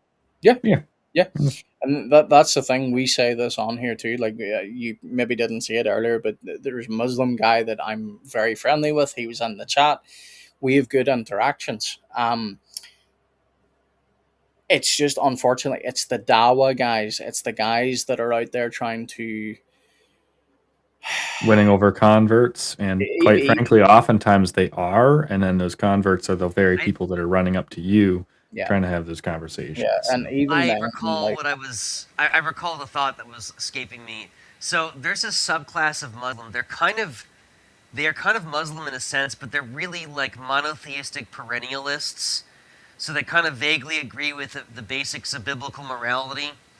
But they're kind of like, well, if you're a monotheist, you're good. It's this sort of like, it's kind of almost like what a lot of Jews do. A lot of Jews will say, well, monotheists go to heaven, and they agree with this biblical morality. So you'll see that sort of like philosophical monotheism creeping in to Islam. Those people are more reasonable. Yep. Anyway, let me see if I can finally get through. I'm sure there's probably like another 10 minutes worth of him, but I don't think I can do another 10 minutes of him. I mean, another 5 hours for us. Bro, I can't, like, it's not even late for me yet, because I'm normally up a lot later, but like, he is actually draining me, because like, I'm having to stop the video every 5 to 10 seconds just to, refute what he said. Like, I mean, I'm talking so much my throat is starting to get sore, man. And like, Gabe, I how gotta get often do water we after this. exactly? How often do we do these streams? And yes, we joke about it all the time. We constantly stop and start because, like, once you get on the topic, that's the point of these streams. Other people do these streams too. It's there to commentate on what you're watching. But dude, when, and again, I feel like I'm repeating myself, but when have we ever had to stop a video so much and so often? Like, he can't go 10 seconds without either saying something completely wrong or just appealing to his emotions. Yeah. Only one, because by logic, only one being can sustain everything and be sustained by nothing. God. Okay. I don't think he realized what he said there. No. But okay. Because look, if I was to say, how can Allah be all loving or merciful before creation? He can't. Because he is no one to give that love or mercy to. What Muslims will say is they'll say, well, he had the potential. But that's actually, I'm not going to get into it right now because I'm going to do a video explaining this. The potential to love is not being loving, right? Which means love is not part of Allah's nature then. That's a big problem for Muslims.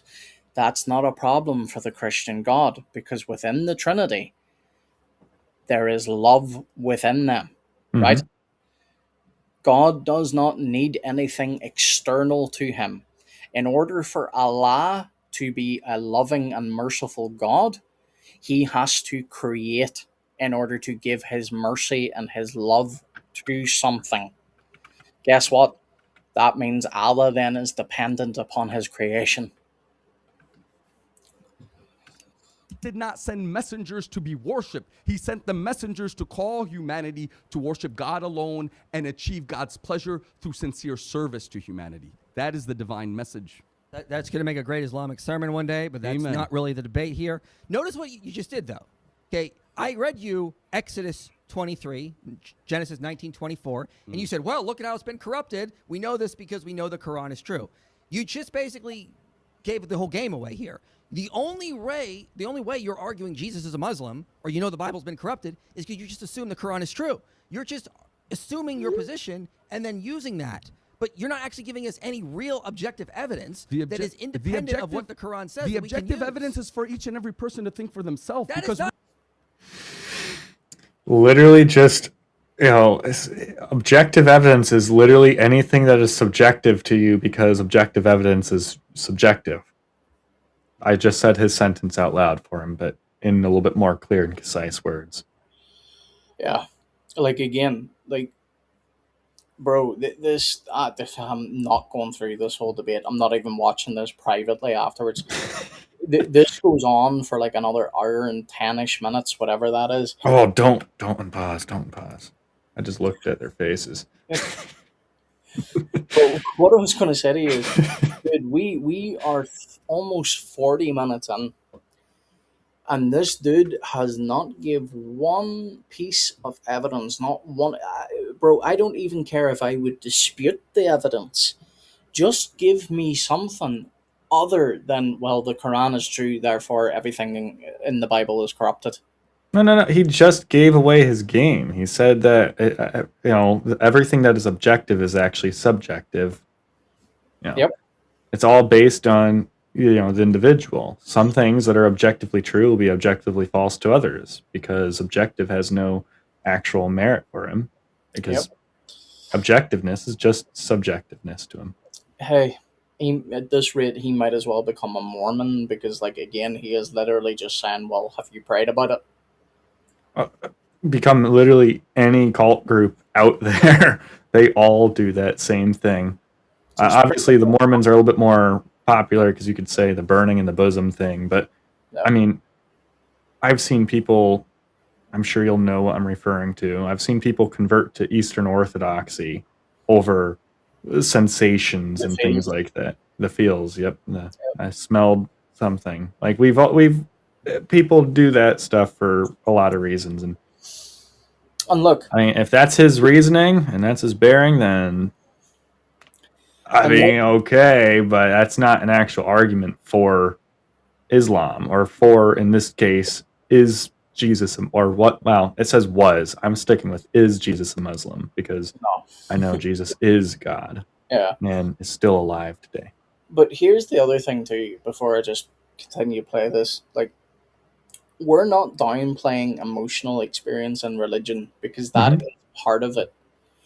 But if your sole reason, the main thing you appeal to is your subjective religious experience, guess what? No one else out there can have that same subjective religious experience as you did.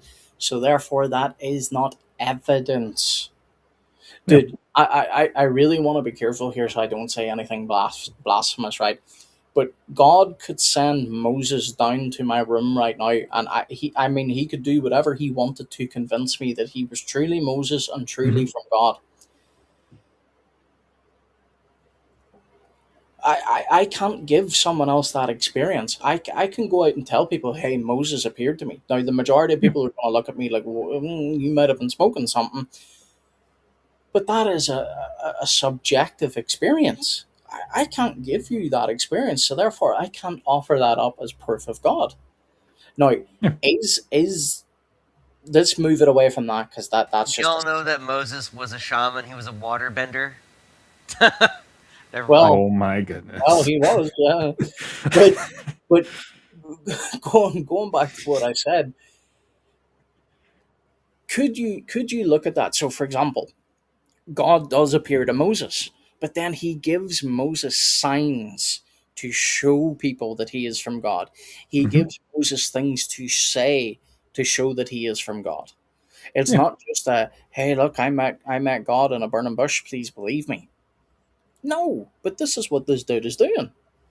Yeah, I mean, I think I can speak for 60, 70, well, 60% of Christians.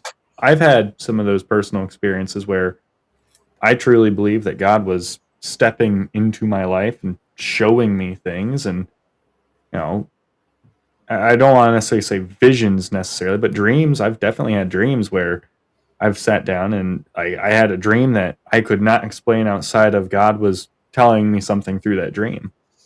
So, yep.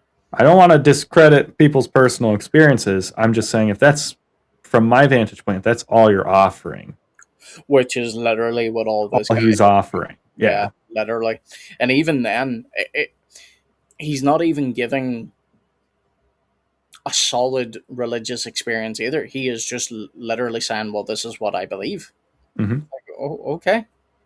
So what? Good for you, I guess. don't believe that. Prove it to me. Yeah. But just so you know, Gabe, I will be clipping the part where you said I had a dream. Oh, go ahead. Yeah, you're good. I wrote about it. I got it on my article already. You're good. It doesn't matter. You all must make your decision, philosophically speaking. You must choose. Is God one or is he three? Is God a Father and a Son and a Holy Spirit? Hey, he's doing better than Allah. He actually realizes that the Holy Spirit's part of the Trinity. Oh, yeah. We judge ministers. We judge ministers not by the stylishness of their Sunday attire, but by the content of their sermons. Yep. Indeed. All right, I'm sorry. I'm batting 1,000 tonight with these jokes. Oh no, you're good. It's not you, bro. It's just I am literally at this. I'm closing very shortly because I'm checked out. Like, this dude is. Like, I guess there are some ministers that I would judge based on their clothing, but that's also because they also usually have really bad messages too. Mm-hmm. Hipster clothing with hipster messages. You see Michael's face right now? Yeah, that's me. Oh, dude, thanks. This man, he said you didn't want to miss this. I think everyone else got a different message than I did out of this. I remember when he was like a baby apologist. He had a baby face, and now he's like. And now he's become like a grumpy old debating guy, you know? Yeah, no, there is something to that though, but this is something that nearly every single apologist does say. The longer you are in the apologetics game, the more cynical you get. And I don't mean cynical towards the faith, but you end up hearing so many bad arguments, and they're repeated so many times, and they're Hmm. refuted so many times, that by the time you've encountered it for maybe the 37th plus time, you just get to a stage where you're currently like where I am right now. This guy's arguments are, I'm not even trying to be horrible, but they are so low tier, they could have brought a Muslim in off the street who would have honestly give a better argument. They really would have. Probably, yeah. But I mean, A I lot of definitely can see a lot of that cynicalness, and even myself, because I'll be talking with people in person, and I'll have to catch myself from I don't Yep. think that he's winning. I think he's saying losing things. this pretty handily. But I've seen examples of horrible arguments kind of landing because the person is aggressive in just the right way. Yeah. This is a problem with like actual flat earthers is they engage in these antics which they do dances around you, and the reasonable person trying to explain things has a hard time dealing with that. Yeah.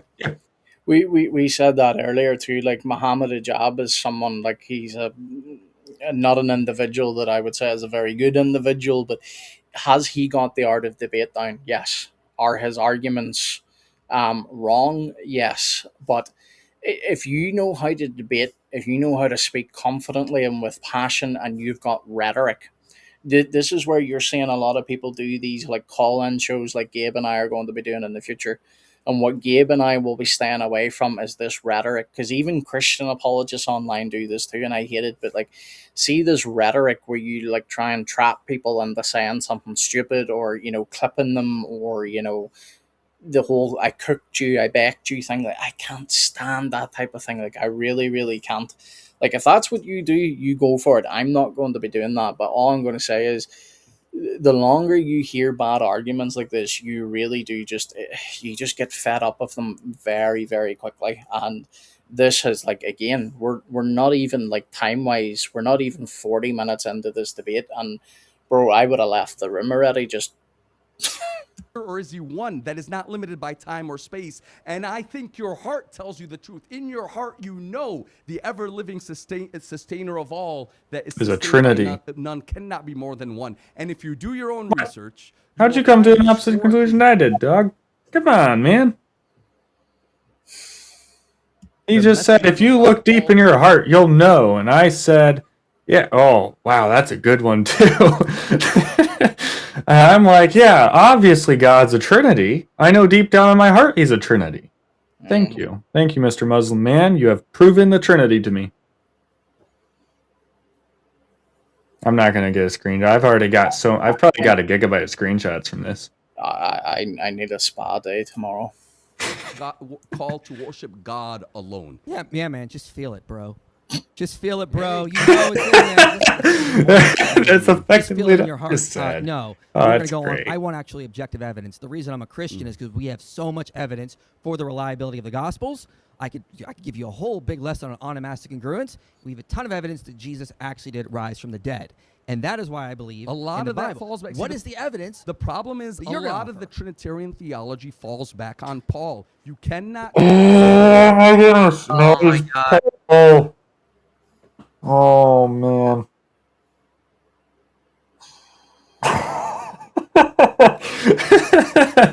Oh, this is great. This is great. I'm not trying to be rude, but this is why the wisdom literature in scripture says time and time again, do not answer a fool according to his folly. This is just a prime example of you cannot argue with dumb. You just can't. I mean, it's even where Jesus says, "Do not cast your pearls before the swine, for they'll trample over them." Oh yeah, like that's Yeah, what I I mean, say. that's- Wisdom literature all over tells you, like, do not argue with dumb people. Yeah.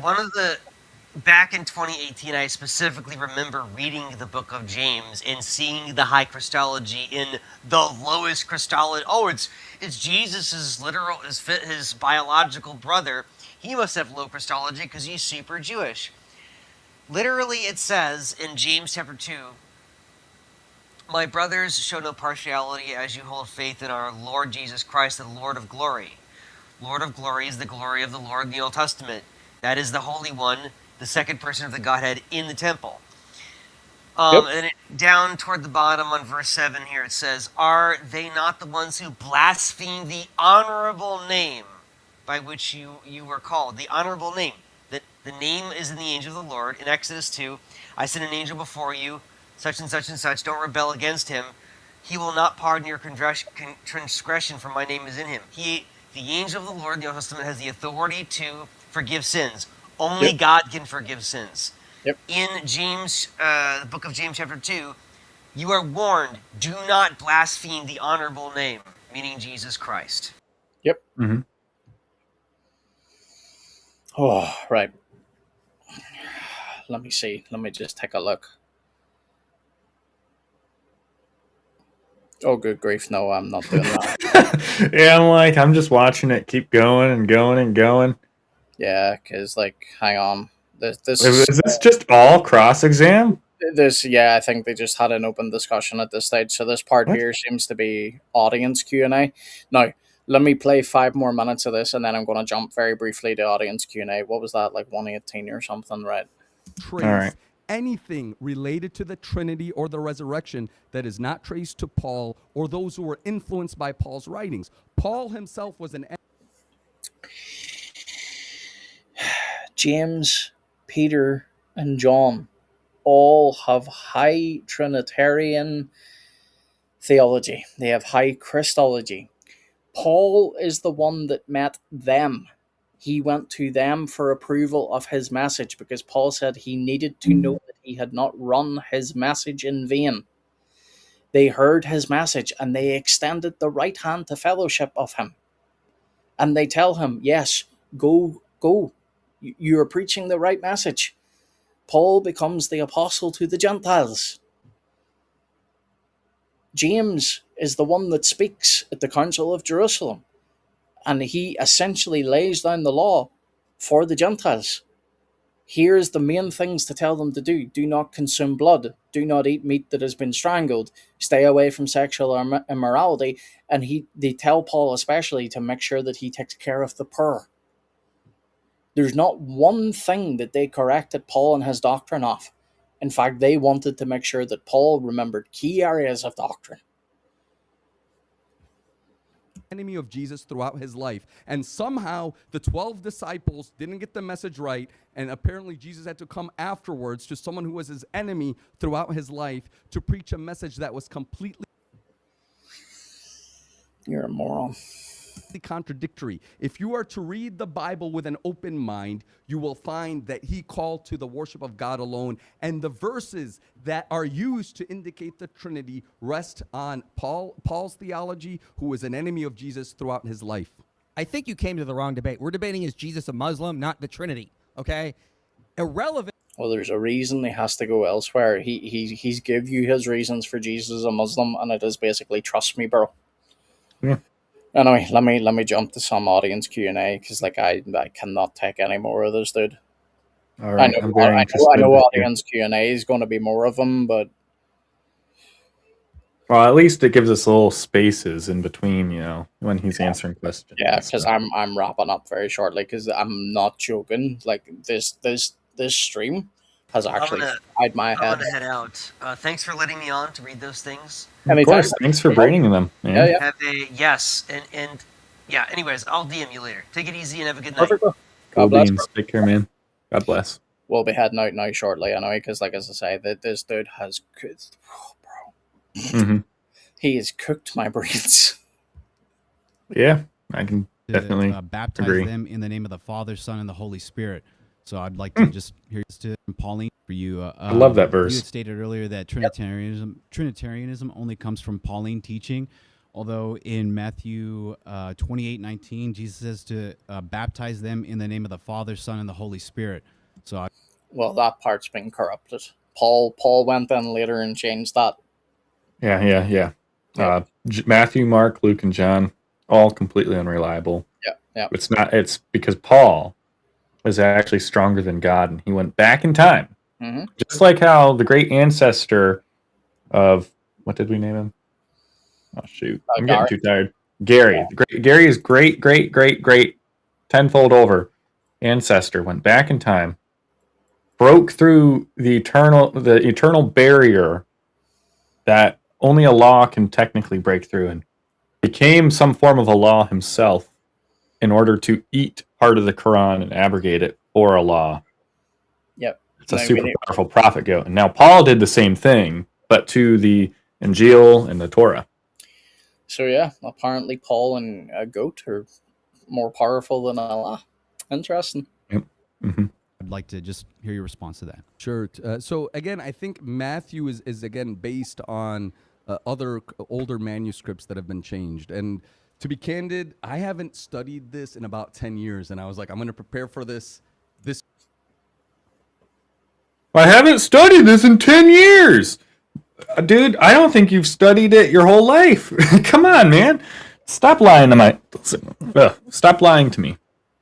And stop lying to yourself too, because it doesn't do you any good to lie to yourself. So I know I said I was going to go for a hair trim at the end of February, but I may be bald by the end of the stream. Yeah. Oh man. This week, and I end up flying out. So I did write a paper, and I want to give it to anyone who asks, that I go into detail about how the Bible. I don't want to read a paper you wrote. I really, if this is your debate, I really don't want to read a paper that you wrote. If I'm losing this many brain cells just listening to you talk, I don't want to read what you have spent time on. Okay. No bueno. We're done with that paper. Go ahead and keep it to yourself right now. Well, see, I won't be reading it because Paul actually corrupted that paper he wrote. You're right. Paul and the goat worked together to take parts and mess up his paper. Mm-hmm. Dude, we're on top of it today. Yep. And I would love some feedback on it. The other thing is Hamza's book. I would encourage you all to check out the book Divine Reality by Hamza. I don't trust any book you're recommending either. For the existence of God, because I think we also have to tag team sometimes to debate against those who deny God even exists, and that's a separate discussion. I'm sure he's a lovely guy, but I would rather bash my head off against the wall than to tag team with him. He would have my brains fried by the time we got past his opening statement, even if we were on the same team. Thank you. Hey guys, thanks for coming. Mike, love your stuff. Learned a lot from you. Hassan, it's nice to meet you too. Quick question: how do you reconcile your 6 items and how you're kind of saying, that's a question asked early on. This is an Islamic theology, to be fair. He just hasn't cited why. Rolo, go away. Well, if you're... But then, how does that go about proving that Jesus was a Muslim? It doesn't. All right, let's see how he responds. I'm very curious because I raised this objection really early on, so let's see how he responds to it. Yep. Jesus was a Muslim with a shahada that says that Allah is a true God, Muhammad is his messenger. Right. Okay, that guy added more than I would have First of all, Christians in the Middle East, I'm sure many of you know this, call God Allah too. That's not necessarily. Some do, but not all of them do. It's not even that. Christian Prince has videos on it. Yeah. Again, it's also just a name fallacy, though. But again, this is like me saying this is Allah. Is that Allah? No. Dude, I'll one up you. Never mind. I won't actually. It's not going to be that funny of a joke to do. So I'm just going to do it. Now I want to know what it was. I was just going to hold up my stick of deodorant and say, "This is Allah." And I spread on my armpits every single morning. Well, there you go. It sounded way better in my head than it did out loud. So no, but again, it's still true though. But because this is what I mean, because I see this all the time, and I've had encounters with this all the time, where people will do this thing of, well, Eastern Christians call God Allah. Okay, right, fine, they call him Allah. It does not automatically. Yeah, it does not automatically equal, though, but the Christians are praying to the Islamic Allah. That's what I'm saying. It's a name fallacy. If I called Rolo Allah, it does not mean that he is the Islamic God. Muslims would reject that, and they would rightly reject it. I don't think that they'd reject it. I think they would fully affirm that Rollo is the god of is the god of Islam. Have you read about Muhammad's hatred of black Whoa, dogs? whoa, whoa, whoa, whoa, hold on. But that's only because they're like visions or images of Rollo. So, and he has a problem with all images. So, you know, Yeah. there you go. Rollo's the perfect candidate to be Allah. It would be a lot better, put it that way. I could probably argue with this guy and debate that into like an actual debate too. It just uses same tactics against him. To be honest, that's what I say. Like, part of the reason why my brain is immediately fried is like you need something to stay engaged with. Like, he has literally presented nothing other than feels. And yeah, this is worse than watching TikTok for too long. This is what I mean. Like, this is not me being horrible to the guy. I'm just saying he is not cut out for debate. He just really isn't. Because they really could have brought in a Muslim off the street and they would have performed better. Oh my goodness, everyone in the chat's going nuts over Rollo. Jesus is the son of Allah. Now, we reject that Jesus is the son of Allah, but Allah is the proper Arabic name for God. We do believe that those 6 articles of faith were universal for every messenger, but obviously which books you believed in changed. The other difference is we believe that the previous messengers were only sent for their people. So Jesus even himself from the Bible says, you know, I was sent for the lost sheep of the children of Israel. Every previous messenger was sent for a specific people, and the responsibility was only to follow the messengers up to the time that was there. But the 6 articles are very universal. God is one. Believe in all the prophets that came up to date, all the books that were sent up to date. Believe in the day of judgment. Believe in the angels. Believe in God's will. Very basic, simple message. Thank you. Yeah, for sure. You said that the Quran is perfectly preserved, isn't that right? Correct. Yeah, so how would you respond to the evidence that it wasn't preserved, like Caleb Uthman burning variant manuscripts, diacritical marks giving rise to ahrufs and qira'ats, different Qurans around the world, earliest manuscript? Thank you. No, it's a great. I mean, it's okay. Give him time. Whoa. All right, James. I know you need to like get through, but that was a bit abrupt. Yeah, I'm like, dang, man. He was on the 3rd bullet point. Like, goodness gracious. Yeah. Like, even, like, I'll give the Muslim debater his credit there. Hassan, he was like, no, let him finish. I'm going to ask, no worries. But I think, ultimately, look, the way the Quran is primarily preserved was through the oral tradition. So, for example, I have countless friends The oral tradition that have with memorized the whole Quran. many flawed written copies. Dude, even in the Hadith, though, but you've got... Or what about all the guys who died and were the only ones memorizing those parts of the Quran? Well, there's that, but what I'm saying is, even in the Hadith, there is record that such and such recited the Quran differently to such and such. Yeah. Like, even within their own Hadith, it tells you this person didn't recite it the way that person recited it. It became a Quran-only Muslim for about 5 minutes there, just to respond to your objection. He'll be back to accepting the unbroken. Who? Him. Oh. Yeah. He flip-flops around being chain of Quran only or not. Yeah, oh, he's bad. It's just whatever he thinks works for him. We know the name and identity of each teacher between us and the Prophet Muhammad, and it's many different chains, all with many different people, and it's all the exact same Quran. Now, there are 7 different dialects that the Quran can be recited in.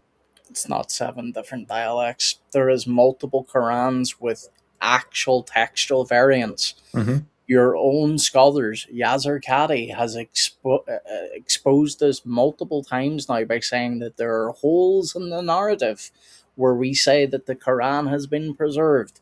Yeah. Even like the worst Muslim... thing that happened to... Sorry, Gabe, let me just say this. No, you're good, yeah. The worst thing that happened to Islam was the internet. Very simple. Sorry, go ahead, Gabe. I was going to say, even Muslims like Isa, who is often on David Wood's YouTube channel, who is a Quran-only Muslim, by the way. Yep. He would even... And he's part of academic circles that specialize on trying to get Christians to convert to Islam. Mm-hmm. Even he and the people in his academic circles would admit that there are multiple Qurans, because at the end of the day, they're at least trying to be intellectually honest, while all the other Muslim groups out there seem, and they're not acting like there are no other Muslim groups that do the same thing, but while most other Muslim groups are out there trying to tell you lies, again, to go back to that quote that Mr. Crusader mentioned earlier, without lies, Islam dies. So, and sadly, that's the vast, vast, vast majority of Muslims that you're going to find out there. And the thing is, to do it again, even within the hadiths, the reason why you've got, some hadith that are marked as strong and authentic and other that are weak and things like that is, even within the hadith, you've got, and I don't have the sources right now, but I can pull them up at another stage, in another stream, but you've got people saying such and such Ibn whatever, he is not a reliable translator, he was known as a liar. But then they'll go to another hadith of him and say, oh, but he was reliable in this one. Mm-hmm. It's called hadith science. It's a really complex, nuanced field. You're going to need to spend like 8 years in Mecca just to understand even a little fragment of it. Because you're not 50 years old. You haven't been to Mecca for 50 years. You're not going to... We're like in this big, super intellectual debate, man. And how do we think we have any impact here when it's been, we aren't scholars who have been in Mecca for 50 years.